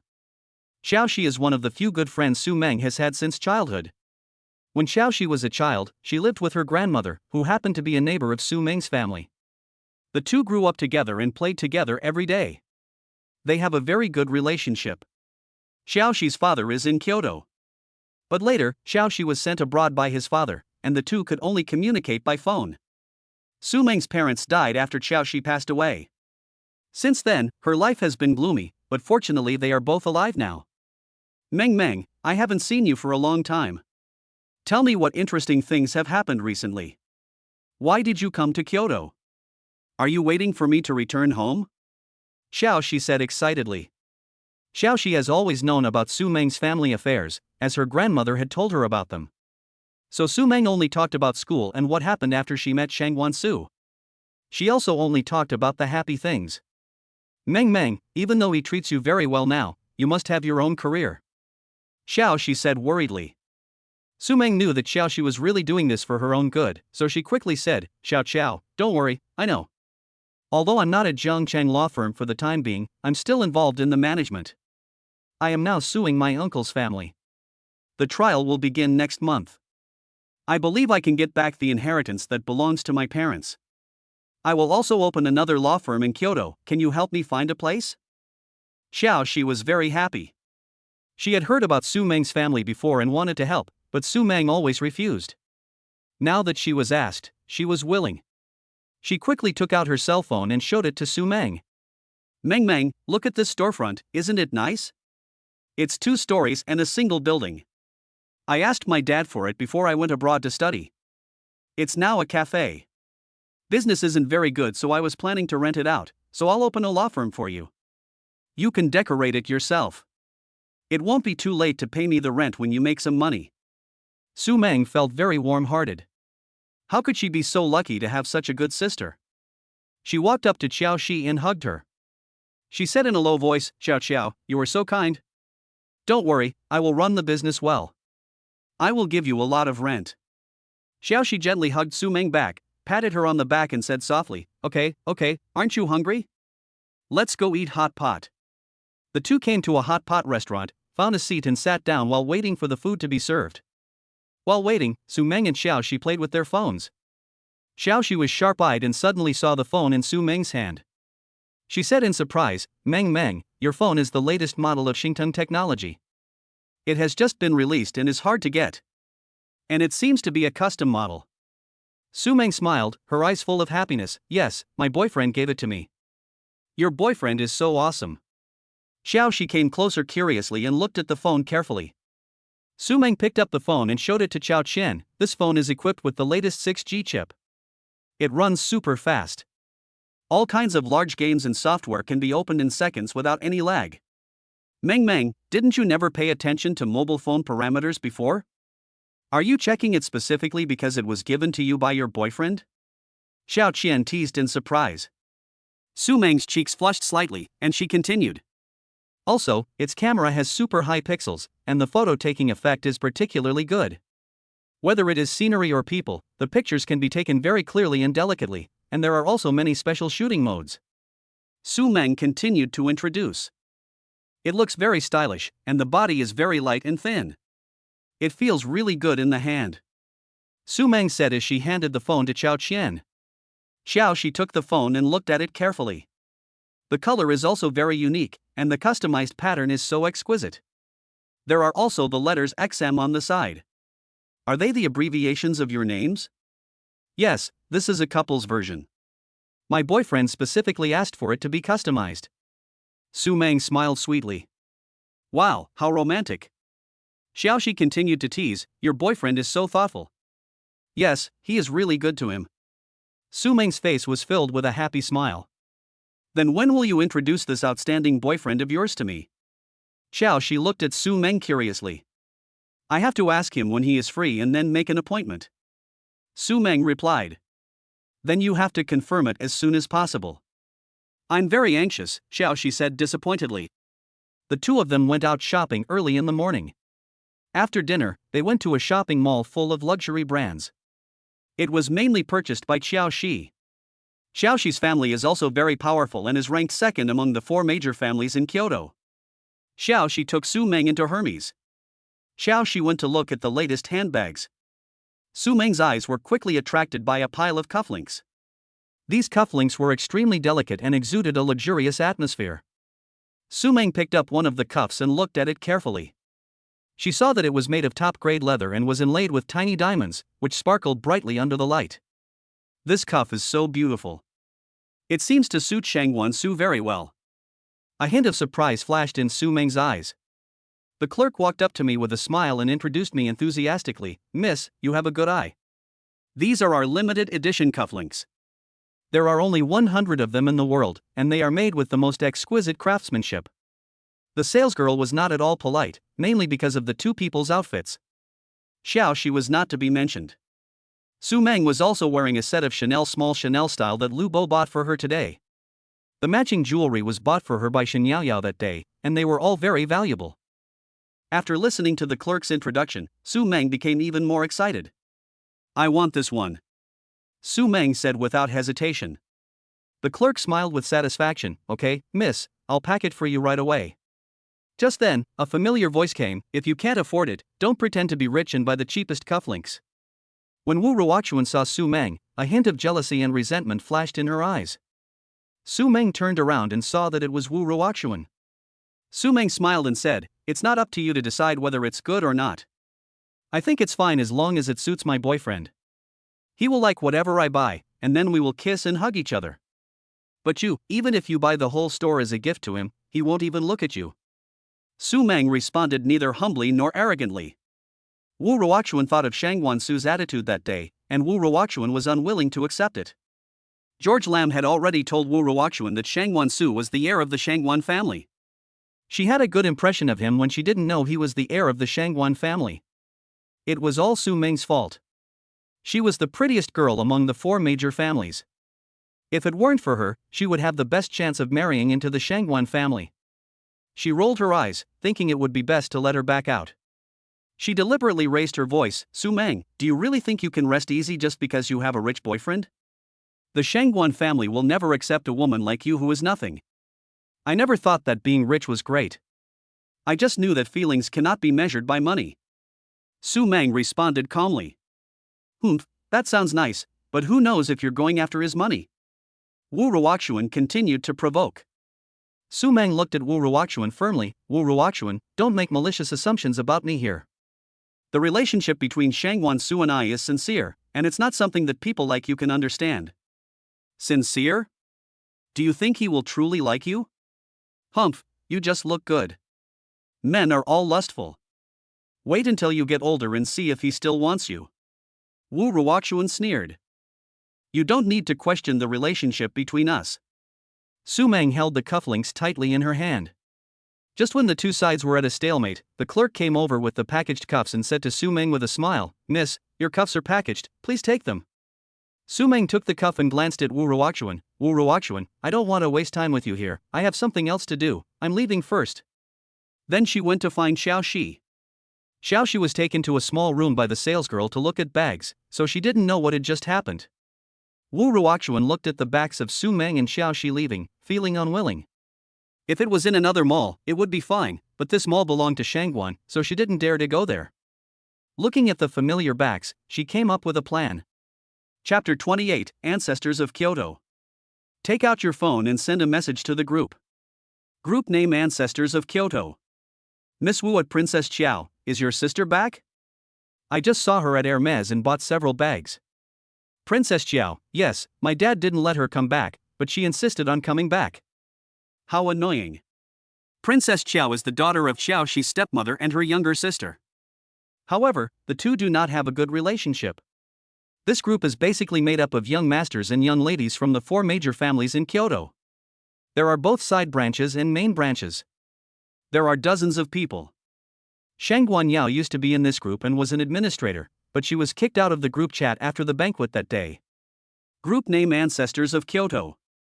Fu Chen at Princess Chiao, please bring your sister in. Princess Chiao at Fu Chen, why do you keep asking Xiao Shi? Do you like her? Fu Chen, yes, if you don't invite Xiao Shi, I will disband the group chat. Miss Wu at Princess Chiao, just bring her in.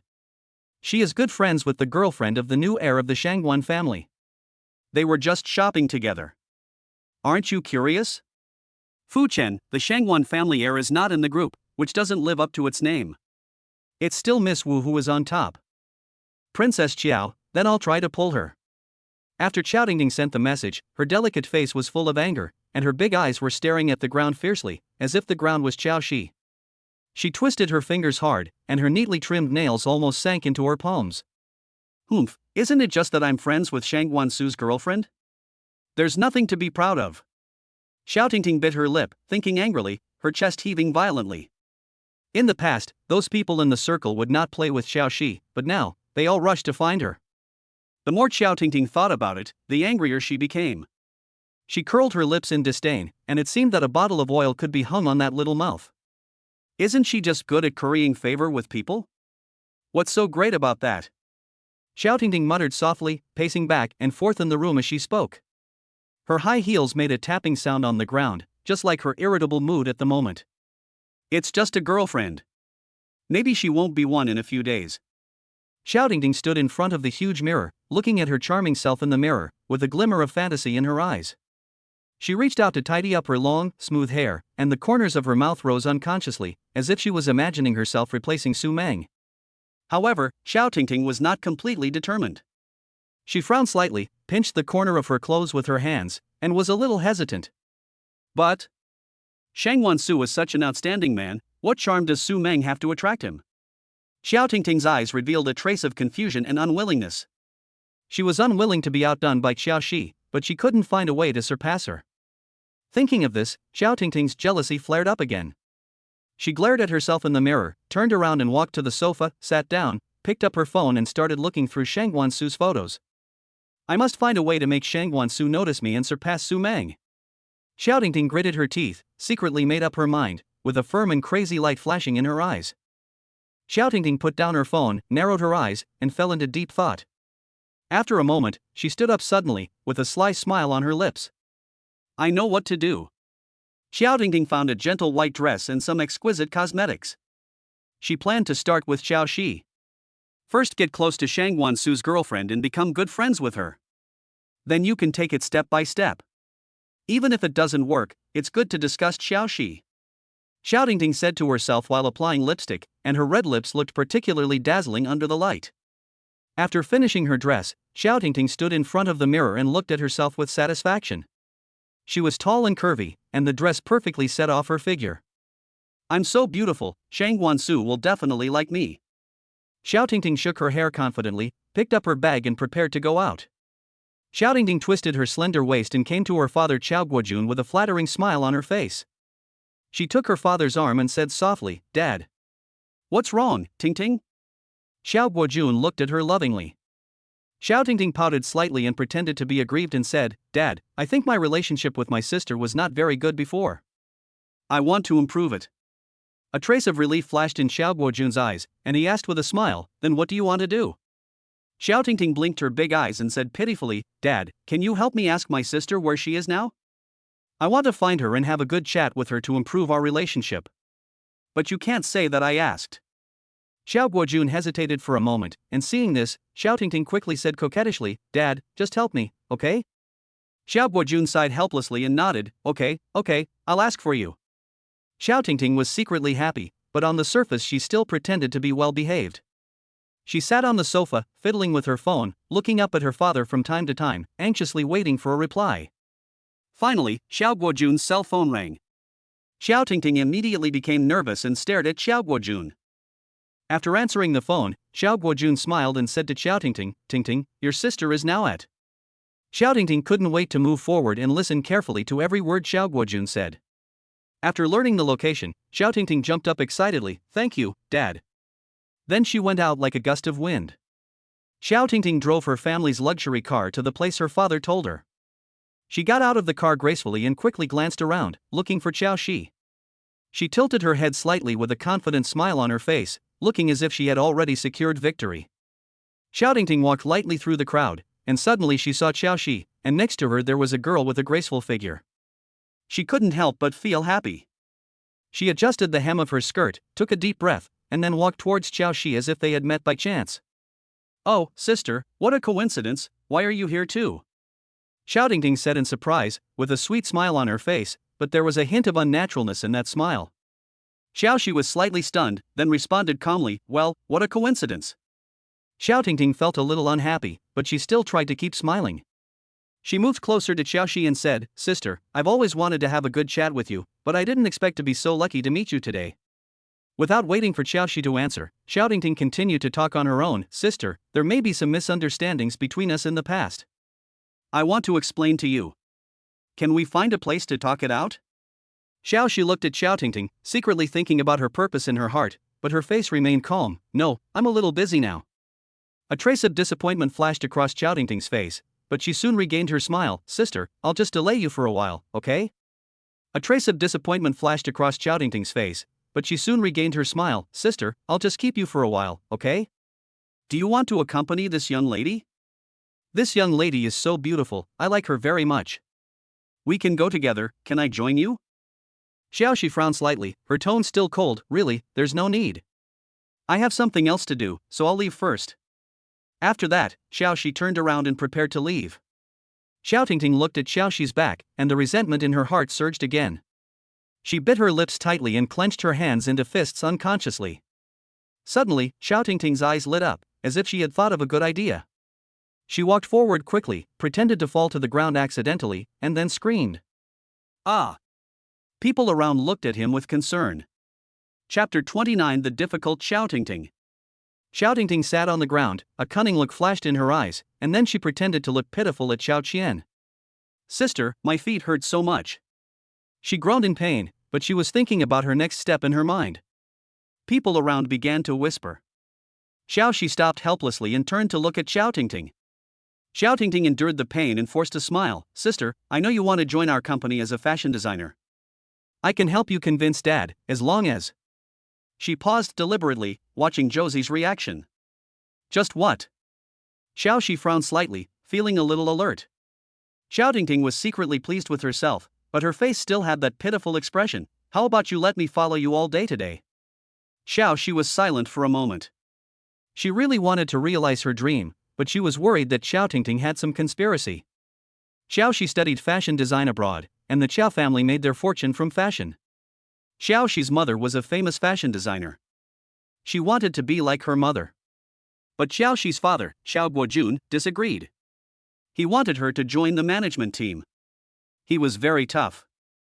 Even if she agreed to manage the clothes while making them, it would not work. Xiao Shi was struggling internally. She was well aware of Xiao Tingting's influence on Xiao Guojun, and the dream of becoming a fashion designer was extremely attractive to her. How do I know you'll keep your word? Xiao Shi finally spoke, trying to get some protection for herself. When Xiao Tingting heard that there was a chance, she immediately promised, "Sister, I promise you, as long as you promise me, I will convince Dad to let you be a fashion designer." I will never break my promise. If I break my promise, I will let you live in my room. How about it? Xiao Tingting's room is the largest room in the Qiao family, and it is decorated very luxuriously. Xiao Tingting has shown off in front of her countless times. Because before Xiao Guojun married Xiao Tingting's mother, he told Xiao Tingting's mother that Xiao's company could only be inherited by Xiao Shi. And the two also signed a prenuptial agreement. Xiao Shi had 30% of the shares of Xiao's company. It was left to her by her mother when she died, and Xiao Guojun had 40%. 30% of it would be left to Xiao Shi. 10% would be left to Xiao Tingting. These were all made in the wool early on. Maybe it was because he gave most of the family property to Xiao Shi, so Xiao Guojun doted on Xiao Tingting and always responded to her requests. But he was particularly strict with Xiao Shi. Maybe God is really fair, allowing her to get rich, but she has lost most of her father's love since then. Xiao Shi took a deep breath, and her eyes became firm. "Okay, I promise you." Xiao Tingting was secretly delighted, but pretended to be grateful on the surface. "Thank you, sister, you are so kind." Xiao Shi stepped forward to help Xiao Tingting up. Along the way, Xiao Tingting was observing how Xiao Shi and Su Mang got along. It must be said that the relationship between the two was really enviable. The three of them were tired from shopping and were ready to find a place to rest. At this time, Xiao Tingting suggested going to an underground casino. Xiao Shi's eyes lit up when she heard about the underground casino. She had heard of this place before, but had never been there. It would be nice to go there. But considering that Su Mang was there, she asked, Mang, do you want to go?" Su Mang actually wanted to go, too. It wasn't that she wanted to play, but she wanted to broaden her horizons. And, since she was a kid, she rarely lost in chess and card games. But she never played with money, only with happy beans on her phone. She had thought about making money from this before when she was short of money. But as a student, she couldn't find a place like a casino, and she also knew that many places were operated by the backstage, so no matter how good you were, you would still be a failure. She asked anxiously, "Cici, does this casino have any backstage operations?" When Xiao Tingting heard this, she immediately assured him, "Don't worry, this casino is very clean. It's owned by the Fu family, the third of the 4 major families in Kyoto. The employees there all know me, so even if they want to operate secretly, they are unlikely to target us. We don't play big. They won't care about this little money. And the Fu family doesn't dare to offend the Shangguan family. They are called the 4 major families, but everyone knows that the 3 major families combined are no match for the Shangguan family." However, Xiao Tingting only complained in her heart. At present, she still pretended that she didn't know that Su Mang was Shangguan Su's girlfriend. It seemed that her sister Qiao she didn't know either, so it was even harder for her to say. Su Mang also sent a message to Shangguan Su. "Brother, I want to go to the underground casino opened by the Fu family in Kyoto with Cici. And her sister too. Do you think I can go?" Shangguan Su received Su Mang's message and replied with a knowing smile. "Go if you want. Wang Hu will protect you in secret." After Su Mang received Shangguan Su's reply, she happily said to Xiao Shi, "Cici, let's go to the underground casino together." "Ah, little money, here I come." Su Mang cried out in her heart. Xiao Tingting drove the two of them to a manor. After the vehicle entered the manor, it drove to the door of a villa. After the 3 people got off the car, 3 receptionists were already standing at the door of the villa. They were all women, wearing sexy red cheongsams and black high heels. Then the 3 cheongsam beauties tied a black ribbon on the eyes of Xiao Tingting and the other 2. Xiao Tingting explained that the reason for tying the ribbon was to protect the privacy of the casino. Then the 3 of them got into a car with the cheongsam beauty. About half an hour later, they got off the car and walked for another 10 minutes. The cheongsam beauty helped them untie the ribbons. She smiled and said, "Dear guests, you have arrived." Then the 3 of them left. The 3 of them had already arrived inside, and they could not see outside from inside. The decoration was very luxurious, and there was a golden door in front of them. "This is it." Xiao Tingting pointed at the golden gate and said. Xiao Tingting walked in front and pushed open the door. After they walked in, a long corridor appeared in front of them. The walls on both sides of the corridor were inlaid with golden patterns, and the lights were soft and warm. Walking to the end of the corridor, there was another huge golden door. The person behind the door seemed to know they were coming. The golden door slowly opened and the three of them stepped into the casino hall. The hall was magnificent, with a dazzling crystal chandelier on the ceiling that looked like falling stars, and the floor was paved with smooth marble, reflecting everything around it. The hall is surrounded by various luxurious decorations, including exquisite sculptures and priceless paintings. The casino was bustling with people's laughter and the sound of chips colliding. There are various entertainment activities here, and each gambling table is surrounded by people, all immersed in this exciting game. Right in front, there is a huge stage with sexy dancers performing hot dances. As Xiao Shi and Su Mang followed Xiao Tingting into the casino, they noticed that Xiao Tingting had pulled her into a group chat Ancestors of Kyoto. As soon as I entered the group, messages started popping up. Hey, why are you bringing in new people? Who is this? Welcome new members. Xiao Tingting pulled it, could it be her sister? At this time, the group leader Fu Chen sent a message, everyone, please be quiet. Let me first welcome the new member and then introduce her to everyone. This is Chao Qian, the eldest daughter of the Chao family. Then, the group became lively again, with various greeting messages appearing one after another. Seeing this, Xiao Tingting quickly explained in the group, she is my sister, everyone please take care of her in the future. Xiao Shi looked at the conversation in the group and felt a little awkward. She was not used to the feeling of being the focus of everyone's attention. Xiao Tingting noticed Xiao Qian's expression and said hurriedly, the group leader is Fu Chen, the eldest son of the Fu family. This casino is also owned by the Fu family. If we are in the group and play in this casino, Fu Chen will definitely take good care of us. After that, Xiao Tingting was in the group chat. At Fu Chen, my sister, and I came to your house to play. Fu Chen also replied very respectfully. Have fun, I'll have someone send you some coins later. Princess Xiao, thank you, brother Chen. Xiao Shi thought about it and sent one, thank you. Fu Chen replied immediately, as long as you are happy. Xiao Shi just thought it was a bit strange and ignored it. Chapter 30 Gambler Su Mang. Fu Chen gave 5 million chips to each of Xiao Shi, Xiao Tingting, and Su Mang. Xiao Tingting was so surprised that her mouth could hardly close. Wow, Fu Chen is so generous today. He never gave away chips before, and he gave so many at once. Xiao Tingting exclaimed. She subconsciously thought it was because of Shang Guansu. The three exchanged chips for 20 million each. Su Mang didn't have that much money, but when she exchanged chips, she found that Shang Guansu had transferred 100 million yuan to her, and told her to spend it all and not let others look down on his woman. Su Mang understood Shang Guansu's intentions and was very touched. Su Mang came to a poker table, her eyes focused, and began her performance. At first, no one else paid much attention to this. They only saw more and more chips in front of Su Mang, but her expression remained calm and composed. Xiao Tingting and Xiao Qian stood aside, their eyes wide open, their faces filled with disbelief. Su Mang, you are so amazing. Xiao Tingting couldn't help but exclaimed. Xiao Shi was so surprised that she couldn't speak, and just stared at Su Mang blankly. She took the quiet girl seriously. But as the game progressed, Su Mang showed her extraordinary talent. She accurately judged the opponent's cards, calmly analyzed the possibility of each card, and made decisive and wise bets every time. There were more and more chips in front of Su Mang, but her expression remained calm and composed. Xiao Tingting and Xiao Qian were both rookies. After losing all their chips, they came to find Su Mang. They stood aside with their eyes wide open, their faces full of disbelief. Su Mang, you are so amazing. Xiao Tingting couldn't help but exclaimed. Xiao Qian was so surprised that she couldn't speak. She just stared at Su Mang blankly. Su Mang's outstanding performance attracted the attention of many people in the casino. Everyone gathered around and watched her dominate the gambling table. From time to time, there were exclamations and surprises from the crowd, and Su Mang seemed to have become the focus of the entire casino. However, just when Su Mang was in the limelight, a man stood up and looked at her unkindly. Little girl, you're lucky. The man said sarcastically. Su Mang raised her head and looked at him calmly. The man obviously didn't believe it, and pressed on, really? Then let's have a big one, do you dare? Before Su Mang could answer, Xiao Tingting and Xiao Qian were not happy.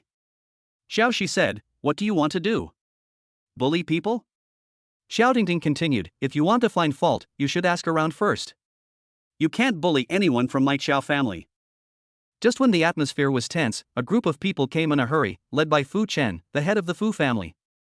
As soon as Fu Chen stood out, he exuded a powerful aura that no one dared to underestimate. When the man saw Fu Chen, his expression changed slightly, but he still pretended to be calm and said, "Mr. Fu, I'm just playing a game with this lady." Fu Chen sneered, "Playing games? I think you are looking for trouble." Fu Chen turned to look at Xiao Qian, Xiaotingting, Su Mang, and others. His tone became gentler. "Are you okay?" Su Mang shook her head slightly. Fu Chen looked at the man again and said coldly, "Today's matter ends here. If you dare to cause trouble again, don't blame me for being rude." Seeing this, the man had no choice but to leave in shame. When the people around saw Fu Chen come forward to solve the problem, they also dispersed. Fu Chen glanced at Xiao Qian, then looked at Xiaotingting and said, "Do you want to go with me to the private room? It's relatively private inside. There won't be any random people there." Su Mang, Xiaotingting, and Xiao Qian looked at each other and thought that Fu Chen's suggestion was indeed good, so they thanked him and followed him to the box. Xiaotingting followed behind Fu Chen and asked, "Why is Brother Chen so nice today? Not only did he give us chips, he also took us to the private room to play." Fu Chen turned around and looked at Xiaotingting, then looked at Xiao Qian and Su Mang. He did not directly answer Xiaotingting's question, but smiled and said, "You sit down first, I will arrange someone to play with you." The three of them sat on the sofa, looking around curiously. Xiaotingting said excitedly, "How about I invite some people over to play with us?" As he spoke, he took out his cell phone and was obviously sending a message. Su Mang looked at the time. It was 5 p.m. and Shangwan Su was just getting off work. So she sent him a message asking if he wanted to come to the casino.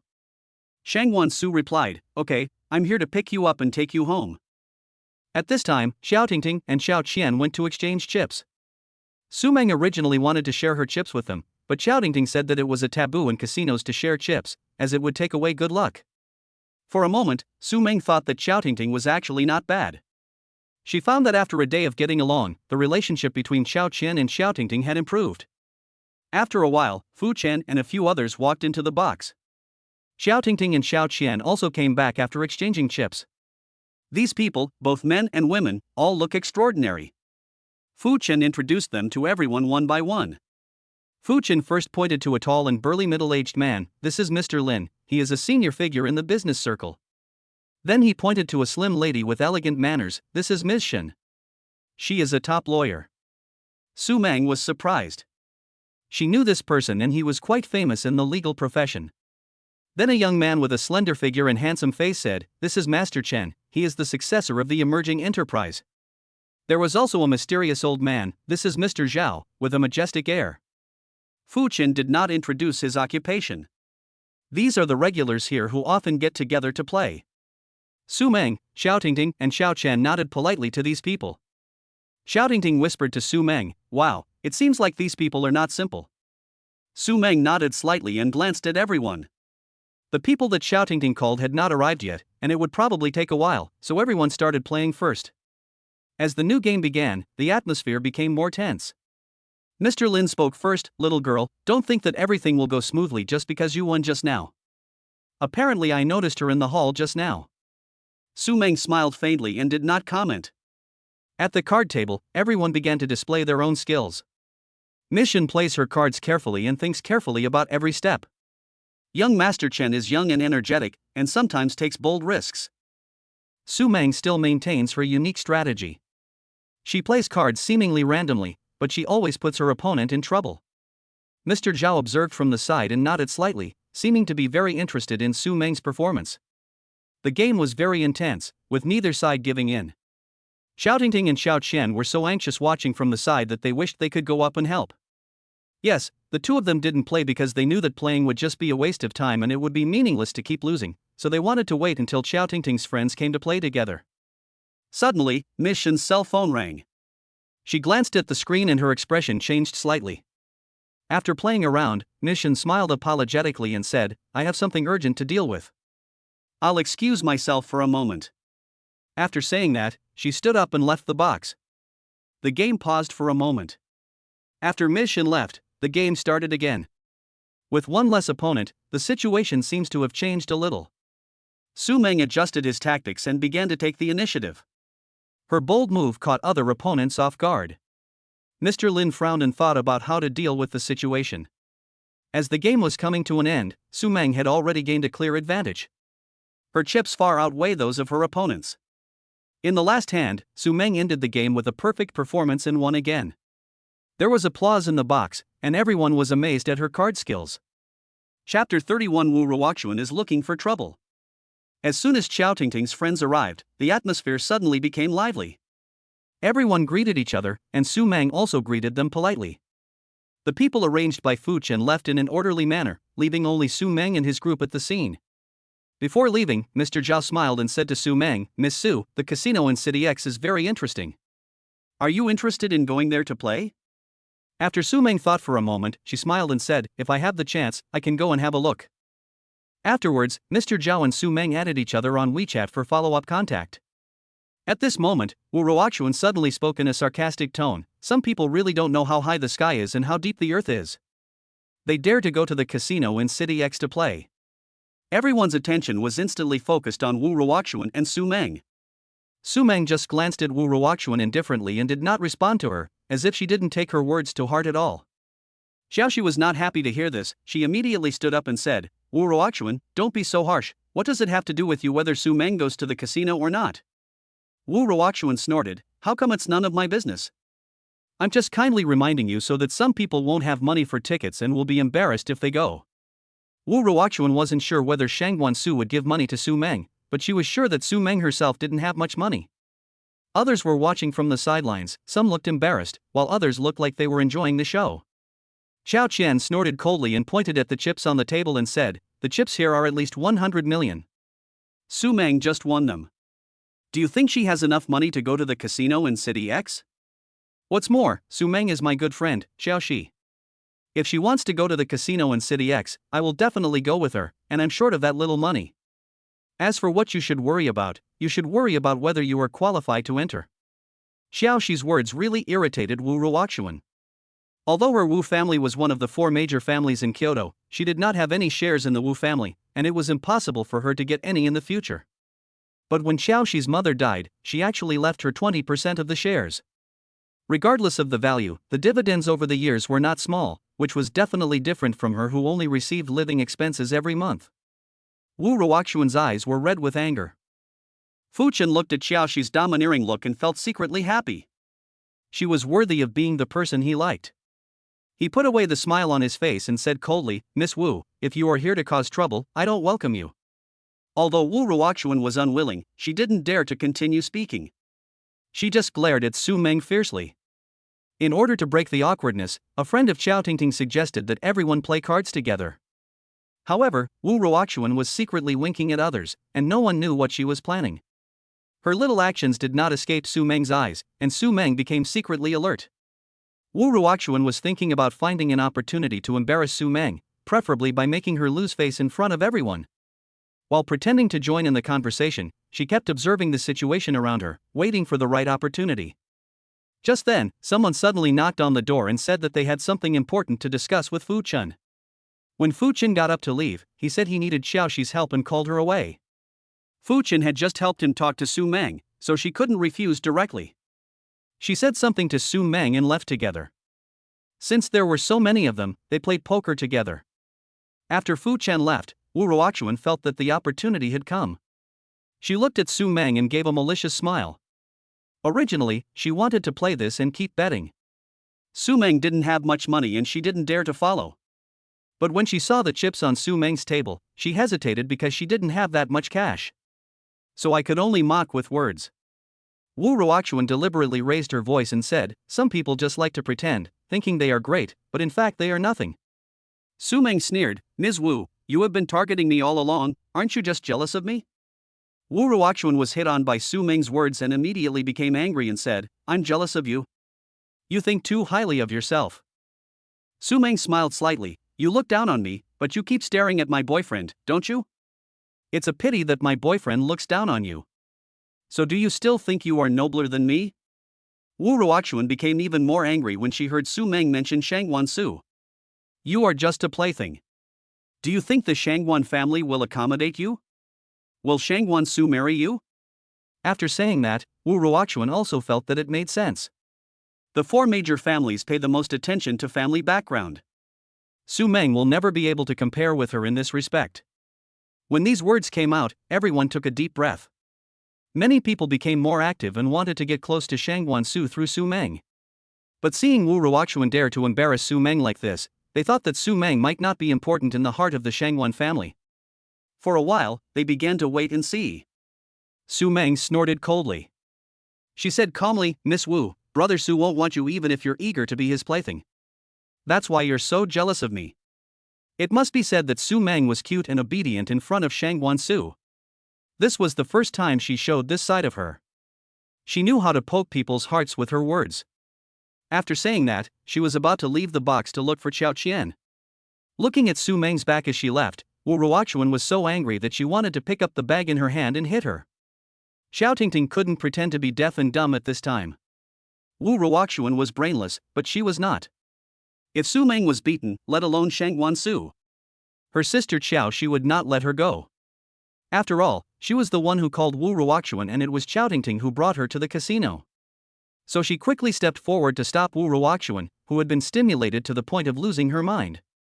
Xiao Tingting was not able to stop her. Just when Wu Ruoxuan's bag was about to hit Su Mang, Wang Hu appeared like a ghost and kicked the bag away.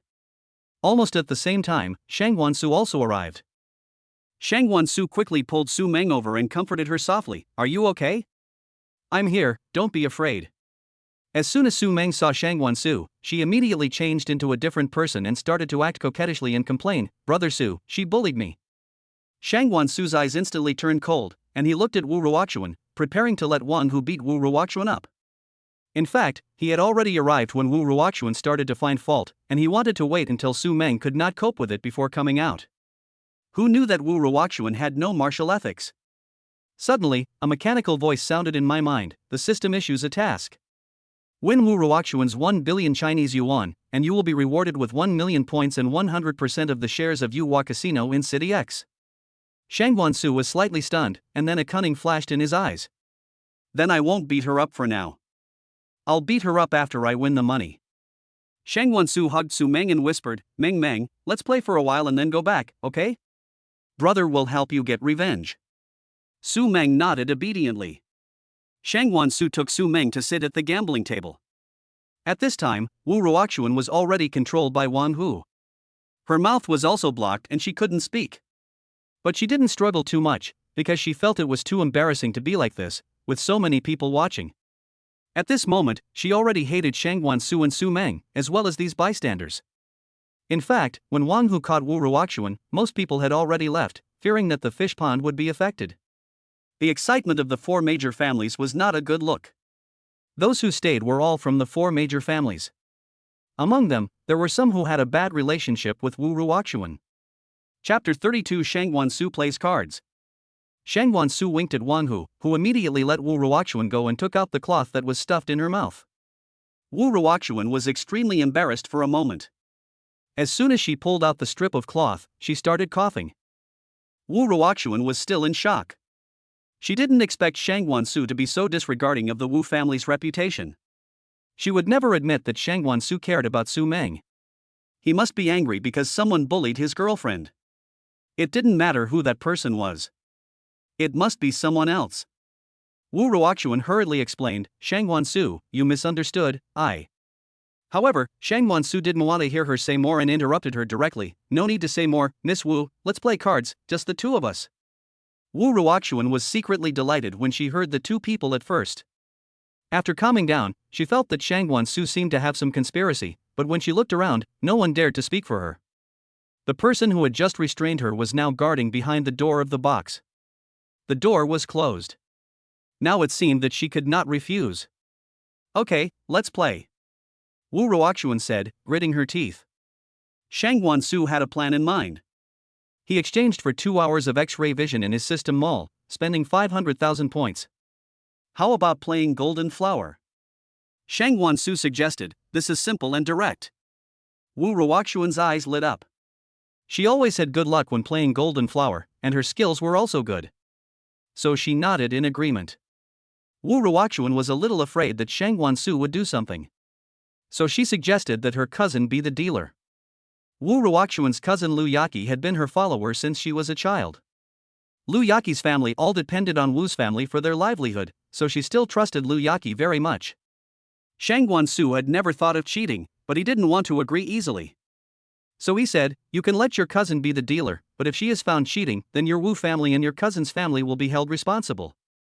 After he finished speaking, he paused and smiled slightly. You know what I mean.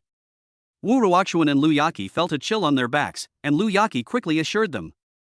Master Shangguan, I will never cheat, and I don't know how to cheat. Don't worry. Shangguan Su touched Su Mang's hand and continued, I won't play if the bet is too small. Each of us should put out at least 1 billion chips. It won't end until one side loses. Of course, in order to save time, the bottom bet is 5 million. When Wu Ruoxuan heard 1 billion, she knew Shangguan Su was prepared. The total amount of real estate under her name was this amount. She wanted to refuse this bet very much.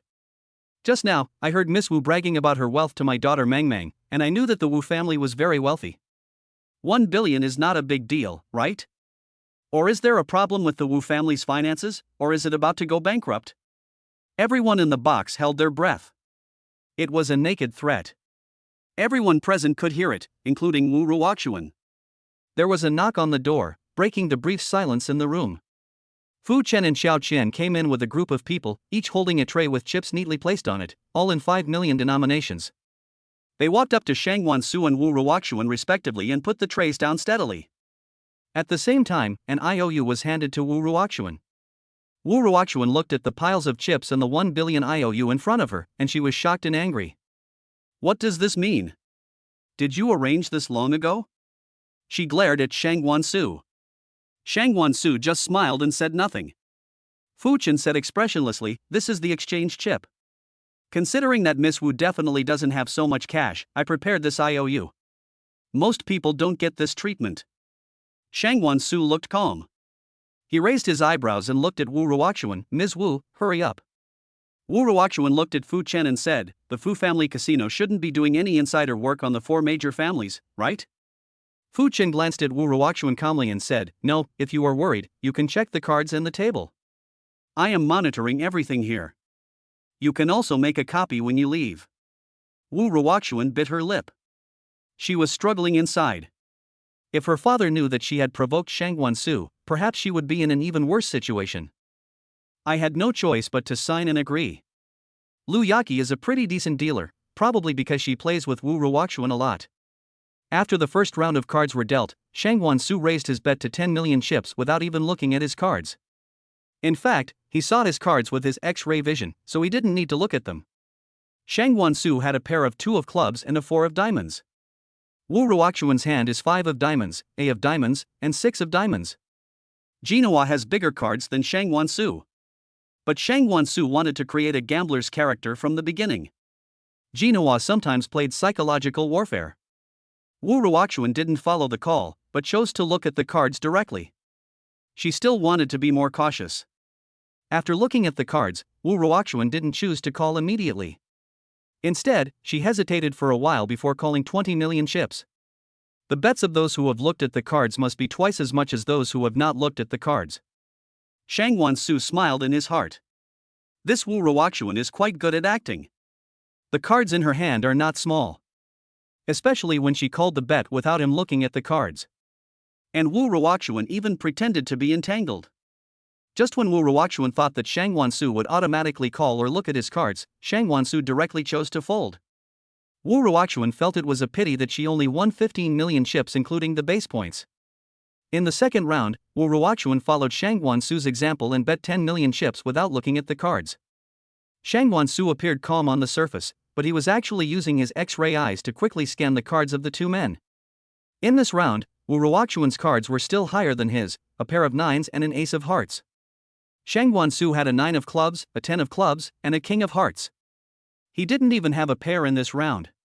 But he still didn't look at the cards and followed with 10 million chips. Wu Ruoxuan was a little unsure and chose to look at the cards. If there were only 2 people, this card was actually not small. But she continued to follow the bet, or the cost was a bit high if she opened it. The win was not much, but if she lost. So she chose not to open it and continued to follow the bet with 20 million chips. throwing the problem to Shang Wansu. Shang Wansu still chose not to look at his cards and followed with 10 million chips. Wu Ruoxuan looked embarrassed at this time, feeling that Shang Wansu was inexplicably confident even though he didn't look at his cards. Wu Ruoxuan chose to open the cards this time. After seeing Shang Wansu's cards, Wu Ruoxuan was immediately happy. Shang Wansu must be here to give her money. She won another 25 million chips. In the third round, Wu Ruoxuan chose to play with 1,000 chips without looking at the cards, just like in the previous round. She felt that her luck was still pretty good today. And she planned to play a few more rounds. Look at the cards again. Shang Wansu naturally followed without looking at his cards. After the two of them each bet 80 million chips, Wu Ruoxuan could no longer sit still. Why did Shang Wansu never look at his cards? He really had the mentality of a gambler. Wu Ruoxuan was even more confused after looking at the cards. This time, she was unlucky and the highest number was only a K. She also followed with 80 million chips. Why did she learn from Shang Wansu and not look at the cards? But she still chose to open her cards, as she felt that Shang Wansu's luck was extremely bad and his cards might be even smaller than hers. As a result, Shang Wansu had a pair of 8s. She lost, losing 105 million chips in one go. Shang Wansu was certainly not guessing blindly. He had already used his X-ray eyes to see the two people's cards. Otherwise, he would not have followed so many times without looking at the cards. Only someone like Wu Ruoxuan could be so mysteriously confident. Popular science. Poker is a popular poker game, usually played by 2 to 6 people, using a deck of 52 cards minus the jokers. Here are the basic rules and procedures of the game. 1. Game preparation.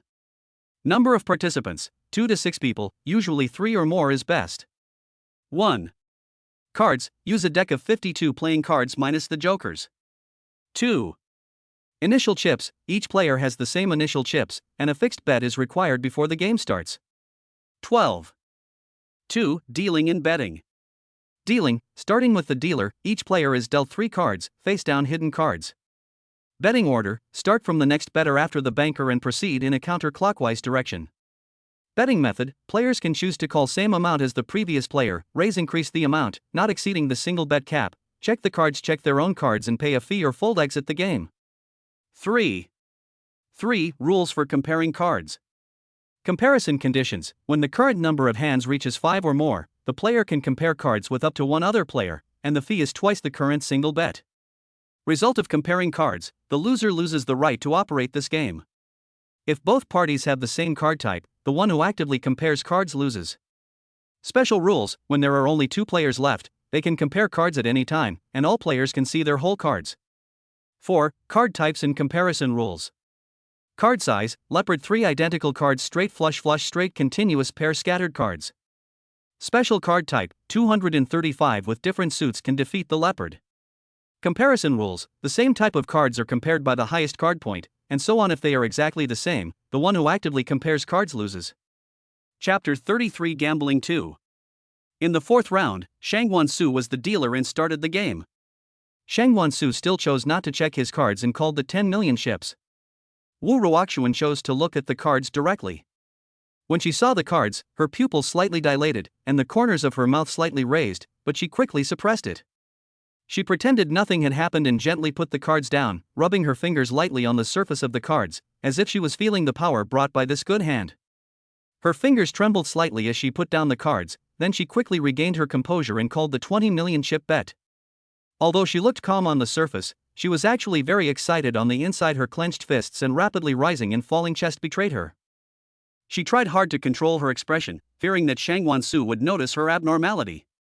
She glanced at Shang Wansu from time to time, then quickly looked away.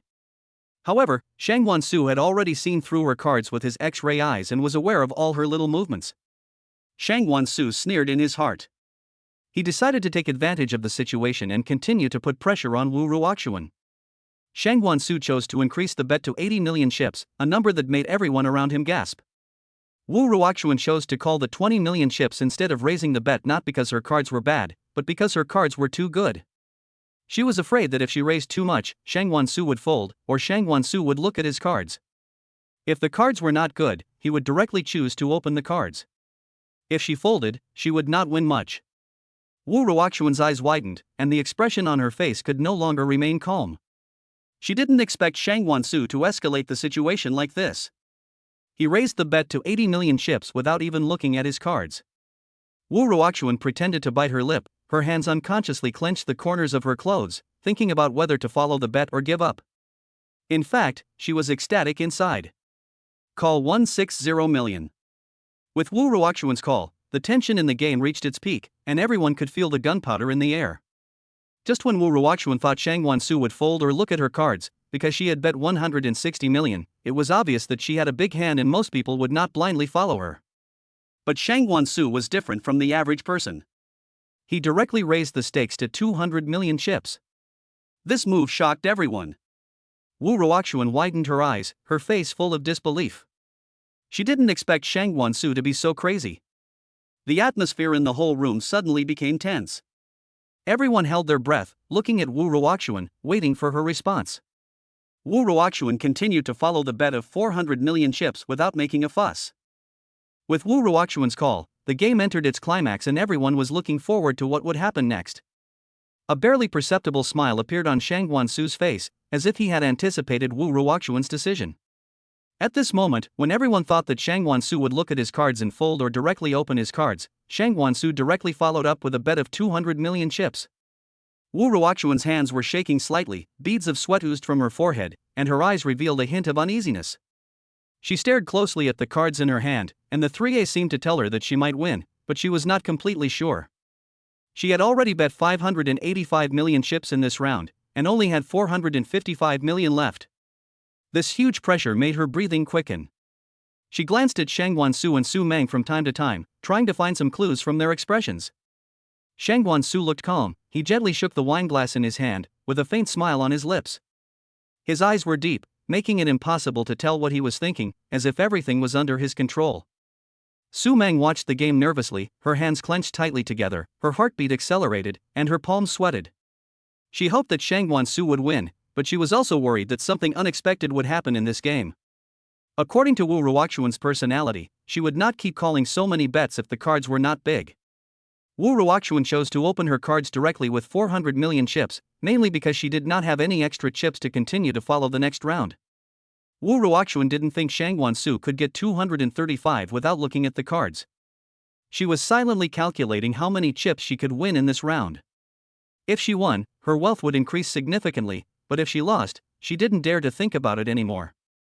Everyone around held their breath and stared at the card table. Some people were whispering and guessing the outcome of this round. Their eyes were full of curiosity and nervousness. Finally, Wu Ruoxuan took a deep breath and slowly turned over the cards in her hand. The 3As were particularly dazzling under the light. She showed a confident smile on her face, and at the same time she was secretly happy in her heart. Shang Wansu looked down on her, but this time he should be able to look at her with a new eye.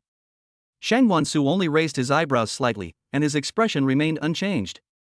He even picked up the red wine glass on the table, took a sip, then gently put the glass down, and then slowly turned over his cards. The heir of the Shangwan family doesn't care about these hundreds of millions at all. The atmosphere in the room suddenly became extremely tense, and everyone's eyes were focused on Shang Wansu's card. Time seemed to stand still, with only the sound of people's rapid breathing. When Shang Wansu's cards were completely turned over, everyone exclaimed. His cards were 235, not even a straight flush. But 235 just happened to restrain 3 aces. Wu Ruoxuan's face turned pale instantly. Wu Ruoxuan looked at Shang Wansu's cards in disbelief, and her body shook involuntarily. She lost. Shang Wansu still looked calm, as if all this was within his expectations. He gently pushed the cards aside and took a sip from the wineglass. Su Mang breathed a sigh of relief, with a happy smile on her face. She was happy for Shang Wansu's victory, and also admired his luck. The people around were all excited, talking about how exciting this game was. Some people even lamented Shang Wansu's good luck. Wu Ruoxuan slammed the table and stood up angrily, her eyes full of resentment and suspicion. You must have cheated. How could you have such a lucky hand? She questioned Shang Wansu loudly. Shang Wansu still sat steadily in the chair with a faint smile on his face. Ms. Wu, you need evidence to speak. I didn't cheat. His tone was calm, but revealed an unquestionable firmness. Fu Chen also stood up, his expression serious and earnest. Ms. Wu, I guarantee on the reputation of my casino that there will be no cheating here. He stared at Wu Ruoxuan. Wu Ruoxuan didn't believe it, her voice trembled. This card is too lucky, I can't think of any other reason except cheating. She clenched her fists tightly, and her body trembled slightly because of anger. Shang Wansu sneered and slowly stood up. Ms. Wu, if you lose, you're going to say I cheated. That's probably not appropriate. There was a hint of sarcasm in his eyes. Su Mang also stood up. She looked at Wu Ruoxuan and said, Ms. Wu, don't talk nonsense without evidence. Her eyes were firm, giving Shang Wansu silent support. People around began to whisper, some thought Wu Ruoxuan was being unreasonable, others thought there might be something fishy going on. But no one dared to speak out. Wu Ruoxuan's face flushed red, and her eyes widened. I won't let this go. She gritted her teeth and said, her heart filled with anger and unwillingness. Chapter 35 Mission accomplished. Shang Wansu looked calm, with his hands folded across his chest, looking at Wu Ruoxuan calmly. What do you want, Miss Wu? He asked with a provocative tone. Fu Chen saw that the atmosphere was getting more and more tense, so he hurried out to mediate.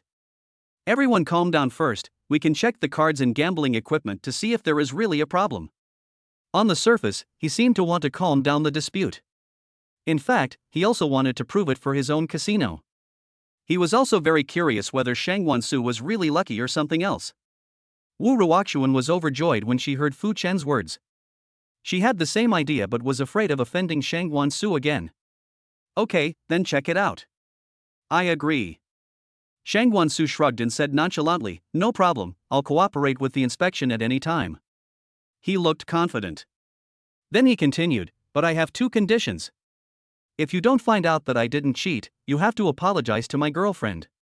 The 500-word self-criticism also needs to be posted on your official Fission space. The second condition is that all your remaining chips belong to me. This counts as the last bet between you and me.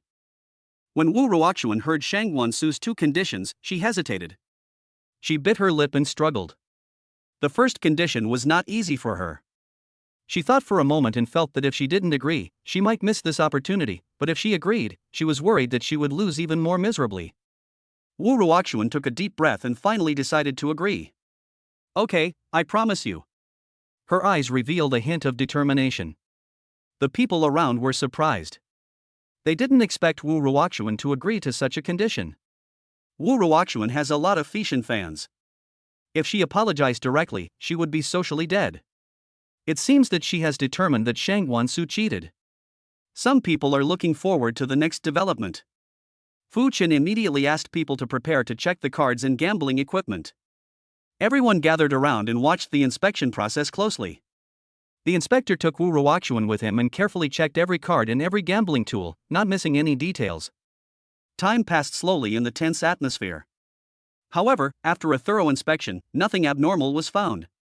The inspectors looked at each other and said there was no problem. Wu Ruoxuan's face turned ugly. She was unwilling to give in. Impossible, there must be something that has not been checked. She shouted. Shang Wansu sneered, Ms. Wu, do you want to continue? Don't waste everyone's time. His eyes were full of sarcasm. Wu Ruoxuan finally couldn't help it. She grabbed the cards on the table angrily and threw them to the ground. This is impossible. You must have used some tricks. Her emotions were completely out of control. Fu Chen quickly stepped forward to stop Wu Ruoxuan's behavior. Ms. Wu, please stay calm. He didn't want to make things more chaotic. Shang Wansu was relentless. Ms. Wu, now that the test results are out, isn't it time for you to fulfill your promise? He stared at Wu Ruoxuan closely. Wu Ruoxuan stood there, her body trembling slightly. She knew she had to face this result, but she couldn't accept it in her heart. After a moment's silence, Wu Ruoxuan slowly spoke, I will follow the agreement and all the remaining chips are yours, but I have to apologize on Fission space. She still wanted to make a final fight. Shang Wansu interrupted Wu Ruoxuan with a cold look in his eyes. Ms. Wu, there is no room for negotiation. You must apologize to Su Mang on Fission space now. His tone left no room for questioning. Wu Ruoxuan clenched her fists tightly, her nails almost digging into her palms. She was filled with reluctance, but she did not dare to disobey Shang Wansu. She knew the power of the Shangwan family very well. If she really offended Shangguan Su, the Wu family might face a huge crisis, and she would be completely abandoned by the family. After a painful struggle, Wu Ruoxuan finally spoke slowly, her voice trembling slightly. Okay? I apologize. Her eyes revealed despair and helplessness. Wu Ruoxuan opened her Feitian account with shaking hands and struggled to type out her apology letter. Every word seemed to come from the bottom of her heart. Her face was pale and her lips were slightly purple. When she finally finished writing the 500-word self-criticism and posted it, she felt as if all her strength had been drained away and she slumped in her chair. Shangguan Su looked at Wu Ruoxuan, his mouth corners slightly raised, revealing a smug smile. That's right, Miss Wu. His tone was full of sarcasm. Afterwards, Shangguan Su successfully got Wu Ruoxuan's last chip. His eyes flashed with excitement, as if this was the most precious trophy he had won. At this moment, the system's voice sounded in his mind. Congratulations to the host for completing the task and winning Wu Ruoxuan's 1 billion Chinese currency, 1 million points as a reward, and 100% of the shares of Yuhua Casino in City X. Shangguan Su's face instantly showed a surprised expression. He thought that he had to exchange it into Chinese currency to complete the task, but he didn't expect that chips would also count. This system is quite user-friendly. After it's all over, Shangguan Su took Su Mang back to the Shangguan old house. They sat in the car and looked at the night view of the capital with brilliant lights. The colorful lights illuminate the streets and alleys like a dream world. The tall buildings shine brightly, and the streets are crowded with cars and people. The neon lights are flashing, and the shops are full of dazzling things. It is full of prosperity and noise, making people lost in the decadence. The driver tactfully raised the baffle, separating the front and rear seats into two independent spaces. Su Mang looked at Shangguan Su with admiration in her eyes. Wow, Brother Su, your gambling skills are amazing. I really admire you. Her voice was gentle and a little coquettish. Shangguan Su raised his lips and looked at Su Mang lovingly. You are also great, Meng Meng. You won 80 million in one go. I was just lucky. As he said that, he gently pinched Su Mang's cheek. I was just cheating. Su Mang's cheeks flushed. She lowered her head slightly and gently leaned on Shangguan Su's shoulder. Shangguan Su took the opportunity to hug her shoulders, and the ambiguous atmosphere in the car became stronger.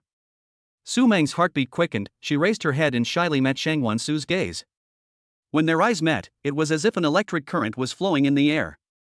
Shangguan Su couldn't help but hug Su Mang tighter. He gently hooked the hair by Su Mang's ear with his fingers, and then gently placed it behind her ear. Su Mang felt Shangguan Su's gentle gesture and a sweet smile appeared on her face. She gently held Shangguan Su's hand, and the two held hands tightly, conveying each other's warmth.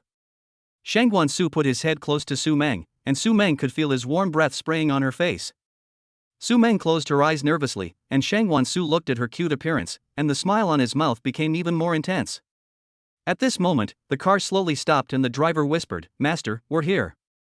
But both of them seemed immersed in this ambiguous atmosphere and were reluctant to separate. Say to the driver, you can go home now. Then he hugged Su Mang and said, Meng Meng, I have something to tell you. Let's go to Confronting the Lynn villa together. It's quieter there, okay? Su Mang nodded and said yes. Shangguan Su brought Su Mang to Confronting the Lynn villa, where the environment was quiet and the night was even more peaceful and beautiful. The two of them nestled together on the soft sofa. Shangguan Su gently held Su Meng's hand and looked at her affectionately. Meng Meng, I've thought about our future for a long time. I want to get engaged to you first, are you willing? His voice was gentle and firm. Then he added, if you don't have such an idea or plan for the time being, you can tell me directly. Let's stay like this. After saying that, he stared at Su Mang nervously. A sweet smile instantly bloomed on Su Meng's face, and she said without hesitation, of course I do. As she spoke, she leaned into Shangguan Su's arms, feeling his warmth. Shangguan Su took Su Mang into his arms and let her rest her head on his chest. Su Mang could hear Shangguan Su's strong heartbeat, which made her feel safe and happy. Su Mang raised her head and looked at Shangguan Su lovingly. Shangguan Su lowered his head and looked at her.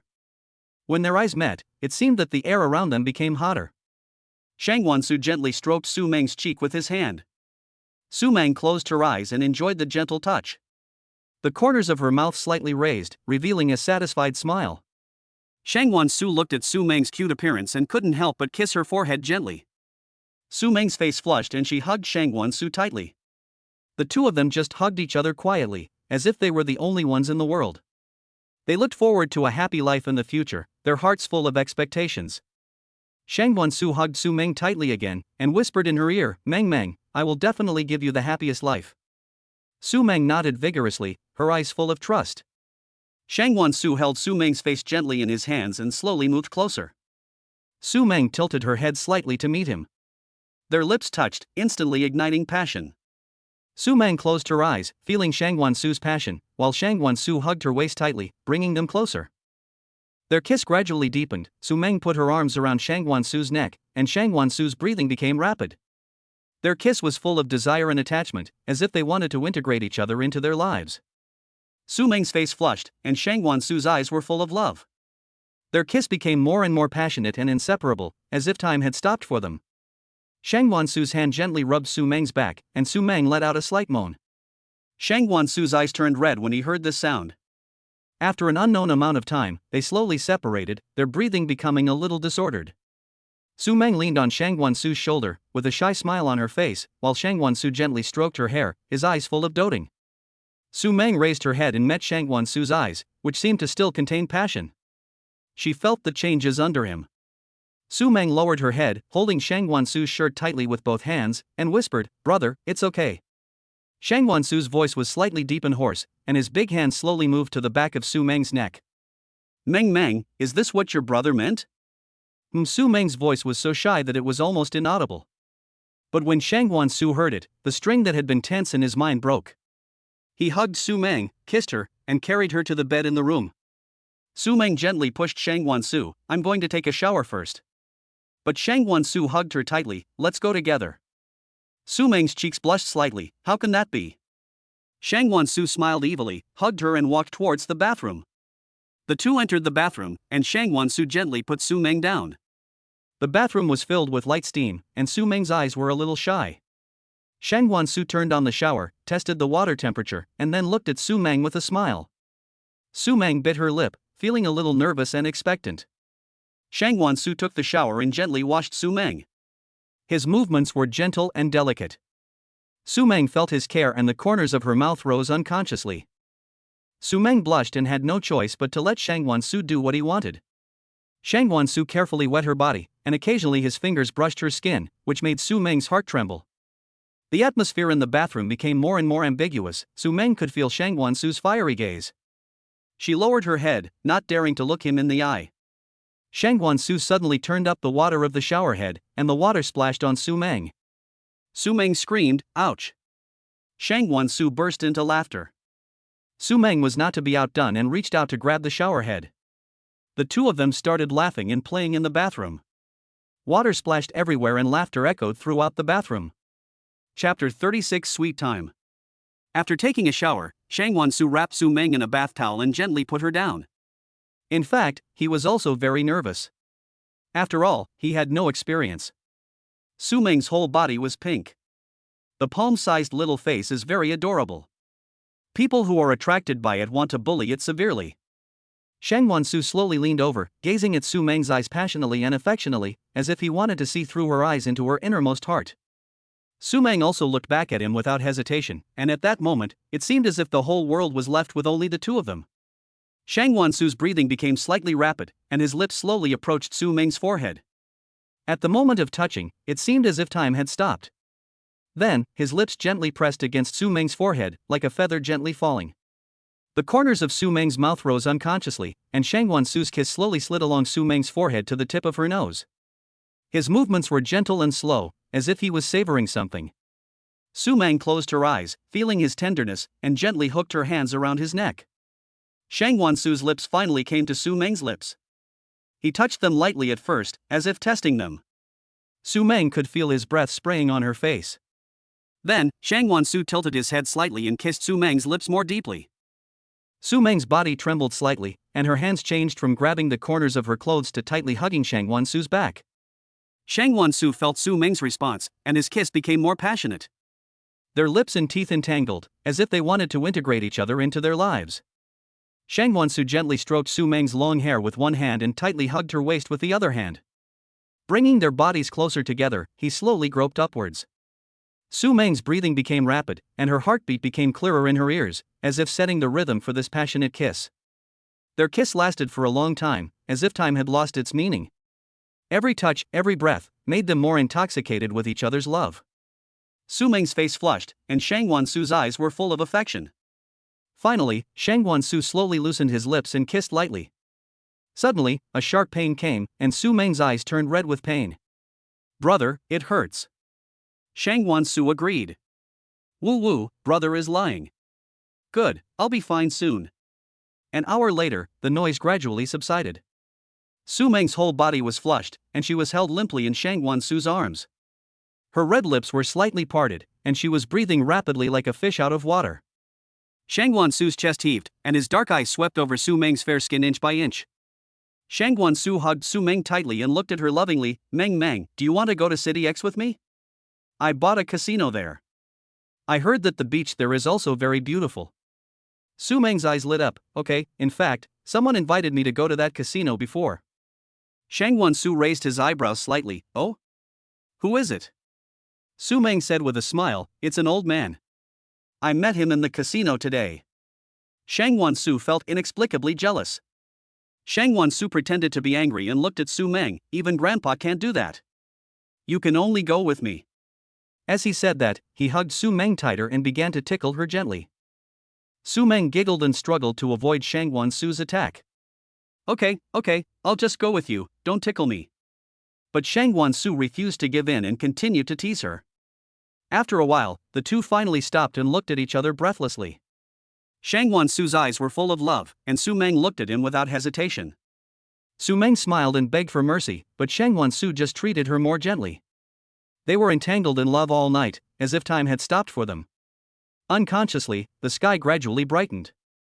Su Mang and Shangguan Su slept in each other's arms and spent an unforgettable night. When the morning sun shone on them, a new day began. The sunlight shone softly into the room through the gaps in the curtains. Shangguan Su slowly opened his eyes, glanced at Su Mang who was still sleeping beside him, and the corners of his mouth rose unconsciously. Neither of them slept much last night, so he simply didn't go to work at the company today and slept until almost noon before getting up. Shangguan Su looked at Su Mang with a heart full of doting. He was the one who did the hard work, but Mang looked more tired than him. He was tempted, but in the end he still felt sorry for Su Mang, so he got up and took a cold shower to calm himself down. Shangguan Su asked Master Lu to prepare some food and send it over, including nutritious chicken soup and Su Mang's favorite sweet and sour pork ribs, paired with refreshing green vegetables. Shangguan Su came to the bedside and called Su Mang softly to get up. Mang, wake up, it's time to get up and have lunch." However, Su Mang was really tired, and she didn't move at all after he called her for a long time. In desperation, Shangguan Su had to carefully help her put on her clothes, then gently carried her to the bathroom, brushed her teeth and washed her face, and tied her hair up casually with a rubber band. After doing all this, Shangguan Su carried Su Mang to the dining chair downstairs. Su Mang was still dazed and not fully awake. Shangguan Su was afraid that she would fall, so he had to hold her on his lap. At this time, Master Lu's voice came. "Boss, do you need food delivered to you tonight?" Su Mang was suddenly awakened when he heard this unfamiliar voice. Shangguan Su simply said no thanks and Master Lu left tactfully. Su Mang was completely awake, and the scenes of last night came flooding back to her mind, including Shangguan Su's intimate care for her after she got up. Especially when Master Lu saw this scene, she felt extremely embarrassed, as if she had socially died. Shangguan Su keenly noticed Su Mang's abnormality. He knew that she was shy, so he didn't dare to tease her anymore, for fear of making her angry. Shangguan Su kissed Su Mang gently, then carefully placed her on the dining chair next to him and comforted her softly. "Don't worry, Master Lu won't say anything nonsense." Then, Shangguan Su pointed at the food on the table and said, "Eat, there are your favorite sweet and sour pork ribs."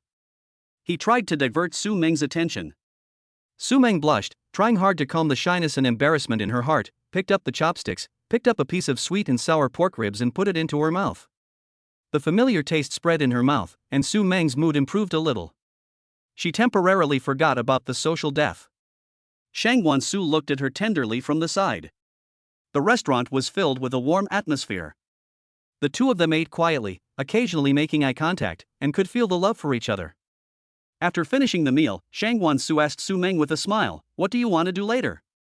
While eating, Su Mang curiously asked Shangguan Su, "Don't you have to go to work today?"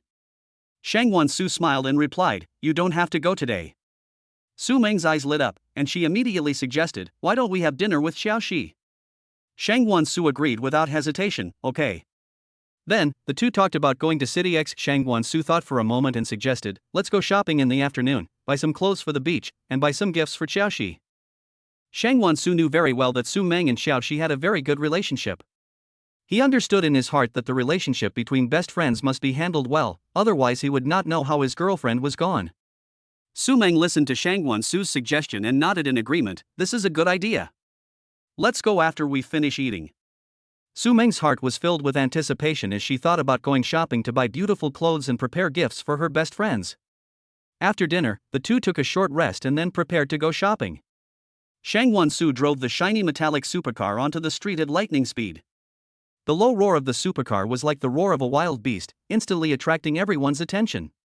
Shang Wansu was wearing a casual suit that perfectly outlined his muscular figure. He wore a pair of sunglasses, which added a bit of mystery to his temperament. Su Mang was wearing a white dress, the hem of which fluttered in the wind like a blooming flower. Her hair was lightly tied up, with a few strands of hair hanging on both sides of her cheeks, making her look particularly soft and beautiful. Shang Wansu controlled the steering wheel with one hand, and naturally interlocked his fingers with Su Mang with the other hand. Su Meng's face was filled with a happy smile, and she would occasionally turn her head and show Shang Wansu a sweet look. Passers-by stopped to look, their eyes full of amazement and envy. The men looked at Su Mang with a flash of amazement in their eyes, while the women cast passionate glances at Shang Wansu. Some people took out their cell phones to take pictures, with flashes flashing constantly. Shang Wansu and Su Mang didn't care about the looks of people around them. They were immersed in each other's world and enjoyed this highly anticipated trip. Supercars are speeding along. Chapter 37 Xiaoxi's boyfriend. Shang Wansu and Su Mang came to the restaurant that Uncle Wu helped to book, and were attracted by its unique decoration as soon as they entered. The hotel is large in scale and makes extensive use of garden design. Exquisite pavilions and towers are scattered around, surrounded by gurgling water and lush green plants, making you feel as if you were in a water village in the south of the Yangtze River. Su Mang looked around excitedly, her eyes full of curiosity and love. Shang Wansu looked at her lovingly and said softly, "Do you like it here?" Su Mang nodded vigorously, "Yeah, it's very stylish and beautiful." Shang Wansu took Su Meng's hand and walked into a private room. Outside the window was a beautiful garden. The two of them enjoyed the scenery while discussing the dishes.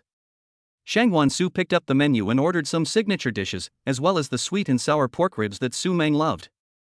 Su Mang also took the menu with a smile and ordered some of Xiaoxi's favorite dishes. "I wonder when Xiaoxi will come," Su Mang said. Just as the dishes were about to be served, Xiaoxi came in a hurry, followed by a boy. The boy was wearing a baseball cap, and Su Mang looked closely and found that it was Zhang Feng, who grew up with them. However, Zhang Feng is now a well-known idol. He has a slender figure and a handsome face. Under the high-nose bridge, the thin lips are slightly upturned, with a charming smile. The deep eyes are as bright as stars, which makes people unable to help but fall into them. He wears a simple white shirt, a black casual suit, a pair of slim jeans, and a pair of exquisite leather shoes. The whole person exudes a fashionable and charming atmosphere. Su Mang looked at the two people holding hands. Su Mang looked at Xiaoxi in surprise, "Are you dating?"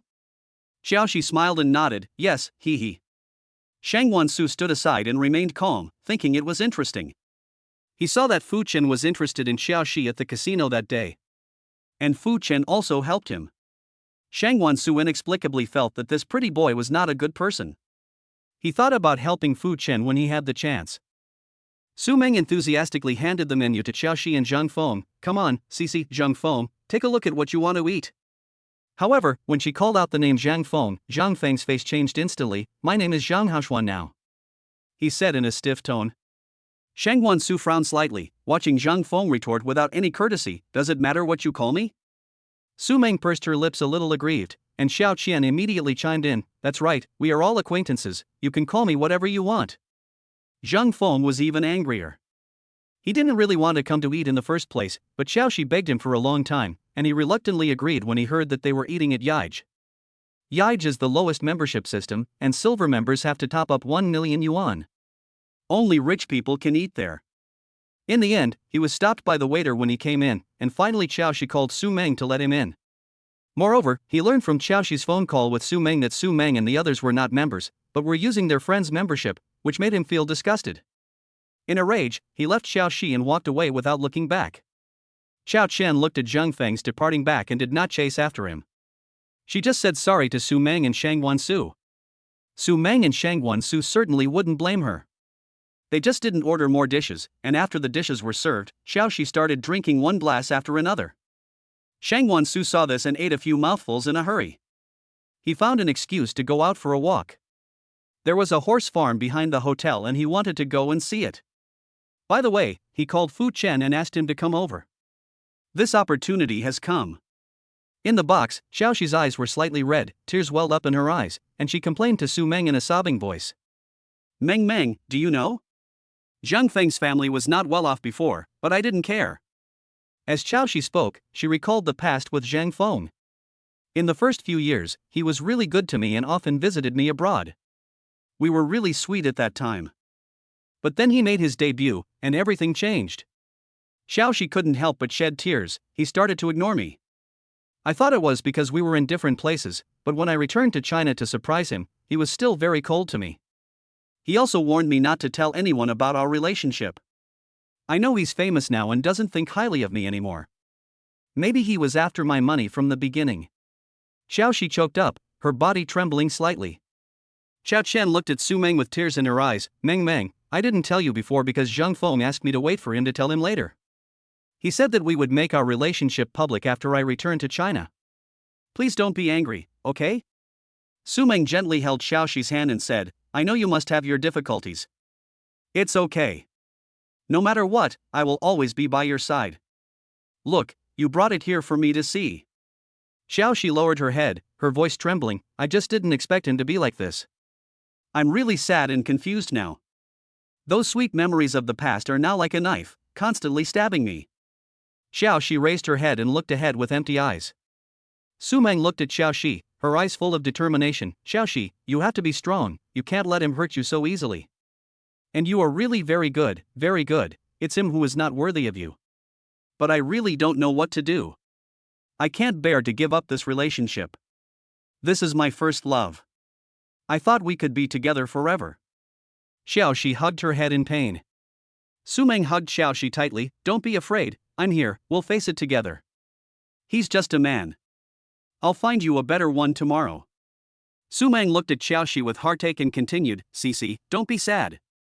Such a person is not worth your sadness. Su Meng's eyes were full of pity.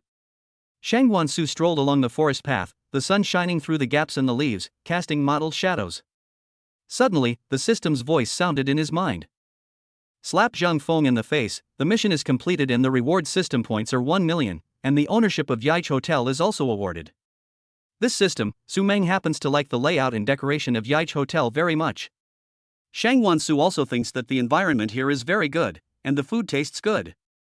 It is a good place to entertain guests in the future. And although it is a hotel, there are many places to play. It covers a large area, so it is very valuable. Ha ha. Shang Wansu was worrying about how to find a reason to ask Xiaoxi to date Zheng Feng, and when he looked up, he saw Zheng Feng arguing with someone in the horse field ahead. Isn't this the opportunity? Shang Wansu narrowed his eyes, quietly observing the development of events in the dark, secretly pondering this sudden opportunity in his heart. Zheng Feng put his hands in his pockets, posing what he thought was a very cool gesture, but in fact his eyes were wide open, veins popped out on his neck, and he glared at Fuyu. You are just a lousy waiter, and you dare to yell at me? Fuyu was not afraid either. She looked straight at Zheng Feng with a mocking smile on her face. What's wrong with me being a waiter? You have such poor business skills that you can only rely on your face to be a vase. Zheng Feng's face turned red and his fingers almost poked Fuyu's face. Say it again. His teeth were chattering. Instead of backing off, Fuyu took a step forward. I said you don't have good business skills. That's the truth. If I hadn't withdrawn from the competition, you wouldn't have had any chance. Zheng Feng couldn't stand people saying that he had poor business skills. At this moment, his eyes seemed to be spitting fire. Okay, wait, I'll call the boss to complain about you. Fuyu snorted disdainfully. You can yell if you want, I'm not afraid of you. He crossed his arms in front of his chest, looking uncompromising. At worst, I can just change jobs. Chapter 38, Slap Zheng Feng in the face. Shang Wansu took his phone and calmly walked out of the darkness. Calm down, you two. It's not good to make such a big noise. He shook his phone and said, "I'd been recording it from the beginning." Shang Wansu looked at Zhang Feng with a righteous look on his face. "This, big star, it's not very honorable to bully a waiter, right? If this video gets out, tut-tut." Zhang Feng's face changed slightly. He did care about his public image, but he didn't want to let it go. "Don't meddle in other people's business. This is between him and me." Zhang Feng recognized Shang Wansu. "You are Su Mang's boyfriend, right? I advise you not to interfere, otherwise." Zhang Feng looked at the horse farm in front of him and said, "Let's have a horse race. If you win, I won't complain to him. If I win, you delete the video. How about that?" Zhang Feng suddenly remembered that he had come to this horse farm to ride horses. Because there was a recent script that required him to ride horses, he had practiced hard for a long time and now his skills were pretty good, so he proposed to race with Shang Wansu. He heard from Xiaoxiu that Shang Wansu and Su Mang were classmates in the same school, and later they came to Kyoto together to develop. Riding horses was learned by rich people, and he was sure that Shang Wansu would not know how to ride horses, and even if he did, his skills would definitely not be as good as his hard-working skills. Shang Wansu was secretly happy, but pretended to be hesitant on the surface. Horse racing? Zhang Feng looked at Shang Wansu's expression and smiled smugly. "What? Are you scared? You can't even ride a horse." "I don't know how much favor you used to borrow the membership to eat here." Shang Wansu pretended to be reluctant and said, "Then there's no problem with a match, but the key is that this is of no benefit to me at all." Zhang Feng sneered at his attempt to get benefits and said, "How about this? If you win, I'll give you 5 million. How about that? You and Su Mang can't earn that much money in your entire life working." Shang Wansu thought to himself that this person was really disgusting. He continued, 5 million is too little. At least 15 million. If I win, you give me 50 million. If I lose, how about 50 million? Shang Wansu raised his eyebrows and said. Zhang Feng frowned when he heard Shang Wansu ask for a 50 million bet. 50 million? You have a big appetite. He was very conflicted. 50 million was not a small amount, and Shang Wansu seemed very confident. He was in a dilemma. Fu Yu, who was standing nearby, had not left yet.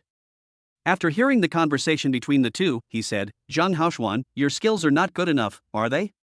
There has been a lot of hype online lately about how hard you practiced horseback riding in order to get into the filming crew. And how great your horseback riding skills are. Or do you not even have 50 million yet? And you still dare to establish yourself as a rich young man?" Fu Yu's stimulation instantly made him excited. "Okay, 50 million is 50 million. Zhang Feng stared at Shang Wansu with suspicion. "Do you really have 50 million? Don't let it be taken out when the time comes." Shang Wansu calmly talked about his farmhouse in Jiangcheng. You can check it online. Many internet celebrities have reposted it, and I even appeared in it. If you are worried, we can sign a contract. After that, he sent a text message to lawyer Zhou Ming, asking him to draft a contract for the 50 million yuan agreement as soon as possible.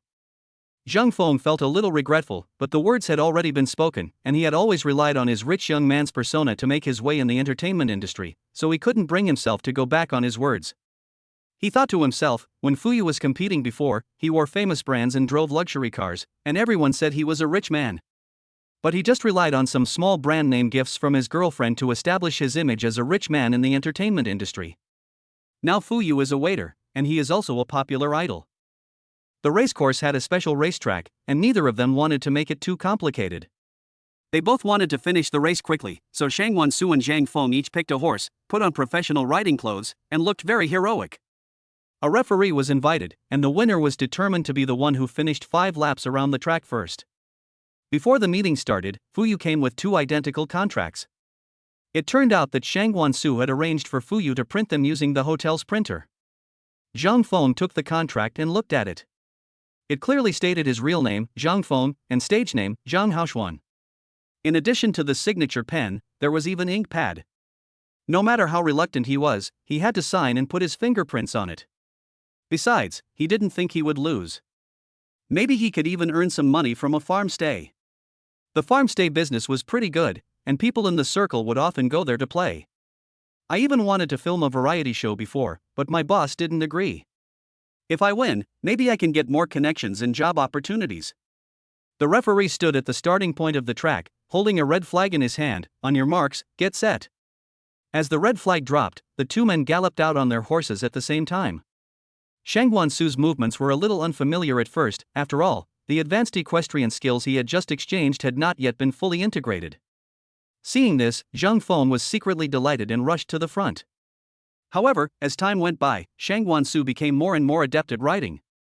He stood straight, and finally even held the reins with one hand and waved the other hand in the air, as if he had merged with the horse.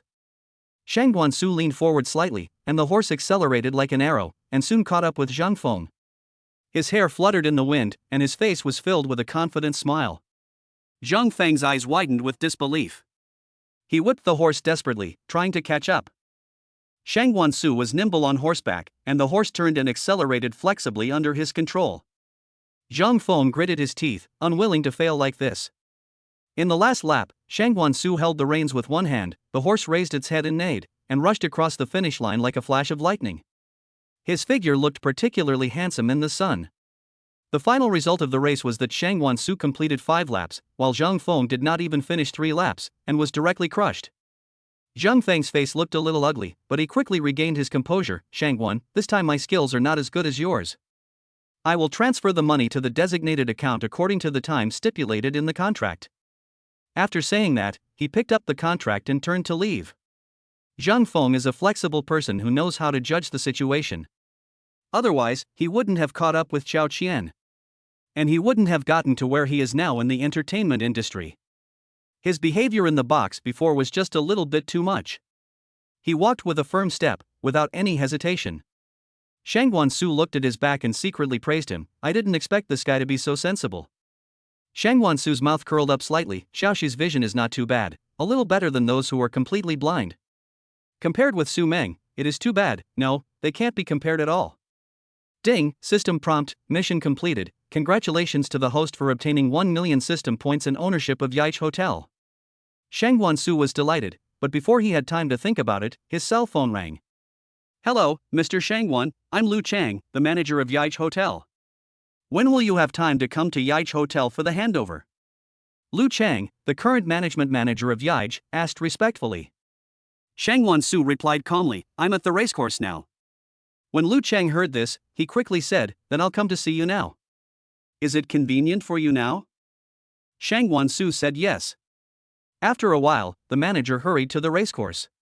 When he saw Shang Guansu, he hurriedly said respectfully, Mr. Shangguan, I'm finally meeting you.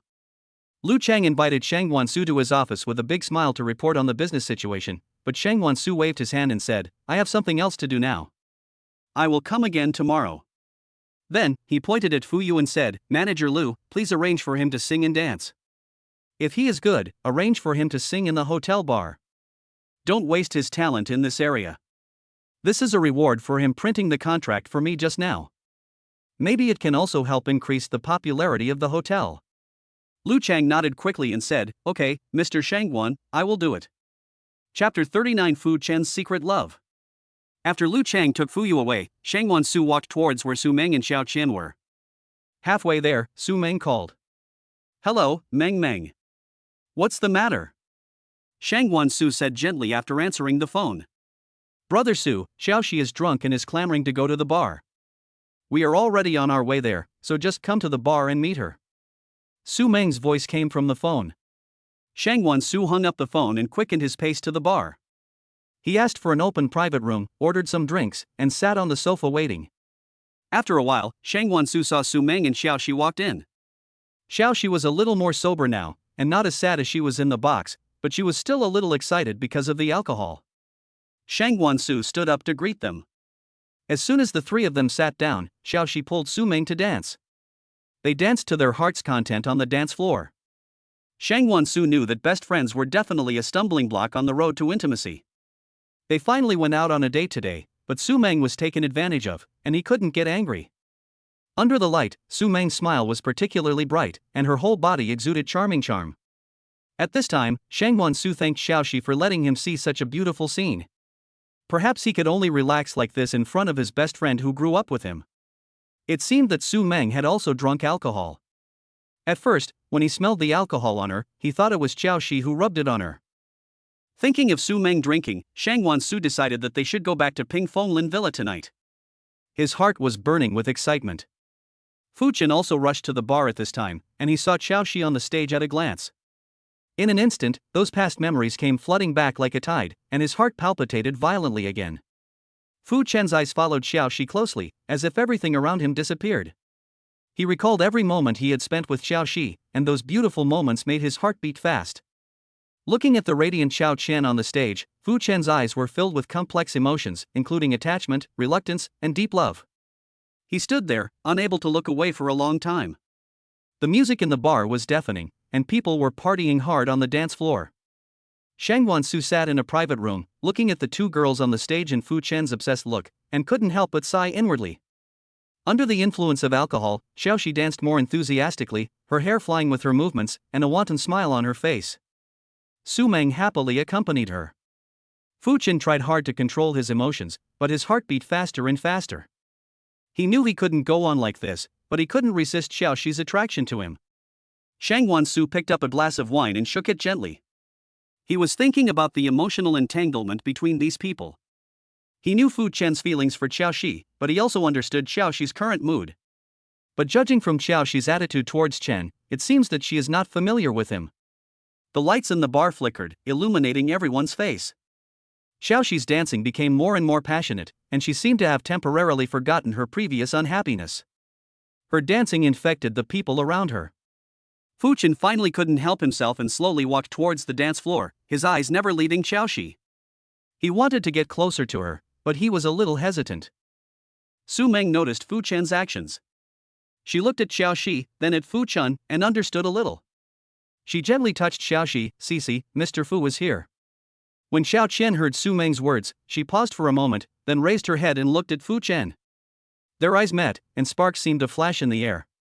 Seeing that Fu Chen seemed to have something to say to Xiaoxi, Su Mang tactfully returned to the box and sat next to Shang Wansu. Fu Chen finally walked up to Xiaoxi and whispered in her ear, "Cici, I've actually liked you for a long time. Are you willing to give me a chance?" Upon hearing this, Xiao Qian looked at Fu Chen in surprise. She really didn't expect Fu Chen to confess his feelings to her suddenly, and she felt that she was not familiar with Fu Chen, so she was a little at a loss for a moment. Fu Chen looked at Xiaoxi's puzzled expression and felt helpless. It seemed that she really had forgotten about her childhood. Fu Chen mustered up the courage and asked, "Can you be my girlfriend?" Xiaoxi smiled and said, "Okay, boyfriend." Fu Chen was surprised and happy about Xiaoxi's agreement. He didn't expect things to go so smoothly. It turned out that after losing the game, Zhang Feng sent a breakup text message to Xiaoxi and blocked her, which made Xiaoxi very angry, so she dragged Su Mang to the bar. Fu Chen, a boss who usually doesn't smile, actually danced with Xiaoxi on the stage. The two of them looked particularly dazzling under the lights. Their movements were in perfect harmony, as if they were one. The people around them cast curious and envious glances at the handsome man and beautiful woman on the stage. Su Mang and Shang Wansu also saw this scene in the box. Shang Wansu saw Fu Chen and Xiao Qian dancing passionately on the stage, and his heart was moved. He turned to look at Su Mang, with a strange light in his eyes. Shang Wansu held Su Mang in his arms and said gently, "Meng, do you want me to dance with you?" Su Mang raised her head, looked at him puzzledly, and asked, "Brother Su, can you dance?" Shang Wansu did not answer Su Mang's question, but lowered his head and hugged her and kissed her. Su Mang's eyes widened instantly and her face flushed. Shang Wansu ignored Su Mang and deepened the kiss. 10 minutes later. Shang Wansu let go of Su Mang, raised the corners of his mouth, and replied with a sly smile, "Do you think brother can dance?" Su Mang lowered her head shyly, not daring to look at him again. Shang Wansu looked at Su Mang's shy appearance and couldn't help but continue teasing, Meng, why are you still so shy even though you are like this?" Su Mang raised her head and asked with a puzzled look, "What's wrong?" As soon as the words came out of her mouth, Su Mang remembered what happened last night. Her face turned even redder and she quickly buried her head in Shang Wansu's arms and refused to come out. Shang Wansu gently patted Su Mang's back and repeatedly assured her, Okay, I won't make fun of you anymore. Meng, don't be shy." After Xiaoxi and Fu Chen finished dancing, they went to a private room to drink with Su Mang and Shang Wansu. Su Mang was surprised to learn that Fu Chen had become Xiaoxi's boyfriend, but she didn't ask much. She knew that Xiaoxi had drunk too much and planned to ask again tomorrow. After the event, Su Mang insisted on sending Xiaoxi home, not trusting her new boyfriend Fu Chen. Shang Wansu had no choice but to call a car to send Xiaoxi home first. After they returned to Ping Fong Lin Villa. As soon as he entered the room, Shangwan Su couldn't hold back any longer and began to kiss Su Mang passionately. Both of them drank again. The two figures were entangled in the dim light, and the passion gradually heated up. Some ambiguous details are omitted here. The next day, they slept until the afternoon. Su Mang opened her phone and saw that Xiaoxi had sent her many phishing messages. She was stunned. It turned out that Su Mang sent Xiaoxi back to her own house, not the Qiao family's old house. She was afraid that Xiaoxi would be scolded by her father. After all, the relationship between the two was not good. Xiaoxi woke up later, but she was not fully sober from the alcohol she had drunk. She first called Zhang Feng, but found that he was blocked. She then remembered her new boyfriend Fu Chen, so she called him to come and see her. After Fu Chen arrived, Xiaoxi threw herself into his arms. Fu Chen couldn't hold back and did something with Xiaoxi. After Xiaoxi sobered up, she was still a little confused. How did she get a new boyfriend out of nowhere and had that kind of thing happen to her with him? Xiaoxi wanted to cheat, but Fu Chen would not give in. He seriously asked Xiaoxi to take responsibility for him and emphasized that it was his first time. Seeing the red color on the bedsheet, Fu Chen naturally understood that it was also Xiaoxi's first time. Although he didn't mind, he was still a little happy. Fu Chen insisted that Xiaoxi take the responsibility, and even said that he would go to the Qiao family to propose marriage tomorrow. Xiaoxi panicked when she heard this, and had to resort to a delaying tactic. Xiaoxi agreed to date first and spend some time together. Fu Chen knew it was not that easy, so he agreed immediately. Xiaoxi felt like she was being tricked again. Fu Chen knew that he was taking advantage of the situation, so he didn't dare to force her any further and immediately moved all his things to Xiaoxi's house. Su Mang told Shangwan Su everything that happened between Xiaoxi and Fu Chen, and then asked for his opinion with a puzzled look on her face. Shangwan Su smiled and said that Xiaoxi was already an adult and she knew what she was doing. This might be the special feeling between the two of them. He also felt that Fu Chen was much better than Zhang Feng. After hearing this, Su Mang immediately felt that Shangwan Su was right, and that Xiao Chen and Fu Chen might be a good match. After the two of them finished the meal brought by Master Lu, they went to Yai's restaurant together. Chapter 40: The Conspiracy Behind. Su Mang went with Shangwan Su to take over Yai's hotel, and brought Li Ting with them. As soon as they entered the hotel, the employees inside stood in two neat rows and greeted them respectfully. Lu Chang hurried over to report the hotel's operating conditions to Shangwan Su. Boss, Yai's hotel has always had good business, with considerable profits every month. After deducting various costs and rent, the net profit can reach tens of millions. Here are the specific financial statements.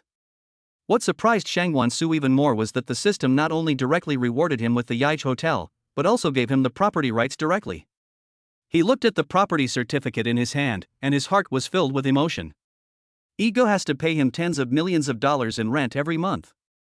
Shangwan Su took the financial statement and flipped through it carefully, reading each page seriously, his fingers lightly running over the data on it.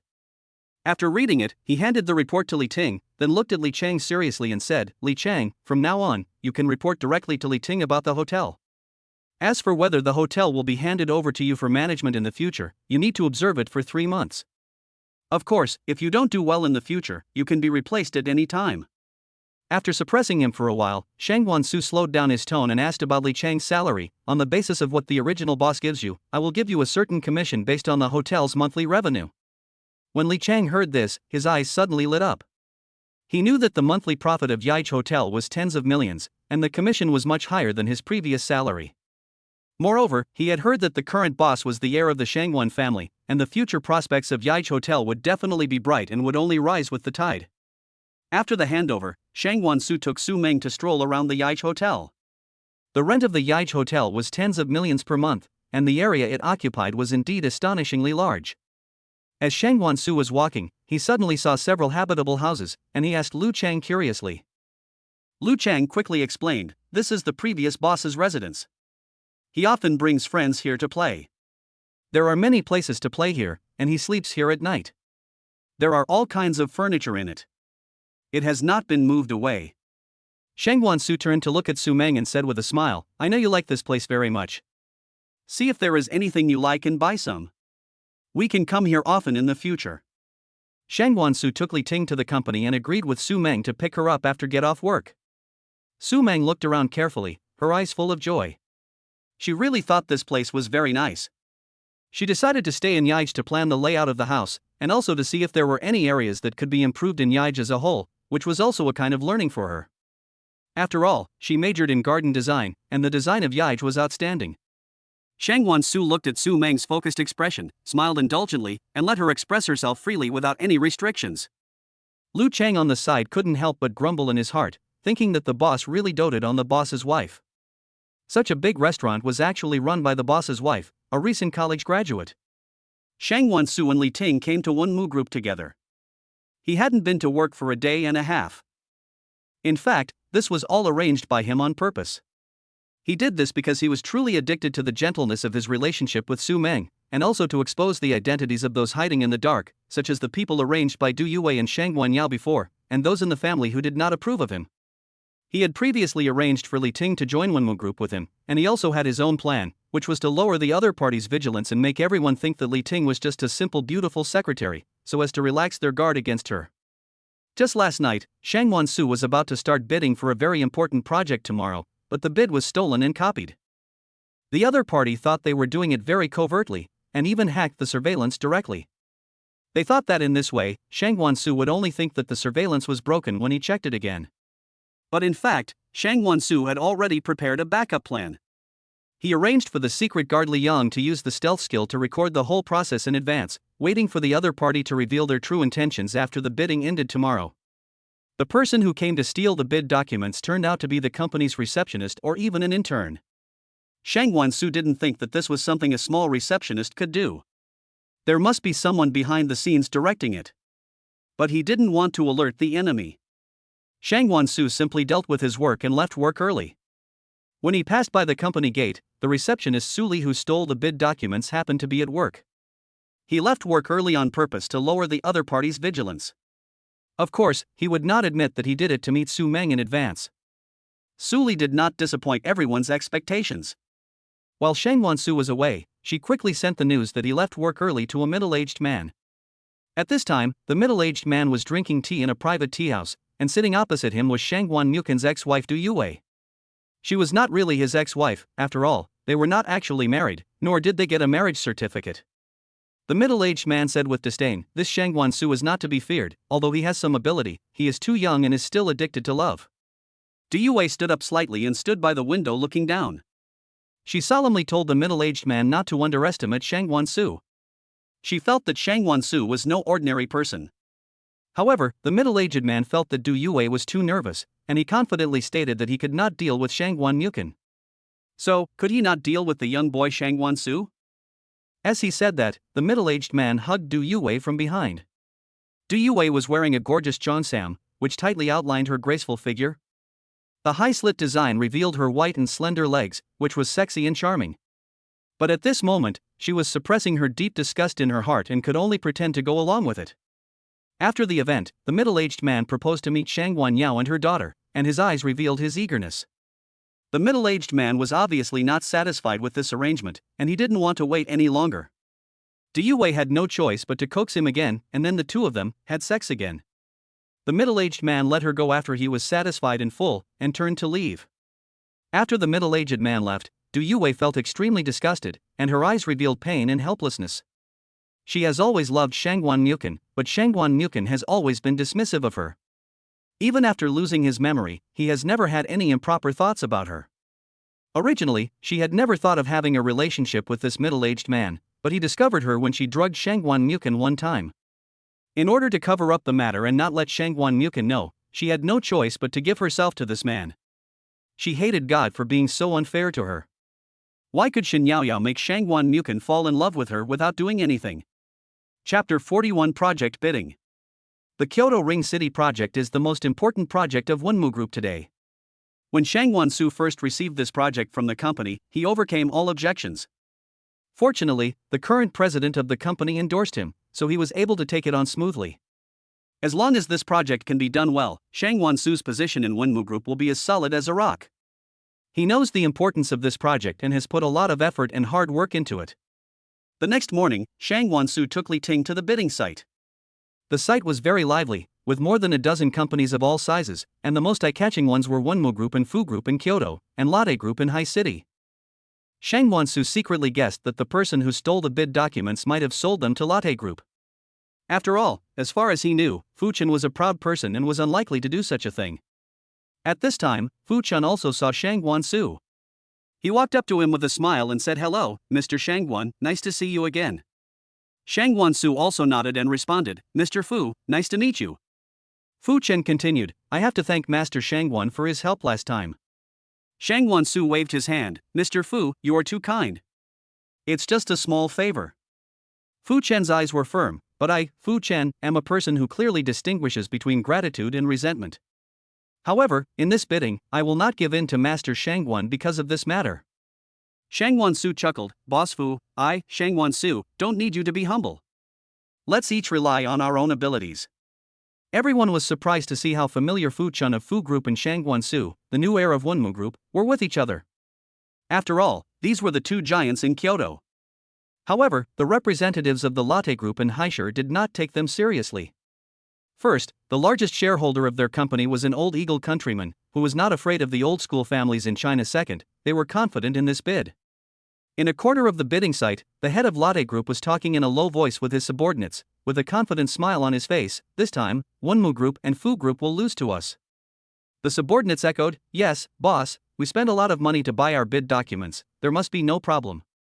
The head smiled proudly, "Humph, wait until we win this project, let's see how long they can be so arrogant." On the other side, Shang Wansu noticed the movement of Lotte Group. He whispered to Li Ting, "Lotte Group seems to be very confident.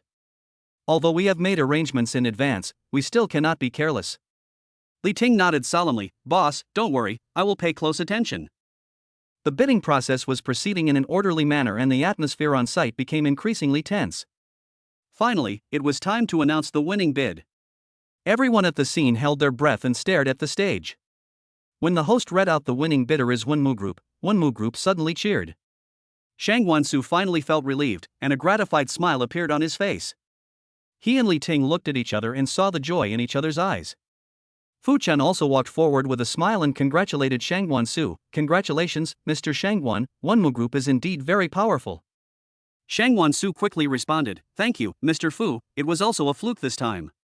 On the other side of Lotte Group, the face of the person in charge suddenly became extremely ugly.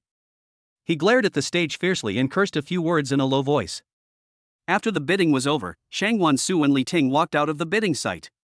Li Ting said excitedly, "Boss, we succeeded." Shang Wansu nodded, "Well, this is just the first step. The work ahead is still very arduous." Shang Wansu found that Fu Chen had not left yet and seemed to be waiting for him, so he arranged for Li Ting to go back to the company first. "Mr. Shangguan, please help me," Fu Chen said helplessly. Shang Wansu was a little confused. "Mr. Fu, what can I do for you?" Fu Chen told Shang Wansu the whole story, and Shang Wansu smiled and said, "Okay, I'll help you this time." Shang Wansu also had some thoughts. After Xiaoxi started dating Fu Chen, she didn't have as much time to date Su Mang. Now Su Mang spent more time with her than him. It turned out that Fu Chen didn't leave because he wanted to have dinner with Xiaoxi, but Xiaoxi and Su Mang made an appointment at Yi's restaurant, and they planned to continue playing after dinner. It was obvious that Xiaoxi wanted to avoid him on purpose. In desperation, Fu Chen had to find Shang Wansu, hoping that he could help create an opportunity for a chance encounter. The two then went to Yi's restaurant together. At this time, Xiaoxi and Su Mang were enjoying the food and chatting happily. Xiaoxi didn't expect Fu Chen to suddenly appear. When she saw him and Shang Wansu walking into the restaurant together, she frowned slightly. "Miss Xiao, what a coincidence." Fu Chen pretended to be surprised and greeted. Xiao Qian responded helplessly, "Mr. Fu, what a coincidence." Su Meng laughed at the side, she had already seen through Fu Chen's thoughts. When Su Meng saw Shang Wansu coming, a happy smile immediately broke out on her face. After all, they hadn't seen each other for a day. She held Shang Wansu's hand affectionately and said tenderly, "Brother, I missed you so much. Are you tired? You should have told me in advance what you want to eat today. This way I can order the food in advance and you can eat directly when you come." Shang Wansu gently touched Su Meng's head and said, "Don't be hungry. It's not too late to order now." After Shang Wansu ordered 2 dishes, he handed the menu to Fu Chen. Shang Wansu saw Fu Chen and deliberately teased him, "Boss Fu lost to me this time." He said it with a smug look on his face. Su Meng praised him for being so good. On the other hand, Xiao Qian saw Fu Chen looking at the menu seriously and thought he was sad because of the failed bid. She comforted Fu Chen for the first time. Mr. Fu, it's just a failure. There will be another chance next time. Fu Chen was secretly delighted, and quickly took advantage of the situation to say, thank you Miss Qiao for your comfort, but I am indeed unwilling to accept this failure. Xiao Qian said a few more words of comfort, and Fu Chen pretended to be moved. At this time, the atmosphere in the restaurant became a little subtle. Shangwan Su and Su Mang watched from the side, laughing secretly in their hearts. After the four of them finished their meal, they decided to go to Yije's bar to have some fun. When he entered the bar, it was still relatively quiet, without the noise from before. Shangwan Su saw Fu Yu singing a love song on the stage, and his voice was very pleasant to the ear. Shangwan Su secretly praised this boy for his good business ability. No wonder he looked down on Zhang Feng. Fu Chen's eyes looked a little strange, but Shangwan Su and Su Meng didn't notice it. Only Qiao Qian noticed it. She was a little confused and didn't know why Fu Chen had such an expression. Before Fu Yu finished singing her song, a group of rich second generations came rushing in, mostly girls, and they started making a lot of noise as soon as they came in. They said that it was inappropriate to sing love songs in a bar, and questioned why such a stylish place like Yigu would invite an evil artist to sing. They even threatened to teach Fu Yu a lesson on behalf of the Fu family. Just as they were about to fight on the stage, the security guards at the door had not arrived yet. Shangwan Su was just about to call the secret guards for help when he saw Fu Chen rushing onto the stage. Fu Chen was very skilled and dealt with the people brought by the girls in a few moves. At this time, Yije's security guards also arrived and controlled the troublemakers. Someone in the crowd recognized Fu Chen as the chairman of Fu Group, and curiously asked him why he would help someone pretending to be the son of the Fu family. It turned out that Fu Yu quit the entertainment industry because a group of people questioned his image as a second-generation rich man, and said that he was pretending to be the son of the Fu family, but in fact Fu Yu never called himself that. Chapter 42 Fu Yu. Fu Chen looked at everyone and said loudly, yes, Fu Yu is my brother, he is my father's son, this is an indisputable fact. As soon as these words came out, everyone present was surprised, their eyes widened and they looked at each other. Shangwan Su and Su Mang looked at each other with surprise in their eyes. They didn't expect Fu Chen to admit it in public. Xiao Qian also looked curious and worried. Fu Yu was stunned on the stage, his mouth slightly open, surprise flashed in his eyes, and then he was slowly moved, tears welled up in his eyes. He never thought that Fu Chen would acknowledge him, the illegitimate son who had been abandoned by the family, in public. The bar suddenly became quiet, with only the sound of music still flowing slowly. Lu Chang hurried over at this time. Shangwan Su saw this and immediately ordered him to take Fu Yu away to rest. At the same time, Shangwan Su said in a serious tone, those who caused trouble today will be added to EGE's blacklist in the future. Moreover, Fu Yu is not a bad artist at all. He took the initiative to withdraw from the competition. He withdrew from the competition because someone maliciously spread rumors that he was pretending to be the son of the Fu family. But the person in charge of the Fu family has just announced Fu Yu's identity, which means that this rumor is false. If someone comes to Yige to cause trouble again in the future, it will not be as simple as putting them on the blacklist. After saying this, he looked around at everyone. Only then did everyone realize that Shangwan Su was actually EGE's boss, and Yigu actually had the Shangwan family backing him. This made everyone look at each other, their hearts filled with surprise. The lights in the bar were still flickering, new music was playing, and everything was back to its usual bustle. Fu Chen and Shangwan Su returned to the private room, and Xiaoxi immediately asked Fu Chen if he was injured. Fu Chen felt Xiaoxi's concern and was secretly happy. He met Xiaoxi's concerned eyes and talked about Fu Yu in detail again. Fu Yu is indeed my brother, my father's illegitimate son. My father was afraid that it would affect my status as heir, and was also worried that other family members would have other ideas, so he never acknowledged Fu Yu. After he passed away, I took charge of Fu's company, and Fu Yu only got a portion of the money, which should have been tens of millions, but I don't know why he ended up singing in a bar. I don't have any hatred towards him. My mother died early, my father never remarried, and Fu Yu was said to be an accident. My dad didn't like him very much either, he just gave him more money than the average person, nothing more than that. Everyone sighed after hearing what Fu Chen said. Xiao Qian quickly comforted Fu Chen, it's not your fault. This is something that happened in the previous generation. You chose to protect Fu Yu today, and you have done a good job. Fu Chen smiled dotingly at Xiaoxi, patted her head and said, I'm not as good as you think. It's just that Fu Yu is from my Fu family. Bullying him is a slap in the face of my Fu family. Afterwards, Fu Chen rushed to Shang Wansu and said, Fu Yu's ability may be quite good. Yuan Mu Group can actually consider signing him. This is a win-win situation. Shang Wansu understood Fu Chen's thoughts and teased, You're a good brother. Fu Chen didn't say anything else.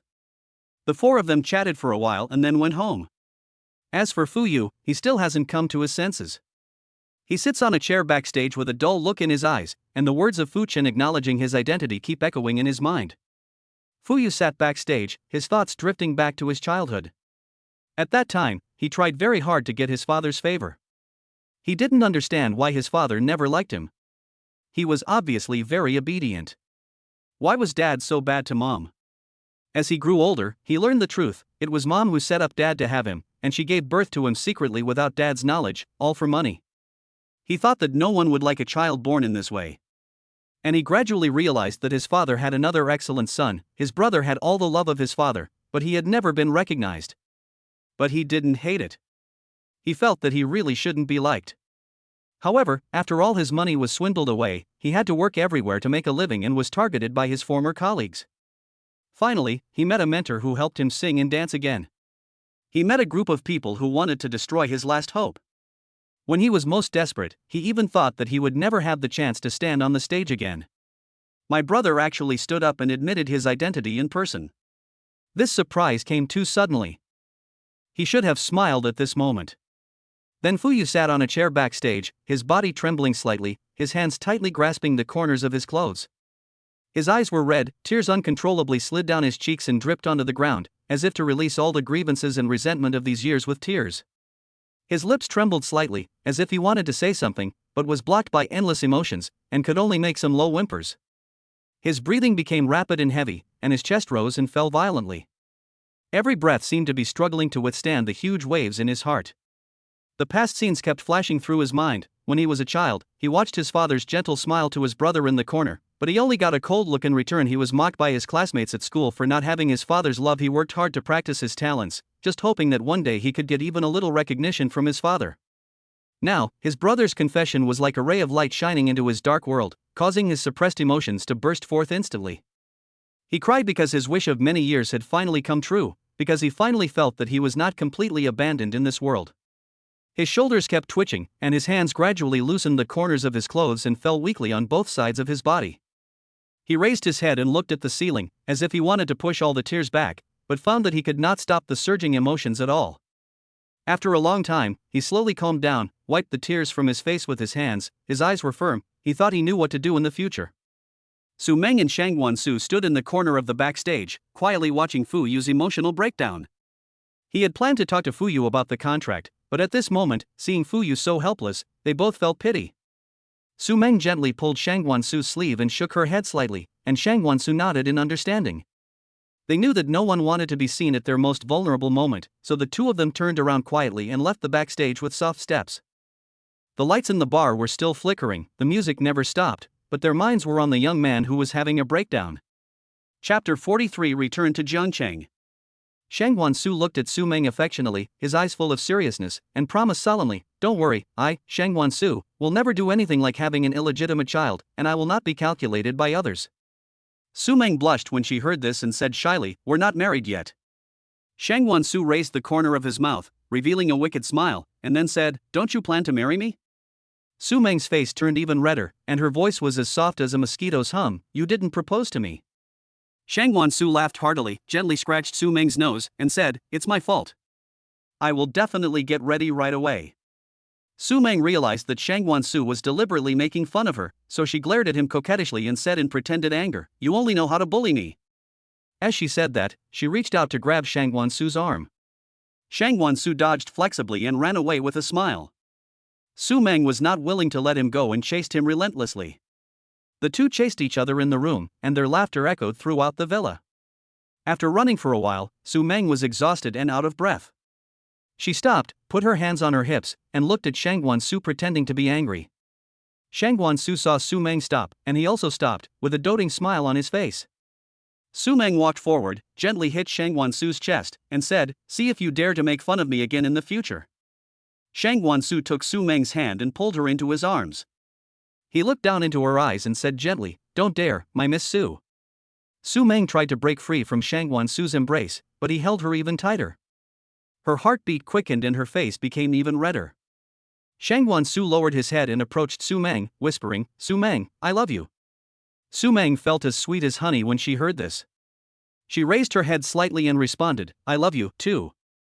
Time seemed to stop at this moment, and the whole world became quiet, with only the sounds of their heartbeats and breathing. After a while, Shangwan Su gently let go of Su Mang, then took her hand, walked to the sofa and sat down. Shangwan Su placed Su Mang's hand on his knee, stroked it gently, and said, "You are going back to Jiangqing to file a lawsuit tomorrow. Are you really not going to let me go with you? What should I do if I miss you?" Su Mang leaned on Shangwan Su's shoulder and said softly, "Don't worry, I'll be fine." Shangwan Su nodded and said, "Well, I believe you. But you must remember to take good care of yourself and tell me if anything happens." Su Mang raised her head and looked at Shangwan Su, her eyes full of emotion, and said, "Okay, I get it." On the plane from Kyoto to Jiangcheng, Su Mang sat by the window of the plane, looking out at the sea of clouds. Her eyes were deep and firm, and her slightly pursed lips revealed her inner determination. At this moment, her heart was like a turbulent sea. When she thought about facing her uncle's family, the flame of revenge burned in her chest. All the injustices and injuries she had suffered in the past came to her mind at this moment. Her fingers unconsciously clenched the armrest, her knuckles slightly white. Her brows were slightly furrowed, as if she was planning her next move over and over in her mind. Occasionally, a hint of ruthlessness flashed in her eyes, but she knew she needed to be calm and rational. She took a deep breath, adjusted her sitting position, and told herself to stay calm and composed. This time when she returned, she would make those who had hurt her pay the price. As soon as Su Mang got off the plane, she rushed to Yu Meng Law Firm. Lawyer Zhou Ming had been waiting for a long time, and when he saw Su Mang, he immediately came to greet her. "Mr. Su, you are here." Lawyer Zhou Ming nodded slightly, his expression slightly solemn. "The defendant, your uncle's lawyer, proposed the idea of a private settlement." When Su Mang heard this, her eyes instantly became firm, and she said without hesitation, "There's no way reconciliation is possible. I can never let go of what they did to me."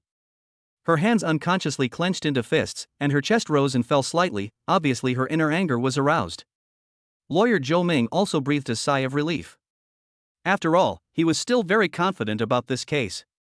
Lawyer Zhou Ming looked at Su Meng's resolute attitude and nodded, "Okay, I understand. Then, we will continue to prepare according to the litigation process." The two discussed some details of the case in detail. Su Meng's emotions gradually calmed down, but the determination in his eyes remained unabated. After discussing the case, Su Meng returned to Jiangcheng Villa. When she arrived at the gate, she suddenly heard a sharp cry. "Su Meng, you ungrateful thing." Her aunt blocked the door with her eyes wide open, her face full of anger and unwillingness. She cursed and waved her arms, as if she wanted to rush up and hit Su Meng. Su Meng looked at her aunt with a cold expression, fearlessly, and reminded her coldly, "There are cameras here, you'd better pay attention to your behavior." When the aunt heard this, she froze, then her eyes rolled and she immediately changed her expression and started to play the victim. She slapped her thighs with both hands, and tears came, crying, "Su Meng, how could you do this to me? I raised you since you were a child." Su Meng looked at her aunt expressionlessly, without any sympathy in her heart. "What you call raising me up means bullying me in every way." Her eyes were full of sarcasm, her voice was so cold that it seemed to freeze into ice. "Stop pretending here." The aunt continued to cry and slumped to the ground, trying to gain sympathy. "I did that all for your own good, why don't you understand my painstaking efforts?" Su Meng raised her head slightly and said disdainfully, "Your hard work?" Holding her hands in front of her chest, her eyes full of contempt, "You should leave this nonsense to yourself." "You?" My aunt was speechless for a moment, her face turned pale and blue, and she rolled on the ground, showing no image at all. Su Meng looked coldly at her aunt, who was throwing a tantrum on the ground, and said in a clear and firm voice, "It's useless to make a fuss. You just need to return my parents' inheritance to me." The eldest aunt raised her head and looked at Su Meng with tears in her eyes, still stubbornly saying, "When did I ever take your parents' inheritance? Don't slander me." Su Meng sneered and continued, "Aunt, you were so stupid." Her eyes were as sharp as a sword, as if she could see through people's hearts. "My uncle used you as a gun, and he was free and easy behind the scenes. If I'm not mistaken, most of the money is in your name." When the aunt heard this, she showed a look of doubt on her face, but she still didn't quite believe it. "Impossible, don't try to sow discord." Su Meng shook her head slightly, her tone a little sarcastic, "You are really naive. holding her hands across her chest, looking confident. Think about it carefully. If you return the money now, everyone will be fine. But if you don't, you will go to jail. You can ask your lawyer about this. There was a flash of panic in my aunt's eyes, and she bit her lip unconsciously.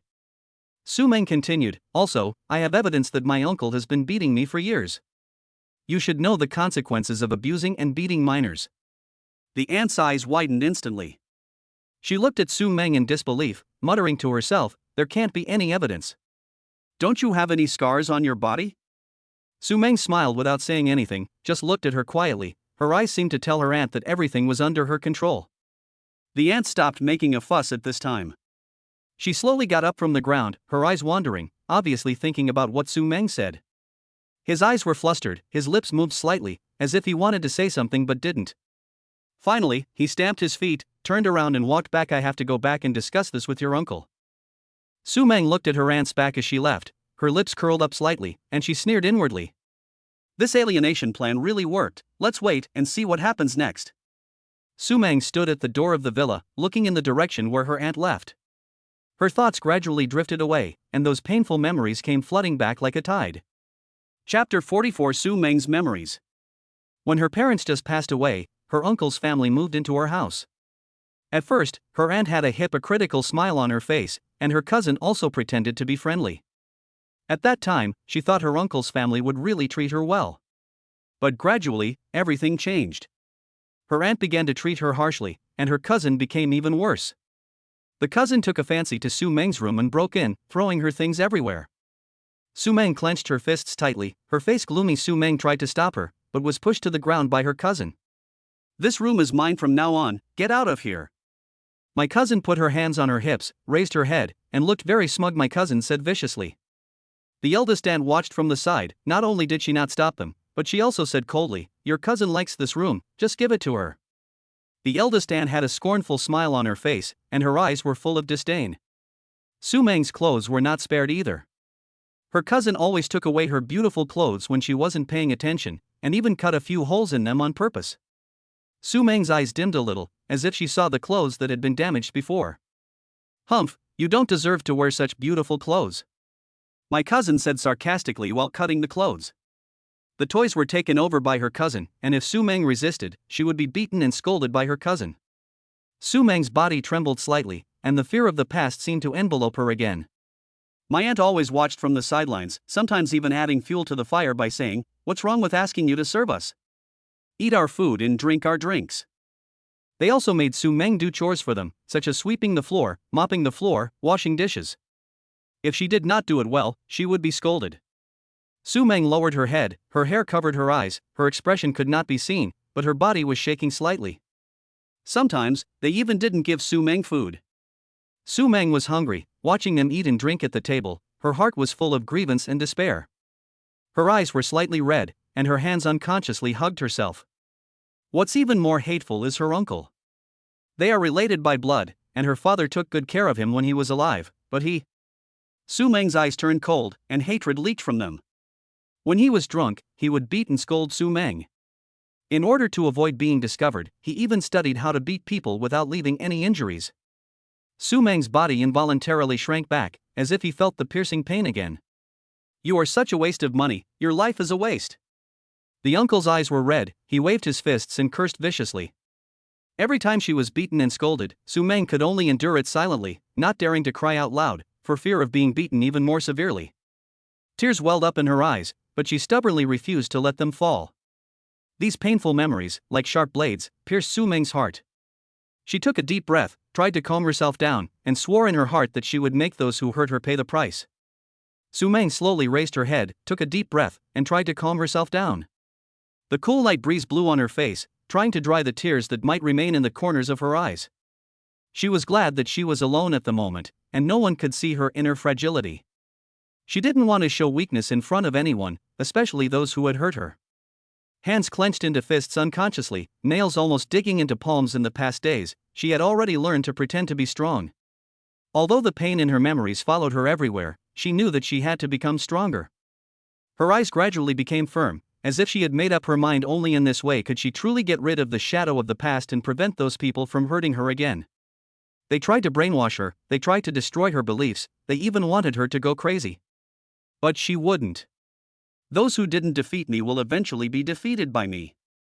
She stood there quietly, like a sculpture, exuding an aura that was hard to ignore. Shang Guansu sat in his office chair, tapping his fingers on the table, listening to Wang Hu's report on the phone, his face becoming increasingly gloomy. His brows were furrowed, his eyes were deep, as if he was thinking about something. This family. He pursed his lips tightly, his tone was cold, and every word seemed to be squeezed out from between his teeth. How cruel.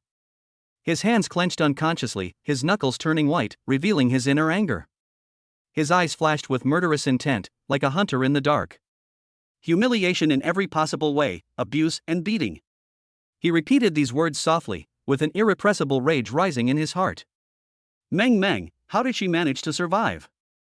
Thinking of the pain that Su Mang had suffered, Shang Guansu's eyes softened instantly, replaced by deep heartache. He gently closed his eyes, took a deep breath, and tried to calm his emotions. She doesn't want me to know. He slowly opened his eyes, looked into the distance, and murmured to himself. But how can I watch her face all this alone? He stood up, walked to the window, looked at the scenery outside, and made a decision in his heart. With his hands behind his back, he stood tall and exuded a powerful aura. Su Mang looked at Shang Guansu on the screen, her eyes full of longing. The corners of her mouth unconsciously lifted up, revealing a sweet smile. Brother Su, I missed you so much today. She held her chin with both hands, her eyes curved into crescent shapes. Shang Guansu felt even more distressed when he heard Su Meng's words, but only a gentle and doting smile appeared on his face. He looked at Su Mang intently, as if he wanted to imprint her in his heart through the screen. I miss you too, Meng. The voice was deep and magnetic, full of love. How was your day? Su Mang told Shang Guansu everything that happened that day, except the part about her aunt. Shang Guansu listened quietly with a smile on his face, but Su Mang always felt that there was something wrong with his eyes. Su Mang keenly noticed Shang Guansu's abnormality and asked in confusion, Brother Su, what's wrong with you? I feel like something is wrong with you. Shang Guansu quickly adjusted his expression and said with a smile, It's nothing, I just miss you so much, I want to see you right away, and I want to hold you to sleep. He reached out and rubbed his hair, trying to hide his inner emotions. Su Mang smiled softly, as if she believed Shang Guansu's explanation. Her eyes were sparkling, full of dependence on Shang Guansu. She said sweetly, Brother, you are in Pingfanglan Villa, right? You can sleep with my pillow. Just think of it as me accompanying you. Shang Guansu looked at Su Mang's cute appearance, and his worries were slightly relieved. His eyes softened, and he said lovingly, Meng, it's getting late, it's time to go to bed. Can I coax you to sleep? Su Mang's eyes lit up and she nodded in agreement. With a happy smile on her face, she lay down on the bed obediently. Shang Guansu's voice was soft and soothing, like a mountain stream flowing gently. Once upon a time there was a little princess. She lived in a beautiful castle. His eyes were always on Su Mang's face, and his eyes were as gentle as water. Su Mang listened to the story with a faint smile on her face, and her eyelids gradually became heavy. Her eyes slowly closed, and her breathing became even and long. Shang Guansu looked at Su Mang sleeping, his heart full of doting. His voice became lower and lower, as if he was afraid of waking her up. The little princess fell asleep sweetly, and in her dream, she was also very happy. Su Mang moved in her sleep, as if she felt Shang Guansu's company. Her brows relaxed slightly, and the smile on her lips became more obvious. Shang Guansu looked at Su Mang's cute sleeping face with a satisfied smile on his face. His eyes were focused and affectionate, as if he wanted to freeze this moment forever. Shang Guansu gently set his phone to mute mode, then hugged the pillow that Su Mang had slept on. He took a deep breath, as if he could smell Su Mang's scent, the scent of Su Mang's shower gel, a faint floral scent. Chapter 45 Su Ping. Shang Guansu has been very busy recently. He wears a well-fitting black suit and tie every day, and looks energetic and capable. While he is closely following up on the progress of the project, he chats or video chats with Su Mang whenever he has some free time. In the office, he always looks at the computer screen intently, his fingers tapping quickly on the keyboard, his brows sometimes furrowed, sometimes relaxed, showing his concentration when thinking about problems. His eyes are serious and determined. When discussing plans with his subordinates, he has sharp eyes, can quickly point out key issues, and speaks decisively and forcefully. Su Mang was also busy. Every day, she would go to Yumeng Garden and go back and forth between the villa and the law firm. She always wore a simple dress with a small jacket on the outside, which made her look elegant and generous. In Yumeng Garden, she carefully checked every detail and directed the workers to make improvements based on her new ideas. Sometimes she squatted down and carefully observed the layout of flowers and plants, and sometimes she stood up and looked around, thinking about the overall coordination. Her eyes were full of love and concentration for her career, and occasionally a satisfied smile appeared at the corner of her mouth, and that smile was as warm as the sun. After her improvement, Yumeng Garden has a brand new look and is well received by customers. Su Mang looks at the satisfied smiles of customers and feels a sense of accomplishment. 2 weeks passed like this, and Shangguan Su was finally going back to Jiangcheng. Sitting on the plane back to Jiangcheng, the corners of his mouth rose unconsciously, thinking about the surprise he was about to bring to Su Mang. He didn't tell Su Mang that he planned to suddenly appear in front of her. The short video software he had been planning to make had already passed the internal test of the internet company in Jiangcheng and would be launched tomorrow. At such an important moment, he naturally had to go back and keep an eye on it personally. The sky gradually darkened, and Su Mang drove away from Yumeng Garden as usual. The gloomy sky seemed to be covered by a huge gray curtain, which made people feel depressed. Today's weather was particularly bad, and heavy rain poured down. The big raindrops hit the car window fiercely, making a crackling sound. Su Mang tightly gripped the steering wheel. Due to the bad road conditions, she could only drive carefully. Her brows were furrowed, her eyes focused on the road ahead, and the wipers swung quickly, trying to sweep away the falling rain. There was a sparsely populated section of the road from Yumeng Garden to the villa. Usually, there were few vehicles passing by. At this moment, in this storm, it seemed particularly quiet. When Su Mang's car reached an intersection, suddenly, a truck rushed out like a beast. The truck was moving very fast, as if it was out of control, and made a huge roar. Su Mang was startled, and she subconsciously stepped on the brakes to try to avoid it, but the truck appeared too suddenly, and the traffic light was green and she could pass normally. Although she slowed down, the huge impact still knocked her car out. Su Mang's car was like a helpless fallen leaf, crashing violently into the lake on the roadside. The lake was rippled by the heavy rain, and the moment the car fell into the water, it splashed huge water. The airbag popped out in time to protect her. At this moment, Wang Hu, who had been protecting her secretly, appeared in time. He swam quickly from the darkness to Su Mang's car like a ghost, with agile and powerful movements. He smashed the car window with all his strength and rescued Su Mang from the car. Su Mang could swim, and the two swam to the shore with great difficulty.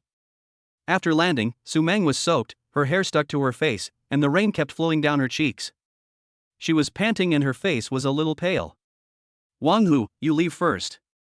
No matter what happens later, don't show up unless I call you out. Su Mang said with a firm look in her eyes. Wang Hu was stunned for a moment. I am protecting you under the boss's order. So if there is no danger, does that mean there is no need for protection? Su Mang asked. Wang Hu thought for a moment and nodded again. At this time, the heavy rain was still pouring down, and the big raindrops hit the ground, splashing small water flowers, and the whole world seemed to be shrouded in this rain curtain. In the hazy rain curtain, it seemed that a figure was slowly walking towards me. Wang Hu saw this and immediately became invisible. Su Mang was exhausted and slowly closed her eyes and fainted on the ground. Her body limply collapsed on the ground, and the rain around her continued to gather and form small puddles. When Su Mang opened her eyes again, she found her hands tied behind her back on a stool, her mouth blocked, and she was surrounded by a desolate abandoned factory. The factory was filled with a rotten smell, the walls were mottled and worn, and the ground was covered with dust and debris. She was immediately filled with panic. Humph, you're finally awake. A cold voice came from the darkness. Su Mang looked in the direction of the voice and saw her uncle Su Ping walking towards her with a gloomy face. Su Ping tore the cloth from Su Mang's mouth and threatened her viciously. Are you scared? Hand over the evidence you told your aunt. Su Mang pretended to be calm and said in a trembling voice, It's in my phone. Su Ping snorted coldly. He was still as timid as before. Cell phone? The uncle narrowed his eyes. Where did you get the evidence? Su Mang took a deep breath and said, My parents once installed a hidden camera at home. Is there a backup? Asked my uncle. There is a backup in the network disk. Su Mang's voice became smaller and smaller. The uncle picked up Su Mang's cell phone from the side. It was given to her by Shangguan Su. Unexpectedly, it was not damaged by the rain. The uncle held the phone tightly and stared at Su Mang. I'm warning you, don't play tricks. He took out a knife and put it under Su Mang's neck. Su Mang was so scared that her body was shaking and her fingers were trembling as she tried to operate the phone. The light in the factory was dim, with only a few rays of sunlight coming in through the cracks in the shabby windows, making the atmosphere even more depressing. Due to her nervousness, she frequently pressed the wrong buttons. Just when Su Mang was about to delete the last one, an accident happened. The uncle felt a sharp pain in his wrist, and the knife in his hand fell to the ground. Ah! Su Mang screamed in fright and quickly squatted on the ground. Bang! Followed by a gunshot. Run! A policeman's voice came. However, Su Mang seemed to be frightened at this moment. He just squatted on the ground, at a loss, and completely forgot to run away. Seeing that there was no hope of escape, Su Ping's eyes flashed with ruthlessness. He quickly picked up the knife on the ground and stabbed Su Mang again. No! Su Mang screamed in despair. But just as the knife was about to stab Su Mang, bang, bang, bang, several bullets hit Su Ping at the same time. Su Ping's body suddenly stiffened and then fell straight to the ground, raising a cloud of dust. Su Ping was lying on the ground, barely breathing. He raised his head with difficulty and looked at Su Mang. The air around him seemed to have frozen, and there was a dead silence. Su Ping saw that Su Mang's eyes did not show the fear and panic he expected. She just smiled slightly. A trace of surprise and regret flashed in Su Ping's eyes. His lips trembled slightly, as if he wanted to say something. In the end, he could not say anything and left this world. Su Mang's eyes were firm and cold, like a bottomless cold pond. She stared straight at Su Ping without any hesitation or wavering. In this look, Su Mang recalled the hardships she had suffered, the days of being bullied and framed. Painful memories flashed through her eyes, and then were replaced by the flames of revenge. Now, all this is about to end. Chapter 46 Heartache. Shang Guansu rushed to the abandoned factory in a panic. His breathing was rapid, his forehead was covered with sweat, his whole body was soaked by the rain, and he looked particularly messy because of his haste. He rushed to Su Mang without hesitation and hugged her tightly in his arms. Su Mang slowly raised her hand and gently touched Shang Guansu's face. Her eyes were gentle and tired. Su Mang's face was as pale as paper, but there was a glimmer in her eyes. "Brother, why don't you hold an umbrella?" Her voice was as weak as a fallen leaf in the wind. After saying this, Su Mang could no longer hold on, her eyes went dark, and she fainted in Shang Guansu's arms. Shang Guansu's heart suddenly tightened. He quickly picked up Su Mang and asked the driver to drive to the hospital as quickly as possible. The hospital was filled with the smell of disinfectant, and the lights in the corridor were a little dazzling. At the hospital, Shang Guansu anxiously waited for the doctor to examine Su Mang. He paced back and forth outside the ward, his hands clenched into fists, his face full of worry. The doctor finally came out. "How is she?" Shang Guansu asked anxiously. "She was a little frightened and a little weak, but it's okay. She needs to rest well," said the doctor. Shang Guansu finally breathed a sigh of relief. He walked into the ward and looked at Su Mang lying on the bed, feeling mixed emotions. He gently sat down beside the bed, holding Su Mang's hand, his eyes full of pity.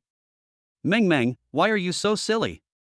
Shang Guansu said softly, with a hint of sob in his voice. Shang Guansu's timely appearance. Shang Guansu sat by the window of the plane, the sun shining on him through the porthole. He closed his eyes slightly, listening to soothing music in his headphones, and suddenly a mechanical voice sounded in his mind. "Host, the mission has been issued. You need to cooperate with Su Mang to complete her plan. If the mission is successful, you will receive 1 million points and a wedding house in Kyoto." Shang Guansu felt an inexplicable uneasiness in his heart. What plan? In the small cabin, the air seemed to become heavy. He frowned and tapped the armrest unconsciously. This uneasiness lingered in his heart until the plane landed. He turned on his phone and found many missed calls. Wang Hu told Shang Guansu that Su Mang was taken away by Su Ping.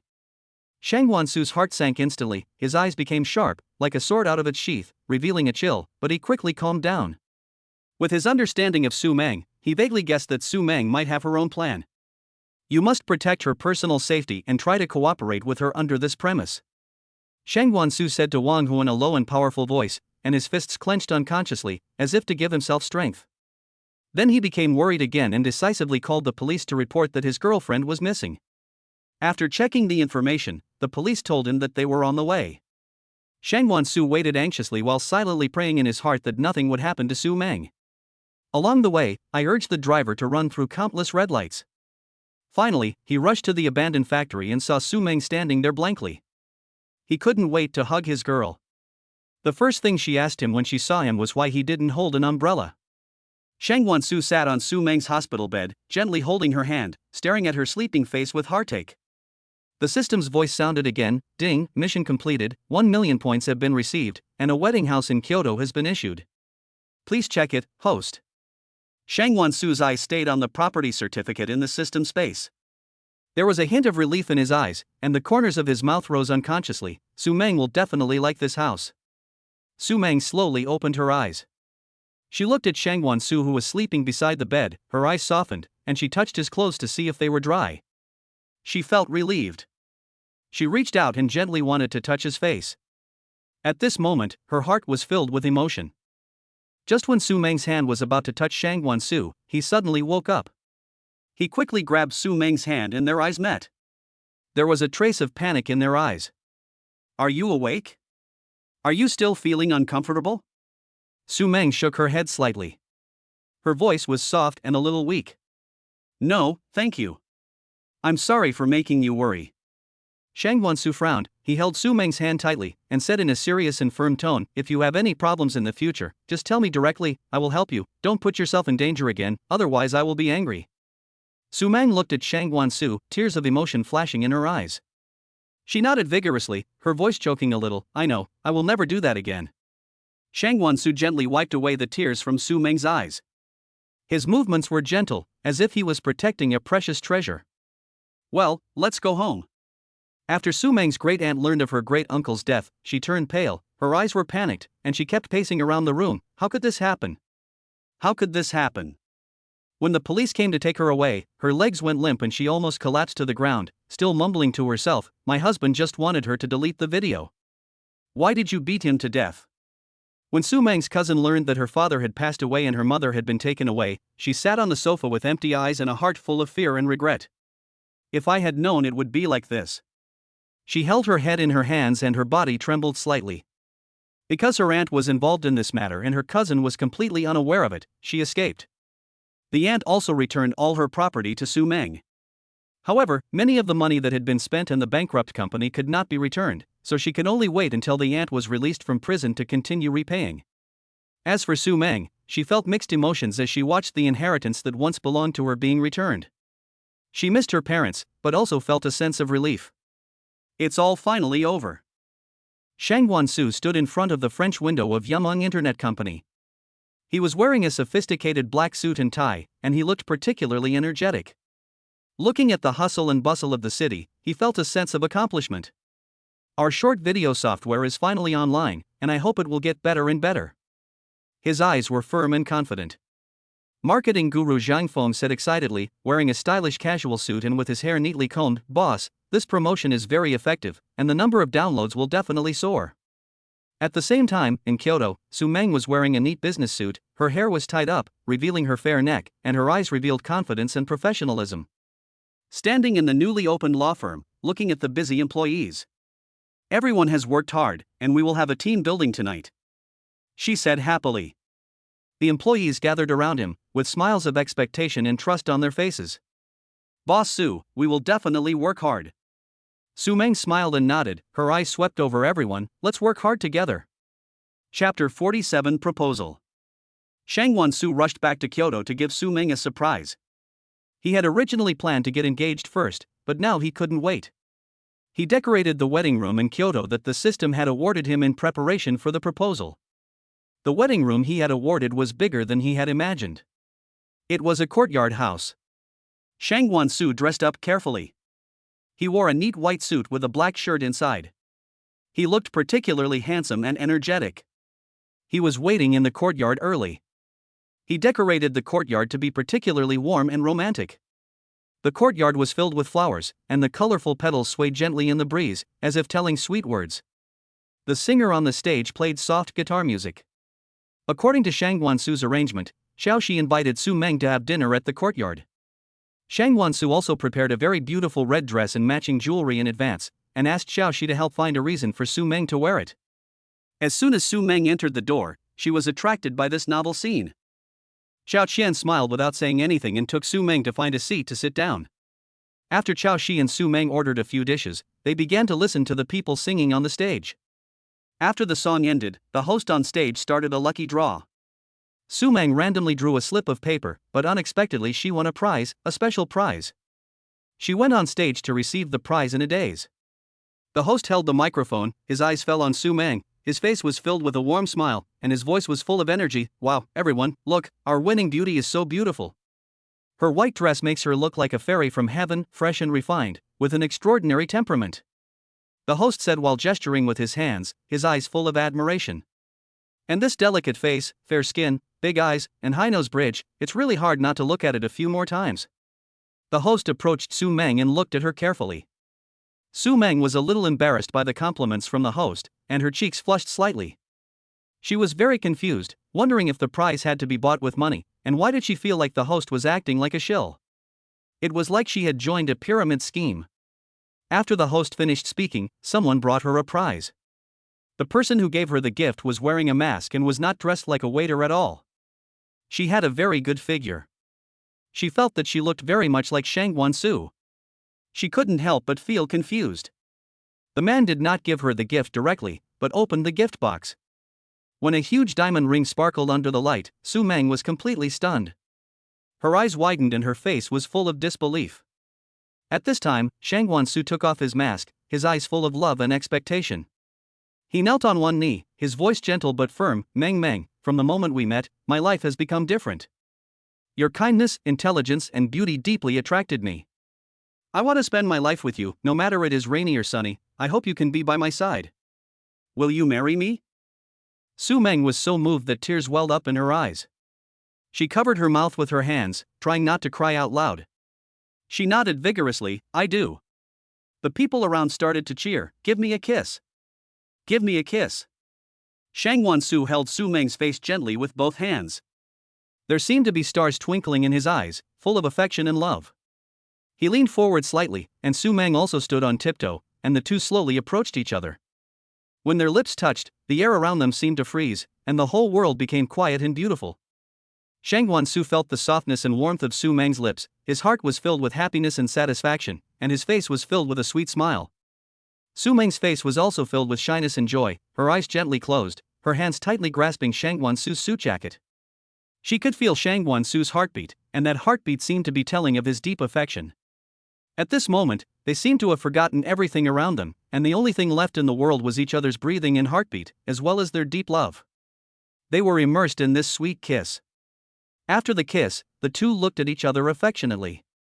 Their faces were filled with happy smiles, as if they were the only ones in the world.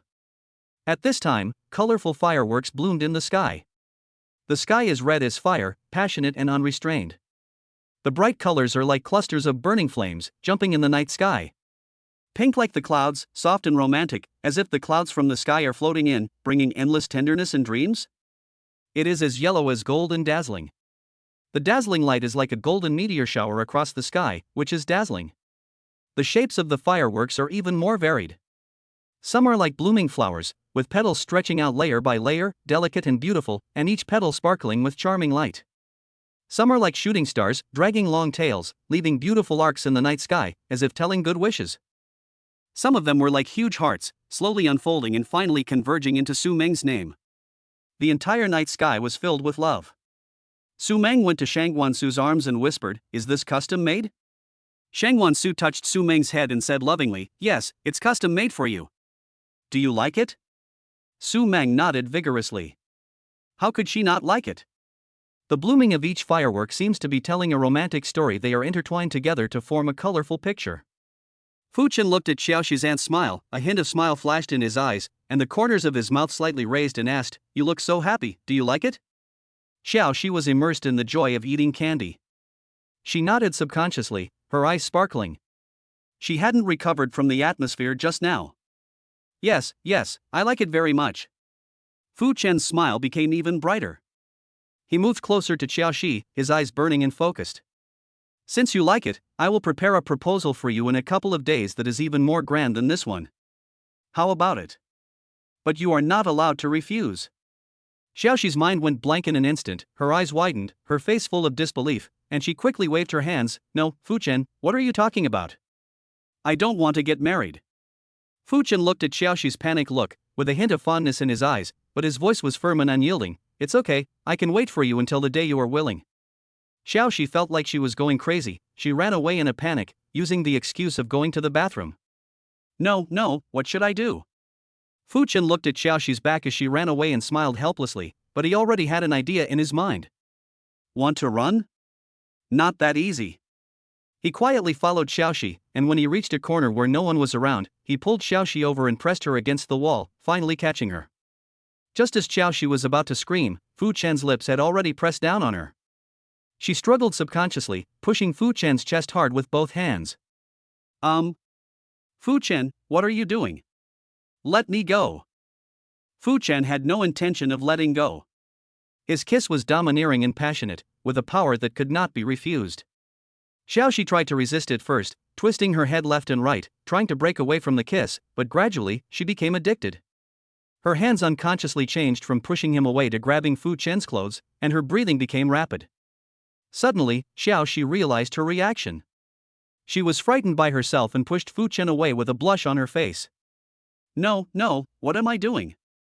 Fu Chen looked at Xiaoxi's shy appearance, his eyes full of smiles, but he still hugged her tightly. What? Are you shy?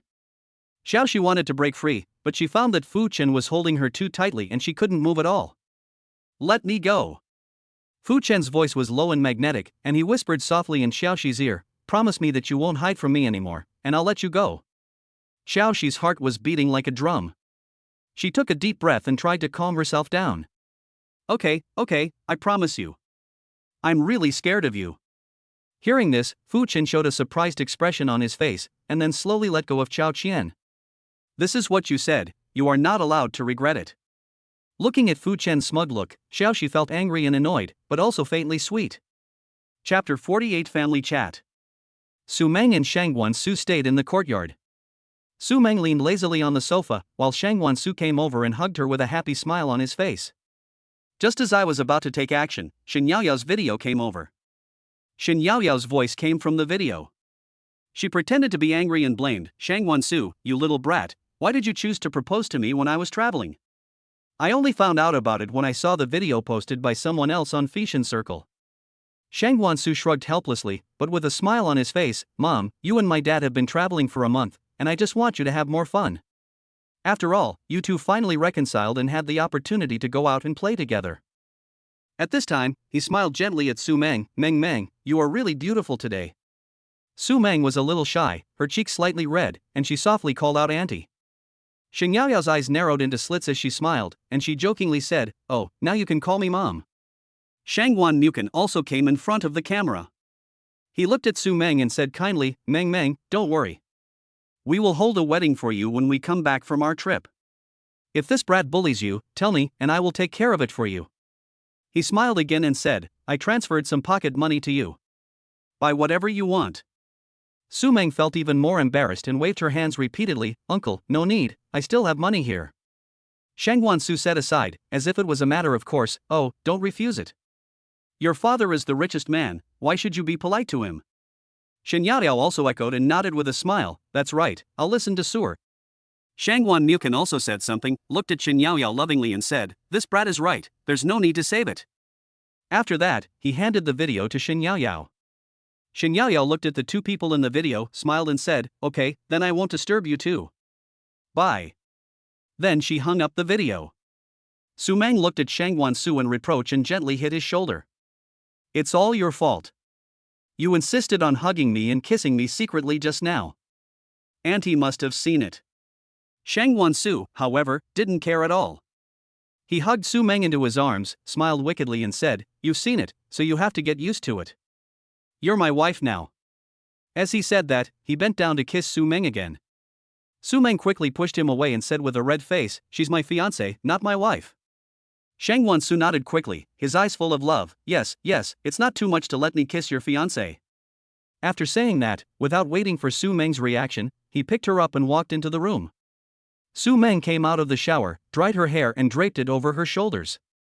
She picked up her phone and took a look at it.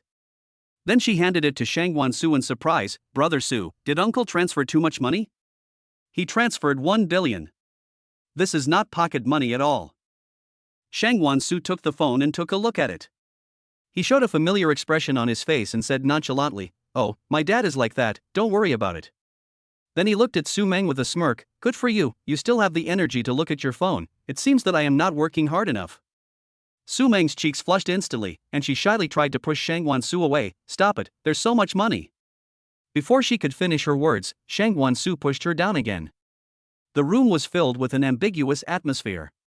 Su Mang's heartbeat was clearly audible.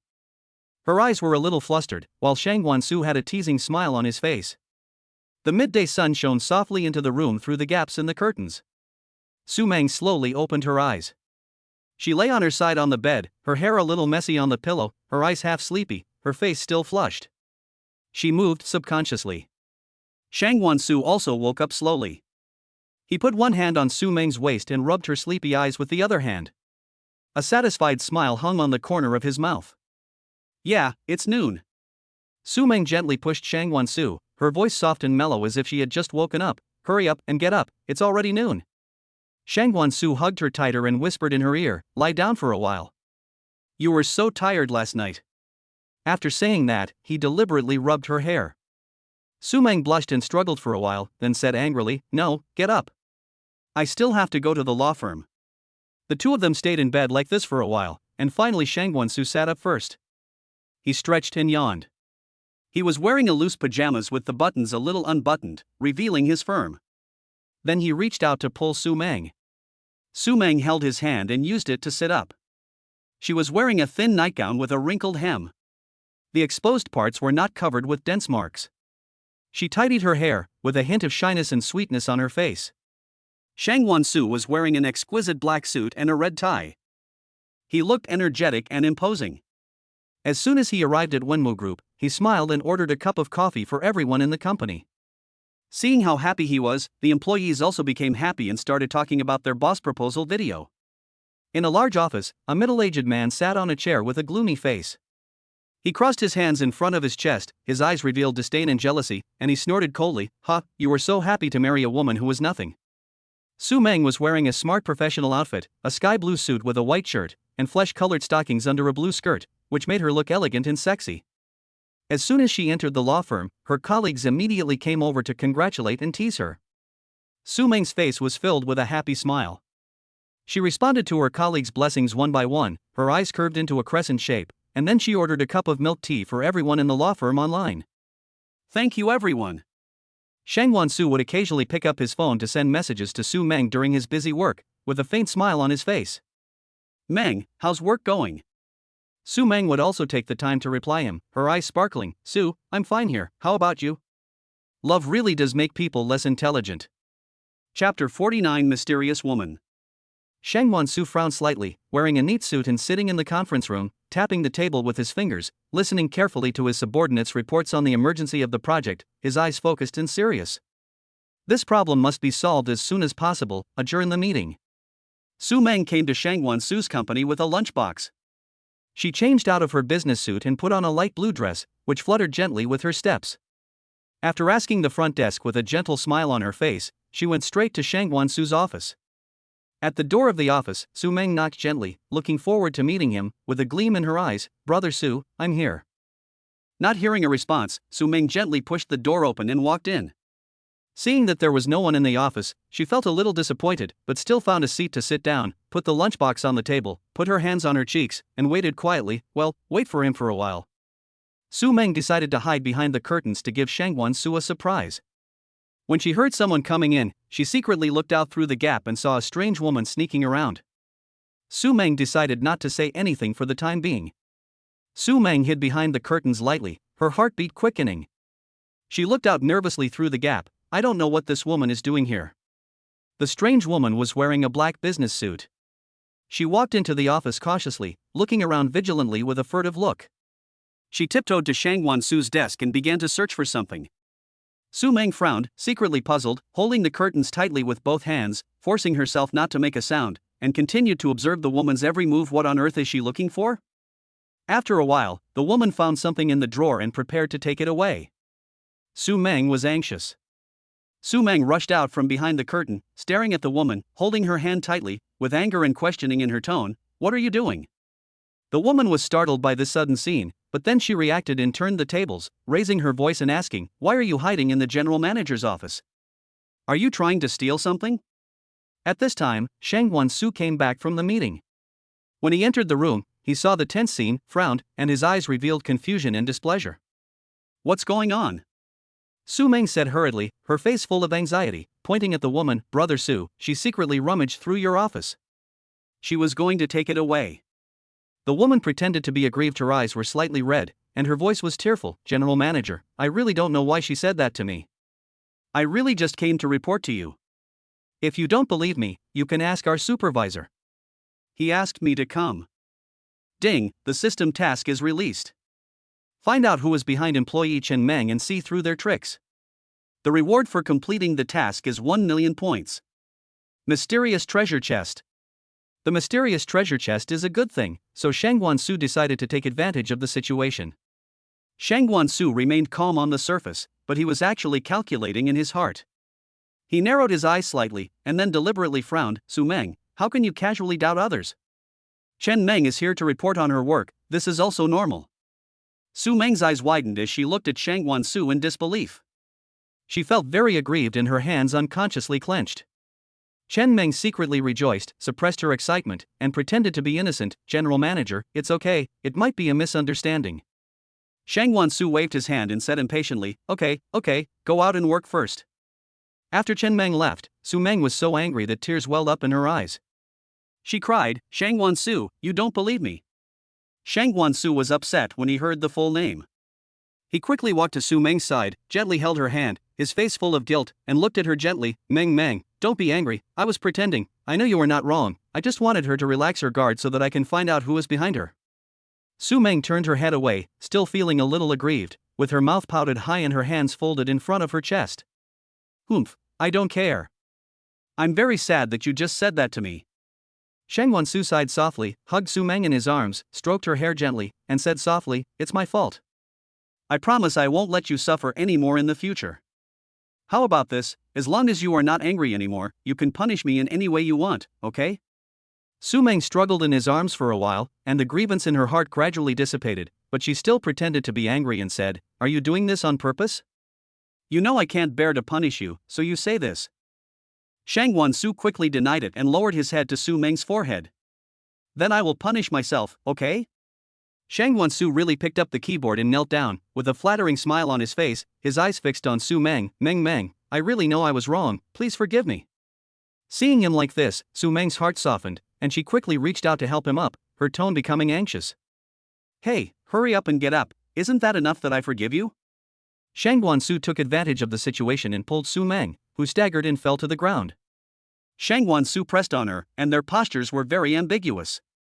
Their breaths intertwined, as if they could hear each other's heartbeats. Su Meng's face instantly turned red, her heart pounding, and she struggled with shame and annoyance. Get up quickly, really. She pushed Shangwan-su's chest with both hands, but she didn't use much strength. Shangwan-su approached Su Meng with a wicked smile, his eyes full of pampering, and said coquettishly, good wife, please love me. As he said that, he gently kissed Su Meng on the lips. Su Meng's face flushed instantly, and she put her hands on his chest, wanting to push him away but reluctant to do so. Stop it, we're still in the office. Her voice became quieter and quieter, until it was barely audible. Shangwan-su had no intention of stopping. He gently stroked Su Meng's cheek with one hand and pinched her waist with the other hand. Who made my Meng so cute? Su Meng pouted and kicked Shangwan-su lightly with her legs, trying to break free from his embrace, but she felt a little shy and powerless. Don't do this, what if someone sees us? Shangwan-su hugged Su Meng, whose face was flushed, tightly, with a sly smile on his face, and whispered softly in her ear, my Meng is so cute. Since you don't want to be in the office, let's go to the lounge. Su Meng was too embarrassed to look up. She nodded gently and let Shangwan-su carry her into the lounge, wrapping her arms around Shangwan-su's neck. The lounge was softly lit and the atmosphere was warm. The two of them looked particularly intimate under the light. Shangwan-su gently put Su Meng down and leaned over to look at her, his eyes full of love. After an unknown amount of time, it was already dark outside and the company gradually became quiet. Shangwan Su and Su Mang just came out of the lounge, and everyone in the company had already left work. The two held hands, Su Meng's face still had a blush, and Shangwan Su looked satisfied. They went out for a midnight snack, and then went home sweetly. Chapter 50 Amazing Rewards. Secret guard Li Yang followed Chen Meng to a high-end apartment complex. He was wearing a black sportswear, blending into the night, and observing his surroundings vigilantly. After watching Chen Meng enter the community, he used invisibility to follow in. When the moon was bright, a middle-aged man appeared. Li Yang observed carefully in the moonlight and saw that the man was of medium build, wearing a fine suit, with his hair combed meticulously and a slightly dignified face. It turned out to be Zhao Fu, the executive president of Wenmo Group. Li Yang followed them into their room quietly and squatted in the corner of their room eavesdropping all night. In the room, Chen Meng was wearing sexy pajamas, her eyes full of grievances. She held Zhao Fu's hand and acted coquettishly. "Boss Zhao, I was really scared today, I don't want to go anymore, okay?" Fortunately, Shangwan Su actually believed me, but I feel like he seems to be interested in me. Zhao Fu sat on the sofa, one hand around Chen Meng, the other hand groping her thigh. "Baby, don't be afraid, we won't go there anymore." He thought to himself that this idiot was quite confident. He had a top-notch beauty like Su Mang as his fiancée. He could be attracted to her. There was a vicious look in his eyes. But Chen Meng didn't notice.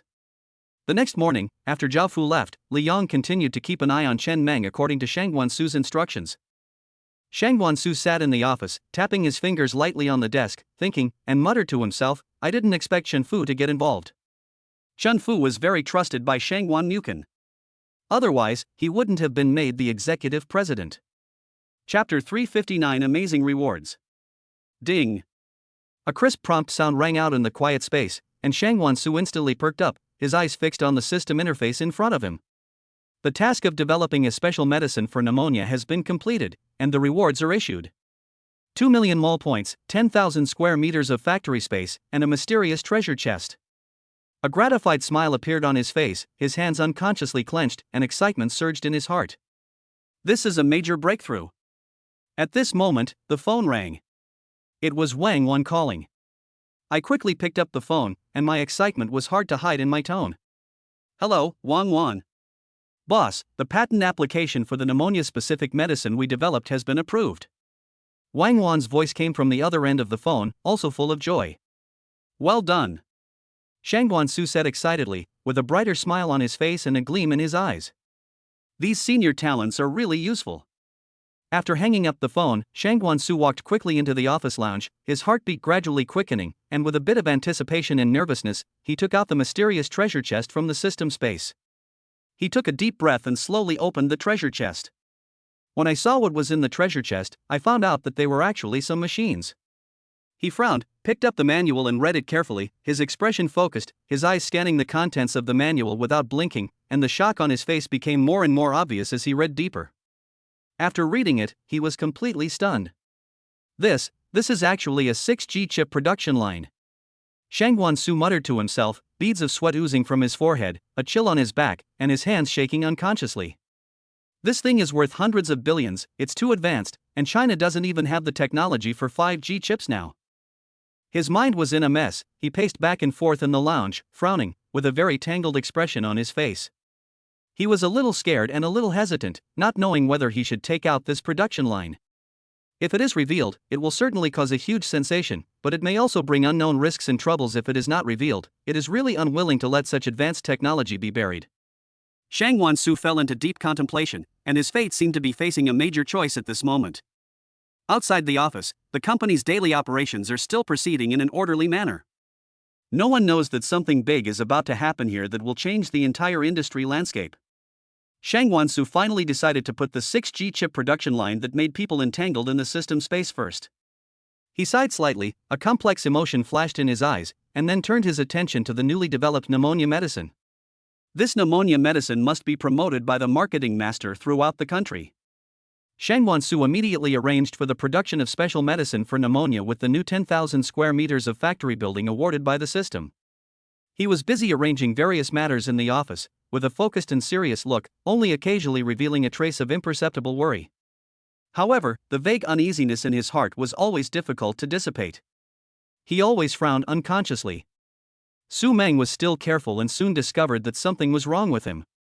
Su Mang walked to his side, gently held his hand, and her eyes were full of concern. Brother, what's wrong with you? Are you worried about something? Shangwan Su looked at Su Meng's worried eyes, and his heart warmed up.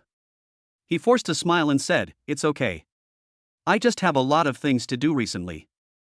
I'm a little tired." Su Mang hugged him gently, patted his back tenderly, and comforted him softly. "Don't put too much pressure on yourself. We will face anything together." Shangwan Su felt Su Meng's tenderness, and the uneasiness in his heart gradually eased. He took a deep breath and nodded. "Okay, I understand." Seeing Su Mang caring about him so much, Shangwan Su felt that he seemed to be worrying too much. He smiled lightly, with a trace of relief in his eyes. "Why don't we go out and relax for a while?" Su Meng's eyes lit up and a happy smile appeared on her face. "Okay, then let's call Xiaoxi and Fu Chen along, and the four of us will go out traveling." Shangwan Su nodded in agreement, and the gloom on his face disappeared, as if he had regained his former confidence. It was decided. Soon, Su Mang contacted Xiaoxi and Fu Chen, and the four of them packed their bags and embarked on a relaxing journey. The four of them came to a beautiful coastal city. The sun shone on the golden beach, the sea breeze blew gently, bringing bursts of salty breath, and the waves hit the shore, making a pleasant sound. Xiaoxi and Su Mang could not wait to rush to the sea, cheering like children, playing in the seawater with bright smiles on their faces. Fu Chen and Shangwan Su strolled leisurely on the beach, enjoying the beautiful sea view. "Ha, Su Mang, come and chase me!" Xiaoxi shouted while running and laughing. The splashes of the seawater hit her, but she didn't care at all and had a lot of fun. Su Mang was not to be outdone and chased after her. Shangwan Su and Fu Chen looked at the two of them, covered their mouths and laughed secretly, their eyes full of smiles. These two people will never grow up. After playing for a long time, the four of them lay down on the beach chairs to rest. Shangwan Su closed his eyes comfortably, feeling the sunshine and sea breeze, and the boredom in his heart gradually dissipated. "Would you like some ice cream?" Xiaoxi said as she looked at the children eating ice cream not far away. "Okay." The three answered in unison. Joe bought 4 ice creams, passed them to everyone, and then took a bite himself. He shivered because of the coldness. "Wow, so cold." Everyone burst into laughter at her appearance. The laughter echoed on the beach. At this moment, they seemed to have forgotten all their worries and stress. As time went by, the sun gradually set, and the sky was dyed a gorgeous orange-red. The four of them enjoyed this wonderful time. Chapter 51 Xingteng Technology. Shangwan Su answered the call from Chunyu, frowning, nodding slightly as he listened, a hint of understanding flashing in his eyes. "Well, I understand." After hanging up the phone, he looked at Su Mang, his face full of apology, and sighed softly. "Sorry, we have to go back early." Su Meng's heart tightened, and she looked at him worriedly, but she still nodded sensibly. "Okay, is there something wrong with the company?" Shangwan Su nodded. "Something happened to Xingteng Technology." Su Meng knew that Shangwan Su was a shareholder of Xingteng Technology. Shangwan Su had told her about it when he gave her the phone. The next morning, the four of them got off the plane. Shangwan Su hurriedly opened his phone and saw the overwhelming news about Xingteng Technology's chip restrictions, and his face became uglier. Xiaoxi and Fu Chen were about to say goodbye to the two, but were stopped by Shangwan Su. "Let's go to Xingteng Technology together." Shangwan Su invited. His eyes were firm and serious, making it impossible to refuse. Fu Chen and Xiao Qian were confused for a moment. "Is it because of the news this morning?" Fu Chen asked, crossing his arms and looking puzzled. Shangwan Su nodded. "But what does this have to do with you? We can't solve the problem even if we go." Fu Chen continued, looking up slightly, with a hint of doubt in his tone. Shangwan Su smiled. "You'll know if you come with me. Now it's not just about Xingteng Technology. Can you guarantee that Fu's company won't be targeted?" Shangwan Su looked at Fu Chen sharply. Fu Chen pondered for a moment, lowered his head in thought, and rubbed his chin unconsciously. Then he raised his head and his eyes became firm. He decided to go. Xiaoxi had no objection at all. She shrugged lightly, smiled and followed everyone's pace. "Then let's go together." The group walked quickly towards the parking lot. Shangwan Su's steps were firm and powerful, as if he had already prepared himself for anything. Shangwan Su and his 4 companions came to Xingteng Technology Company. The company building was towering into the sky, and the glass curtain wall reflected dazzling light under the sun. People were coming and going at the door, and the employees were in a hurry, full of a busy atmosphere. Chen Yu was already waiting downstairs in the company. He was wearing a neat suit, his hair was combed meticulously, and he had a respectful expression on his face. Chairman Shangwan, the meeting room you requested is ready. Chen Yu bowed slightly, extended his hand and made a gesture of invitation, his voice steady and respectful. Shangwan Su nodded, his expression indifferent. Fu Chen was stunned. His eyes widened, his face full of disbelief. He looked up and down at Shangwan Su and Chen Yu, his mouth slightly open. Mr. Chen of Xingting Technology actually called Shangwan Su the chairman. Xingting Technology belonged to Shangwan Su? The employees of Xingting Technology were also very curious. They slowed down their pace or pretended to glance over here casually, their eyes full of doubt and curiosity, and whispers filled the air. Why was their president nodding and bowing? Shangwan Su seemed unaware of the gazes of the people around him. He walked steadily into the company building, looking calm and composed. He was wearing a simple and decent business suit, which made him look more calm and steady. Fu Chen and Xiao Chen looked at each other and hurried to catch up. The group walked into the building. In the spacious and bright lobby, the huge company logo was particularly eye-catching. The group took the president's exclusive elevator to the top floor. Entering the conference room, everyone sat down. The conference room was decorated simply and elegantly, with comfortable chairs placed around the oval conference table and a few abstract paintings hanging on the wall, adding a bit of artistic atmosphere to the serious space. Fu Chen finally couldn't help but speak. Shangwan, is Xingting Technology really yours? Fu Chen frowned and looked straight at Shangwan Su, his eyes full of confusion and surprise, leaning forward as if he wanted to get an answer immediately. Shangwan Su smiled slightly and nodded. Yes, I am a major shareholder of Xingting Technology. Shangwan Su said calmly, with his hands folded on the table, looking calm, and his deep eyes did not reveal too many emotions. Fu Chen and Xiao Chen looked at each other, their eyes full of shock. You? When did you have such a big business? Fu Chen asked stutteringly, leaning back in his chair, looking like he had a hard time digesting the news. Shangwan Su had just been adopted by the Shangwan family. But Xingting Technology Company has been listed for a long time. And it has developed very rapidly. He also got inside information that the restrictions this time were also because the Eagle country wanted to suppress it. This Shangwan Su is actually a first-generation entrepreneur. So terrifying. Shangwan Su shrugged lightly. It was a long time ago, but I have always kept a low profile. Shangwan Su said lightly. He picked up the water cup on the table, took a sip, and looked at everyone through the edge of the cup. Chen Yu sat quietly at the side, looking at Shangwan Su with eyes full of admiration. No wonder you were able to give Meng Meng a customized mobile phone from Xingting Technology before. Xiao Qian couldn't help but say. This is not something that needs to be publicized. Shangwan Su said. He put down the cup and his eyes became serious. The most important thing now is to solve the chip problem. The conference room fell silent again, and everyone's thoughts were still on Shangwan Su's identity. After a while, Fu Chen came back to his senses. He took a deep breath, as if trying to make himself accept this fact. Shangwan Su looked at everyone with a firm gaze. His eyes seemed to be able to penetrate all difficulties and give people an invisible power. The limited supply of chips is a big blow to us at Xingting Technology, but there is a solution. We can develop chips independently, Shangwan Su said slowly, his eyes sweeping over everyone, as if soliciting everyone's opinions. Independent research and development requires time and technological accumulation, and cannot solve Xingting Technology's current problems. Fu Chen analyzed with a frown. Fu Chen said, are you asking us to come here so that Fu's and Xiao's companies can raise funds for Xingting Technology to carry out research and development? His eyes were fixed on Shangwan Su, with a hint of vigilance on his face, and his hands unconsciously clenched the armrests of the chair.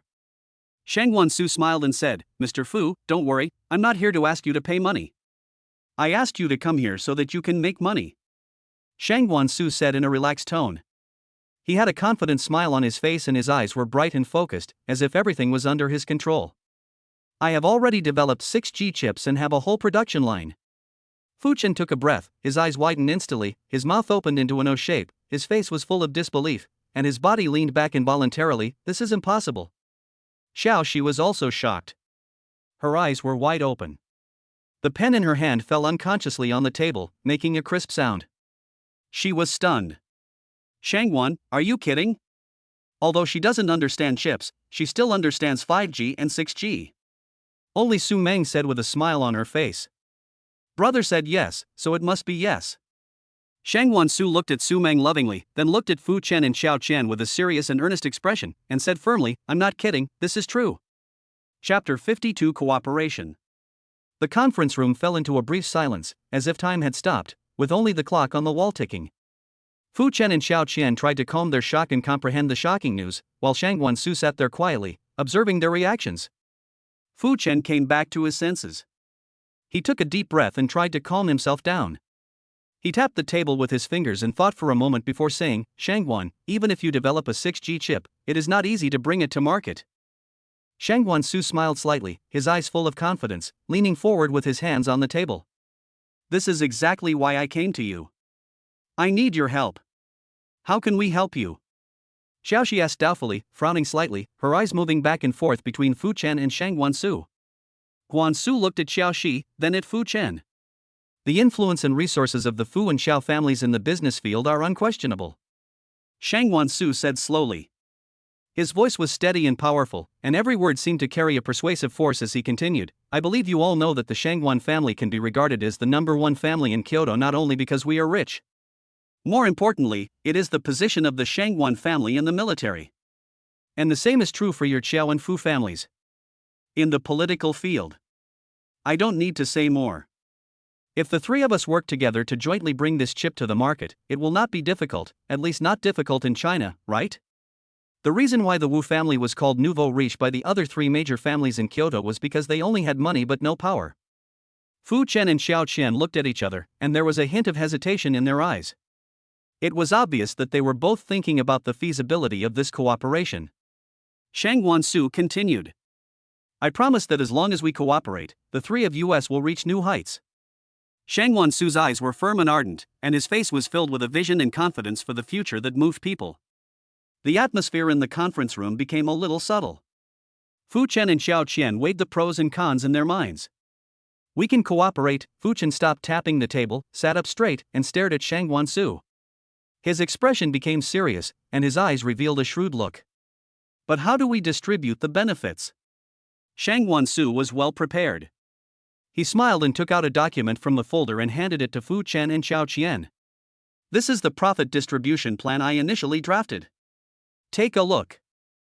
Fu Chen and Xiao Qian took the document and looked through it carefully. The conference room was so quiet that only the sound of flipping papers could be heard.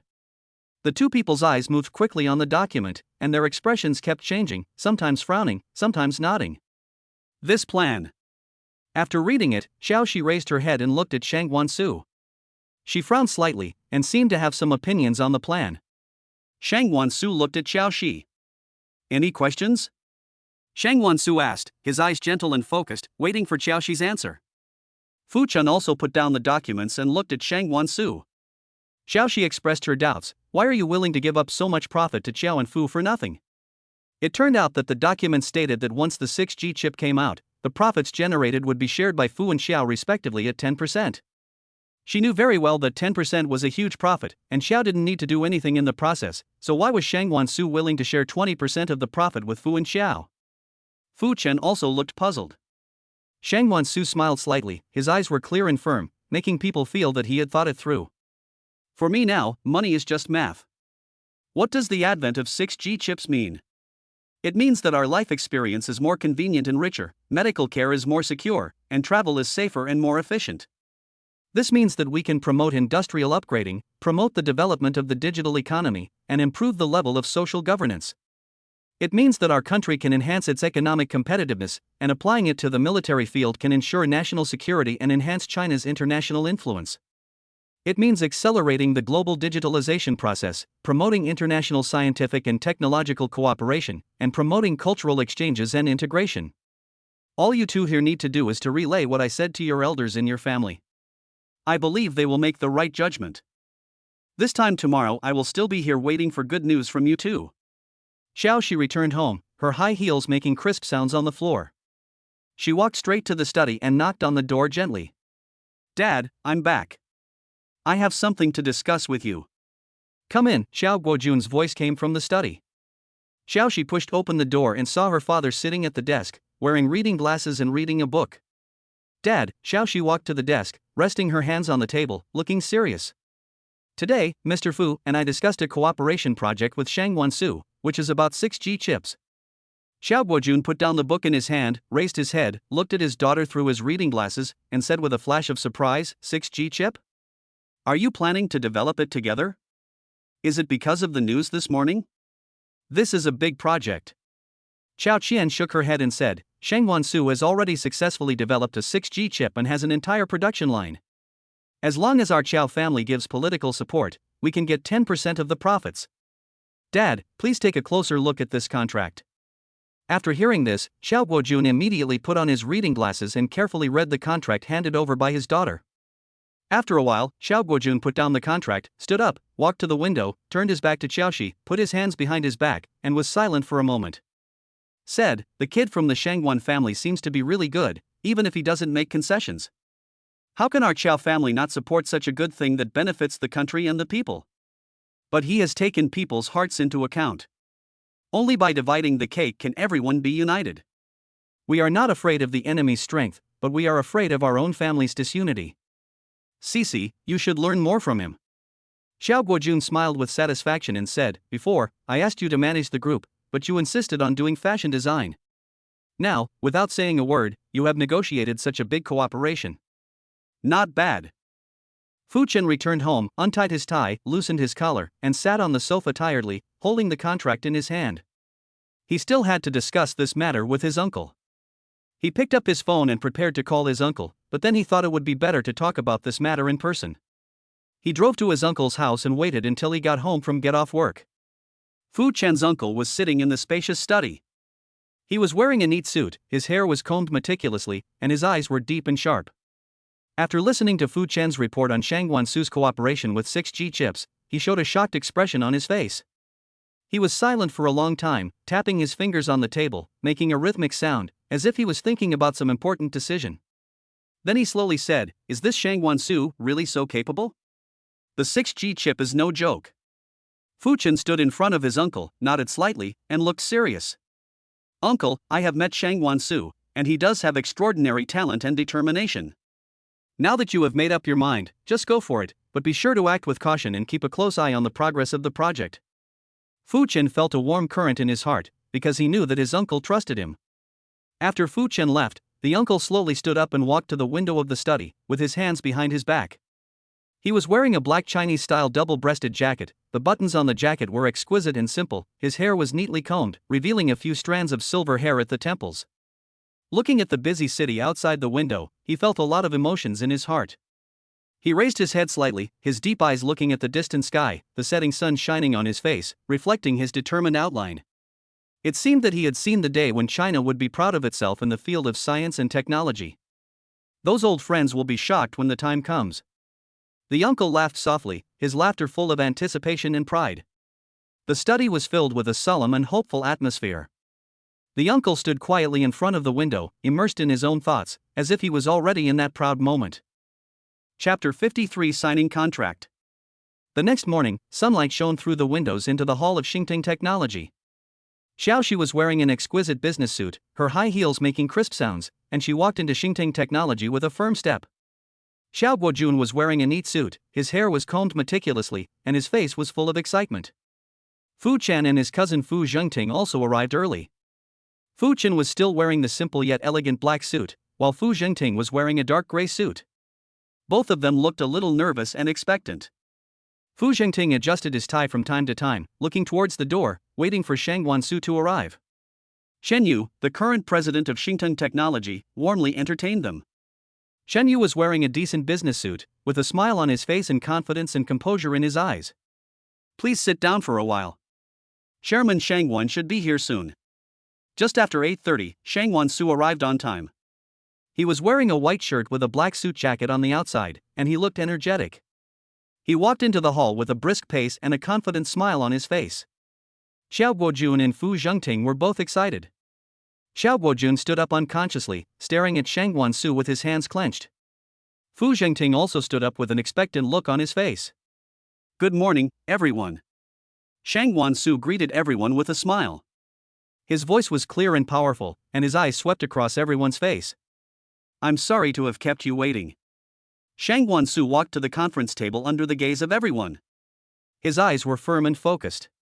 He gently placed the documents in his hand on the table and said, "Thank you very much for your trust and support." He looked around at everyone present, with a sincere and warm smile on his face. "Here, I promise that once the products supporting the 6G chip are made, I will invite everyone to witness it as soon as possible."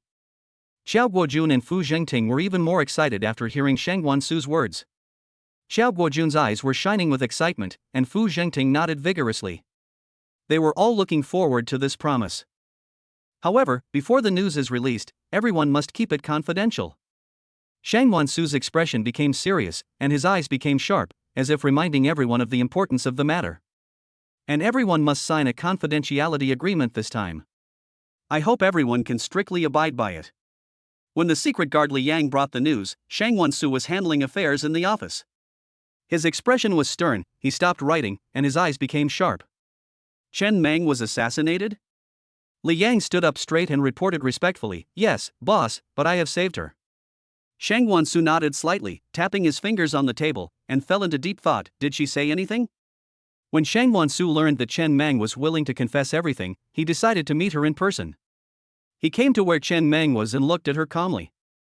Chen Meng's eyes were filled with fear and regret. She lowered her head and said in a trembling voice, I confess that I did go to the office to steal documents last time in order to find an opportunity to sabotage the project you were working on." Shang Guansu had no expression on his face. He just looked at her coldly, folded his hands over his chest, and waited for her to continue. "Who is the person behind you?" It was Zhao Fu. Chen Meng bit her lip, her hands unconsciously clenching the corners of her clothes. "He tricked me into saying he would marry me after he succeeded, but I didn't expect him to kill me." A trace of anger flashed in Shang Guansu's eyes. He clenched his fists slightly, then loosened them. "What else do you know?" "I also know." Chen Meng hesitated, glanced at Shang Guansu secretly, and then said, "He had an affair with Du Yue, who pretended to be the chairman's wife. They even colluded with the Latte Group in Jiangcheng." Shang Guansu's face became even gloomier. He took a deep breath, trying to calm himself down and think deeply. Shang Guansu directly asked Li Yan to tie Zhao Fu up. He sat on a chair and looked at Zhao Fu, who was escorted in with cold eyes. "Zhao Fu, do you have anything else to say?" Zhao Fu was terrified. He struggled to break free from Li Yang's restraints, with beads of sweat on his forehead. "Shang Guansu, why did you tie me up?" Shang Guansu ignored his shouting and exchanged a truth pill from the system mall. He played with it in his hand and said, "Take it and tell me everything you have done." Zhao Fu looked at the truth pill, and a trace of fear flashed in his eyes.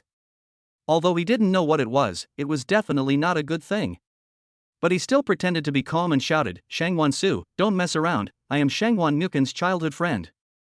Shang Guansu sneered and winked at Li Yang, who immediately stepped forward, pinched Zhao Fu's chin, and forcefully fed him the truth pill.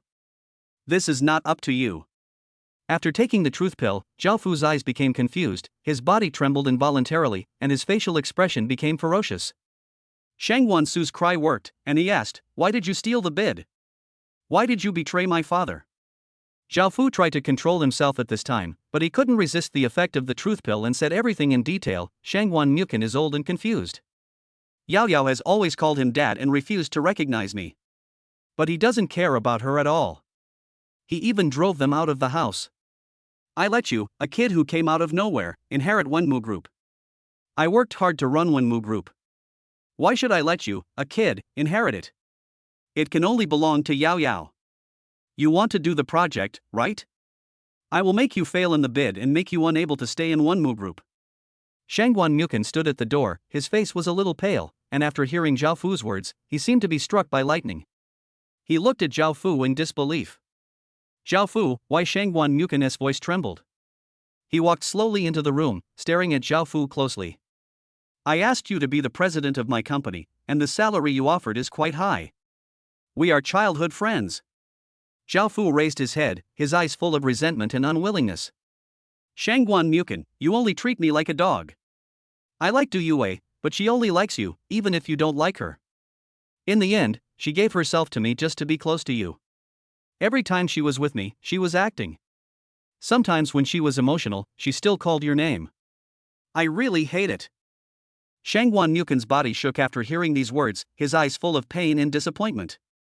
"I never thought you actually thought of me like this." He was silent for a moment, took a deep breath, and tried to calm himself down. Shangguan Su, let him go. Shangguan Su frowned and looked at Shangguan Mukin in confusion. Dad, he has done so many bad things, are you just going to let him go? Shangguan Mukin shook his head helplessly, his eyes became dim. Fire him and make what he did public. Shangguan Zhengting looked at Shangguan Mukin, who was walking away unsteadily, his eyes revealing worry and helplessness. Then he turned around and patted Shangguan Su on the shoulder. Good boy, the Shangguan family will rely on you from now on. Shangguan Su nodded slightly, his posture straight, his eyes firmly meeting Shangguan Zhengting's. I understand, Grandpa. Shangguan Zhengting continued, with a hint of emotion in his tone. Although your father is also very good, he is indecisive. The main reason is that I protected him too well since he was a child, so he didn't know that people are treacherous. Shangguan Su listened to his grandfather's words, thinking deeply. He let his hands hang naturally at his sides and responded seriously, well, I will pay attention, Grandpa. If you have any problems in the future, you can tell Grandpa directly. Grandpa will support you. Shangguan Zhengting's eyes were full of love and trust. Shangguan Su nodded again, a look of gratitude on his face. Thank you, Grandpa. Don't worry, I will try my best. At this moment, the system's voice suddenly sounded. Ding, reward for completing the system task is issued, 1 million system mole points and a mysterious treasure chest. A hint of surprise flashed across Shangguan Su's eyes, and the corners of his mouth rose unconsciously, and he couldn't help but feel secretly happy in his heart. He liked the mysterious treasure chest the most. Chapter 54, Mysterious Treasure Box. After seeing his grandfather off, Shangguan Su returned to the empty room.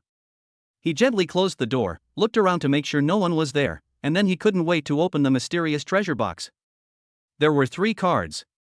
His eyes fell on the pattern on the card, his eyebrows raised, and he murmured thoughtfully, it's a person, could it be another high-level talent? Shangguan Su reached out and took out one, looking at it carefully, stroking the card gently with his fingers, with a focused expression. It says introduction on it. Name, Chu Tian. Gender, male. Height, 185 centimeters. Specialties, management, organization, negotiation, and all the abilities of a secret guard. Seeing this, Shangguan Su was so surprised that he could not express it in words. This was even more powerful than his secret guards. Then he picked up the second card and stared at the information on it, his expression becoming more and more excited. Name, Jiaingzi. Gender, female. Height, 170. Specialties, specialty in designing weapons, including cold weapons, hot weapons, aircraft, and cannons. Possesses all the abilities of a secret guard. This. Shangguan Su opened his mouth slightly, his face full of disbelief. The card in his hand seemed to weigh 1,000 pounds. This is too amazing. Finally, he picked up the third card, took a deep breath, calmed his excitement, and continued to check. Name, Shu Han. Gender, male. Height, 195 centimeters. Specialties, he is proficient in using various cold weapons, hot weapons, airplanes and cannons, and possesses all the abilities of a secret guard. Shangguan Su nodded slightly, quickly analyzing the current situation in his mind, thinking to himself, these 3 are indeed a perfect combination.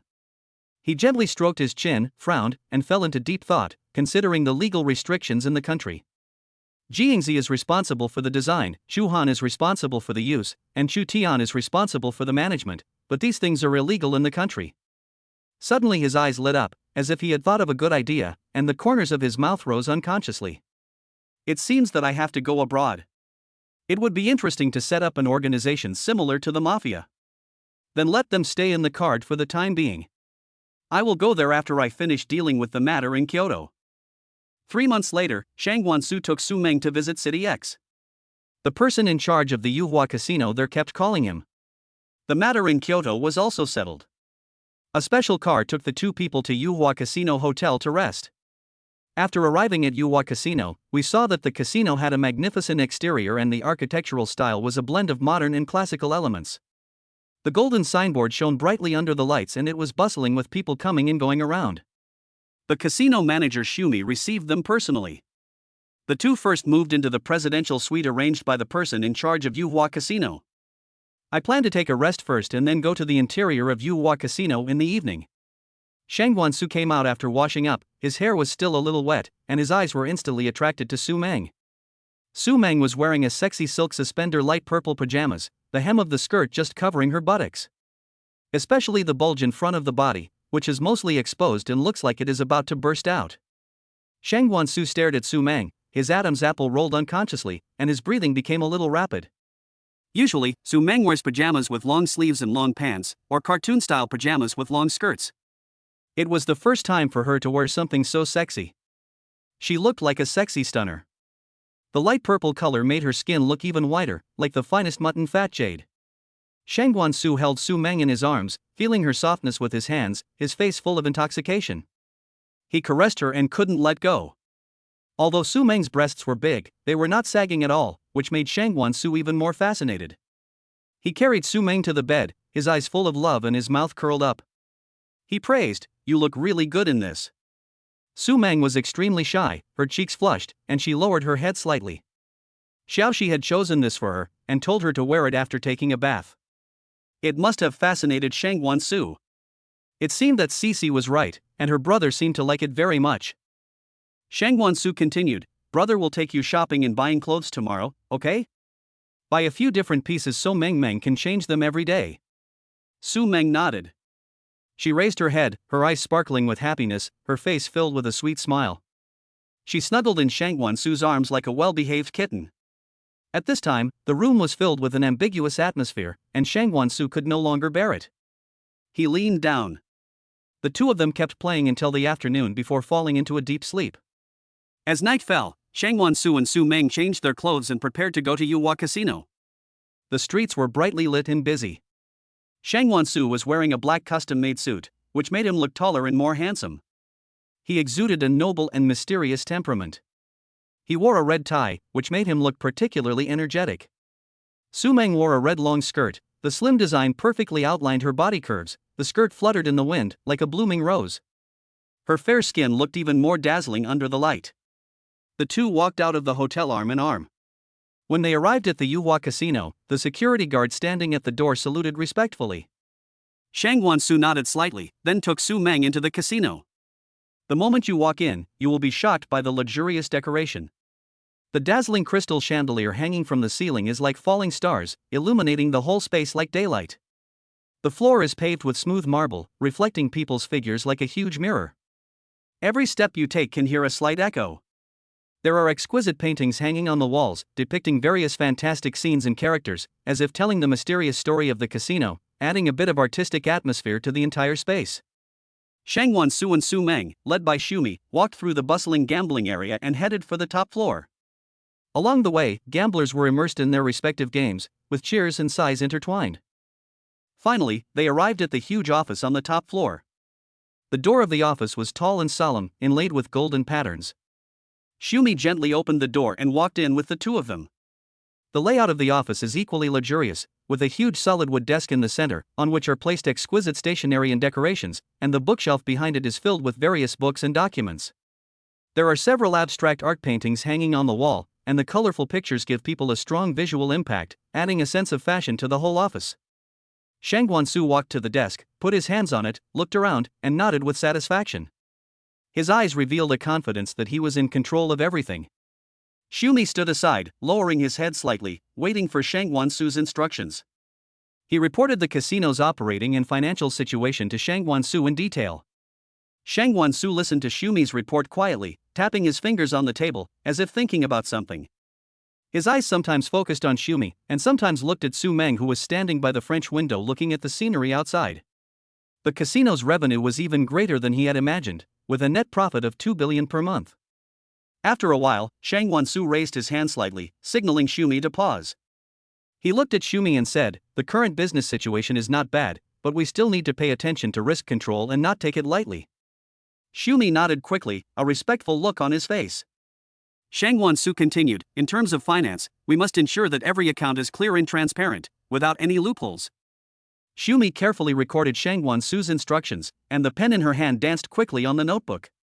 Shang Guansu also reminded her of some other matters before letting Shumi leave. Only Shang Guansu and Su Meng were left in the office. Shang Guansu walked over to Su Meng and gently put his arm around her shoulders. "Meng Meng, do you think your brother is very serious when he's working?" Su Meng smiled and shook her head, her eyes full of love. "Brother looks very handsome when he is serious." Shang Su heard this and showed a satisfied smile on his face. Chapter 55 Yuhua Casino. The casino was even more lively at this time, and the atmosphere of tension and excitement was filled among the crowd. They came to a baccarat table. Some of the gamblers around them looked nervous, while others looked calm, waiting for the next round to start. Shang Su smiled and asked Su Mang, Meng, do you want to play? Su Mang's eyes sparkled as she nodded slightly, her cheeks flushed with excitement. Shang Su then signaled the dealer to start dealing the cards. The cards flew in the dealer's hands and were quickly dealt to everyone. Su Mang looked at her cards intently. Su Mang stared at the cards calmly, as if she was confident about everything. Su Mang looked calm and composed, as if everything was under her control. Her pretty face became even more charming under the light, her delicate features seemed to be carefully carved by God, and her bright eyes sparkled with confidence.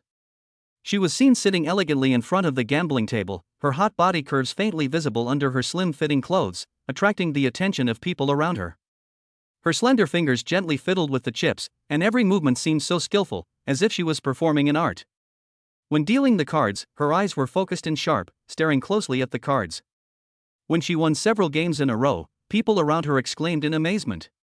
Some people whispered about her identity, while others marveled at her gambling skills. However, Su Mang just smiled slightly, not caring about these looks and discussions. Shang Su stood aside, his eyes full of doting and fascination, looking at Su Mang, feeling secretly proud. He wanted to take Su Mang back to the room immediately. His hands clenched and unclenched unconsciously, and the expression on his face was very complicated, showing his love for Su Mang and a hint of irresistible impulse. He tried hard to control himself and accompanied Su Mang to leave the gambling table. Su Mang took Shang Su to another area of the casino, which was relatively quiet and the lights were slightly dim, giving people a mysterious feeling. The surrounding layout style was different from other places. There were some strange symbols and patterns hanging on the wall, and it was hard to figure out their meaning. Su Mang looked around curiously, and Shang Su followed closely behind her. "Brother, this place feels a little different," Su Mang said softly, with a curious light in her eyes, and she reached out and gently touched the pattern on the wall. Shang Su frowned slightly and looked around vigilantly. Suddenly, a masked man appeared in front of us, and his figure looked a little strange in the dim light. The masked man walked towards them, and Shang Su subconsciously protected Su Mang behind him. The masked man stopped a few steps away from Shang Su and Su Mang. His voice was low and hoarse, as if coming from far away. "You two, are you interested in participating in a special gambling game?" Shang Su's eyes shone, staring at the masked man's eyes, trying to find some clues from his eyes. "What special bet?" The masked man chuckled, with a hint of mysterious laughter in his voice. "A gambling game that will allow you to experience the ultimate excitement, and there are unexpected surprises." Su Mang was standing aside, feeling curious. She gently tugged at Shang Su's sleeve, with a hint of anticipation in her eyes. Shang Su sensed Su Mang's emotions and hesitated. The masked man seemed to sense Shang Su's hesitation and continued, "Not everyone is eligible to participate in this gambling game. You two should think carefully about it." Shang Su felt that there shouldn't be any big problems in his own casino, but he still called Shumi cautiously. His fingers slid quickly across the phone screen. After the call was connected, he briefly explained the situation and then handed the phone to the masked man. When the masked man answered the phone, there was still a puzzled expression on his face, but when he heard Shumi's voice, he was instantly shocked, his eyes widened, and his mouth slightly opened as if he had heard something unbelievable. After hanging up the phone, the masked man's attitude took a 180-degree turn and became very respectful. He bowed slightly and his tone became humble. "Boss, I apologize for any offense I caused you." Shang Su nodded slightly with an indifferent expression, and then asked the masked man to take them into the mysterious gambling room. The masked man nodded quickly and took them towards a closed door. The masked man pushed open the door, and a noisy sound came from inside. The lights became brighter, and a lively gambling scene appeared before his eyes. The layout here is more luxurious than outside. The gambling table is surrounded by all kinds of people, including wealthy people in fancy clothes and sexy beauties. Some people look particularly familiar. They are popular female stars and male stars. Shang Su and Su Mang walked into the scene and immediately attracted some people's attention. Some people whispered about their identities. Su Mang was a little curious, while Shang Su looked calm. At this time, a beautiful host in gorgeous clothes walked onto the stage, holding a microphone in her hand. "Welcome everyone to this special gambling game. I am tonight's host Wei Wei.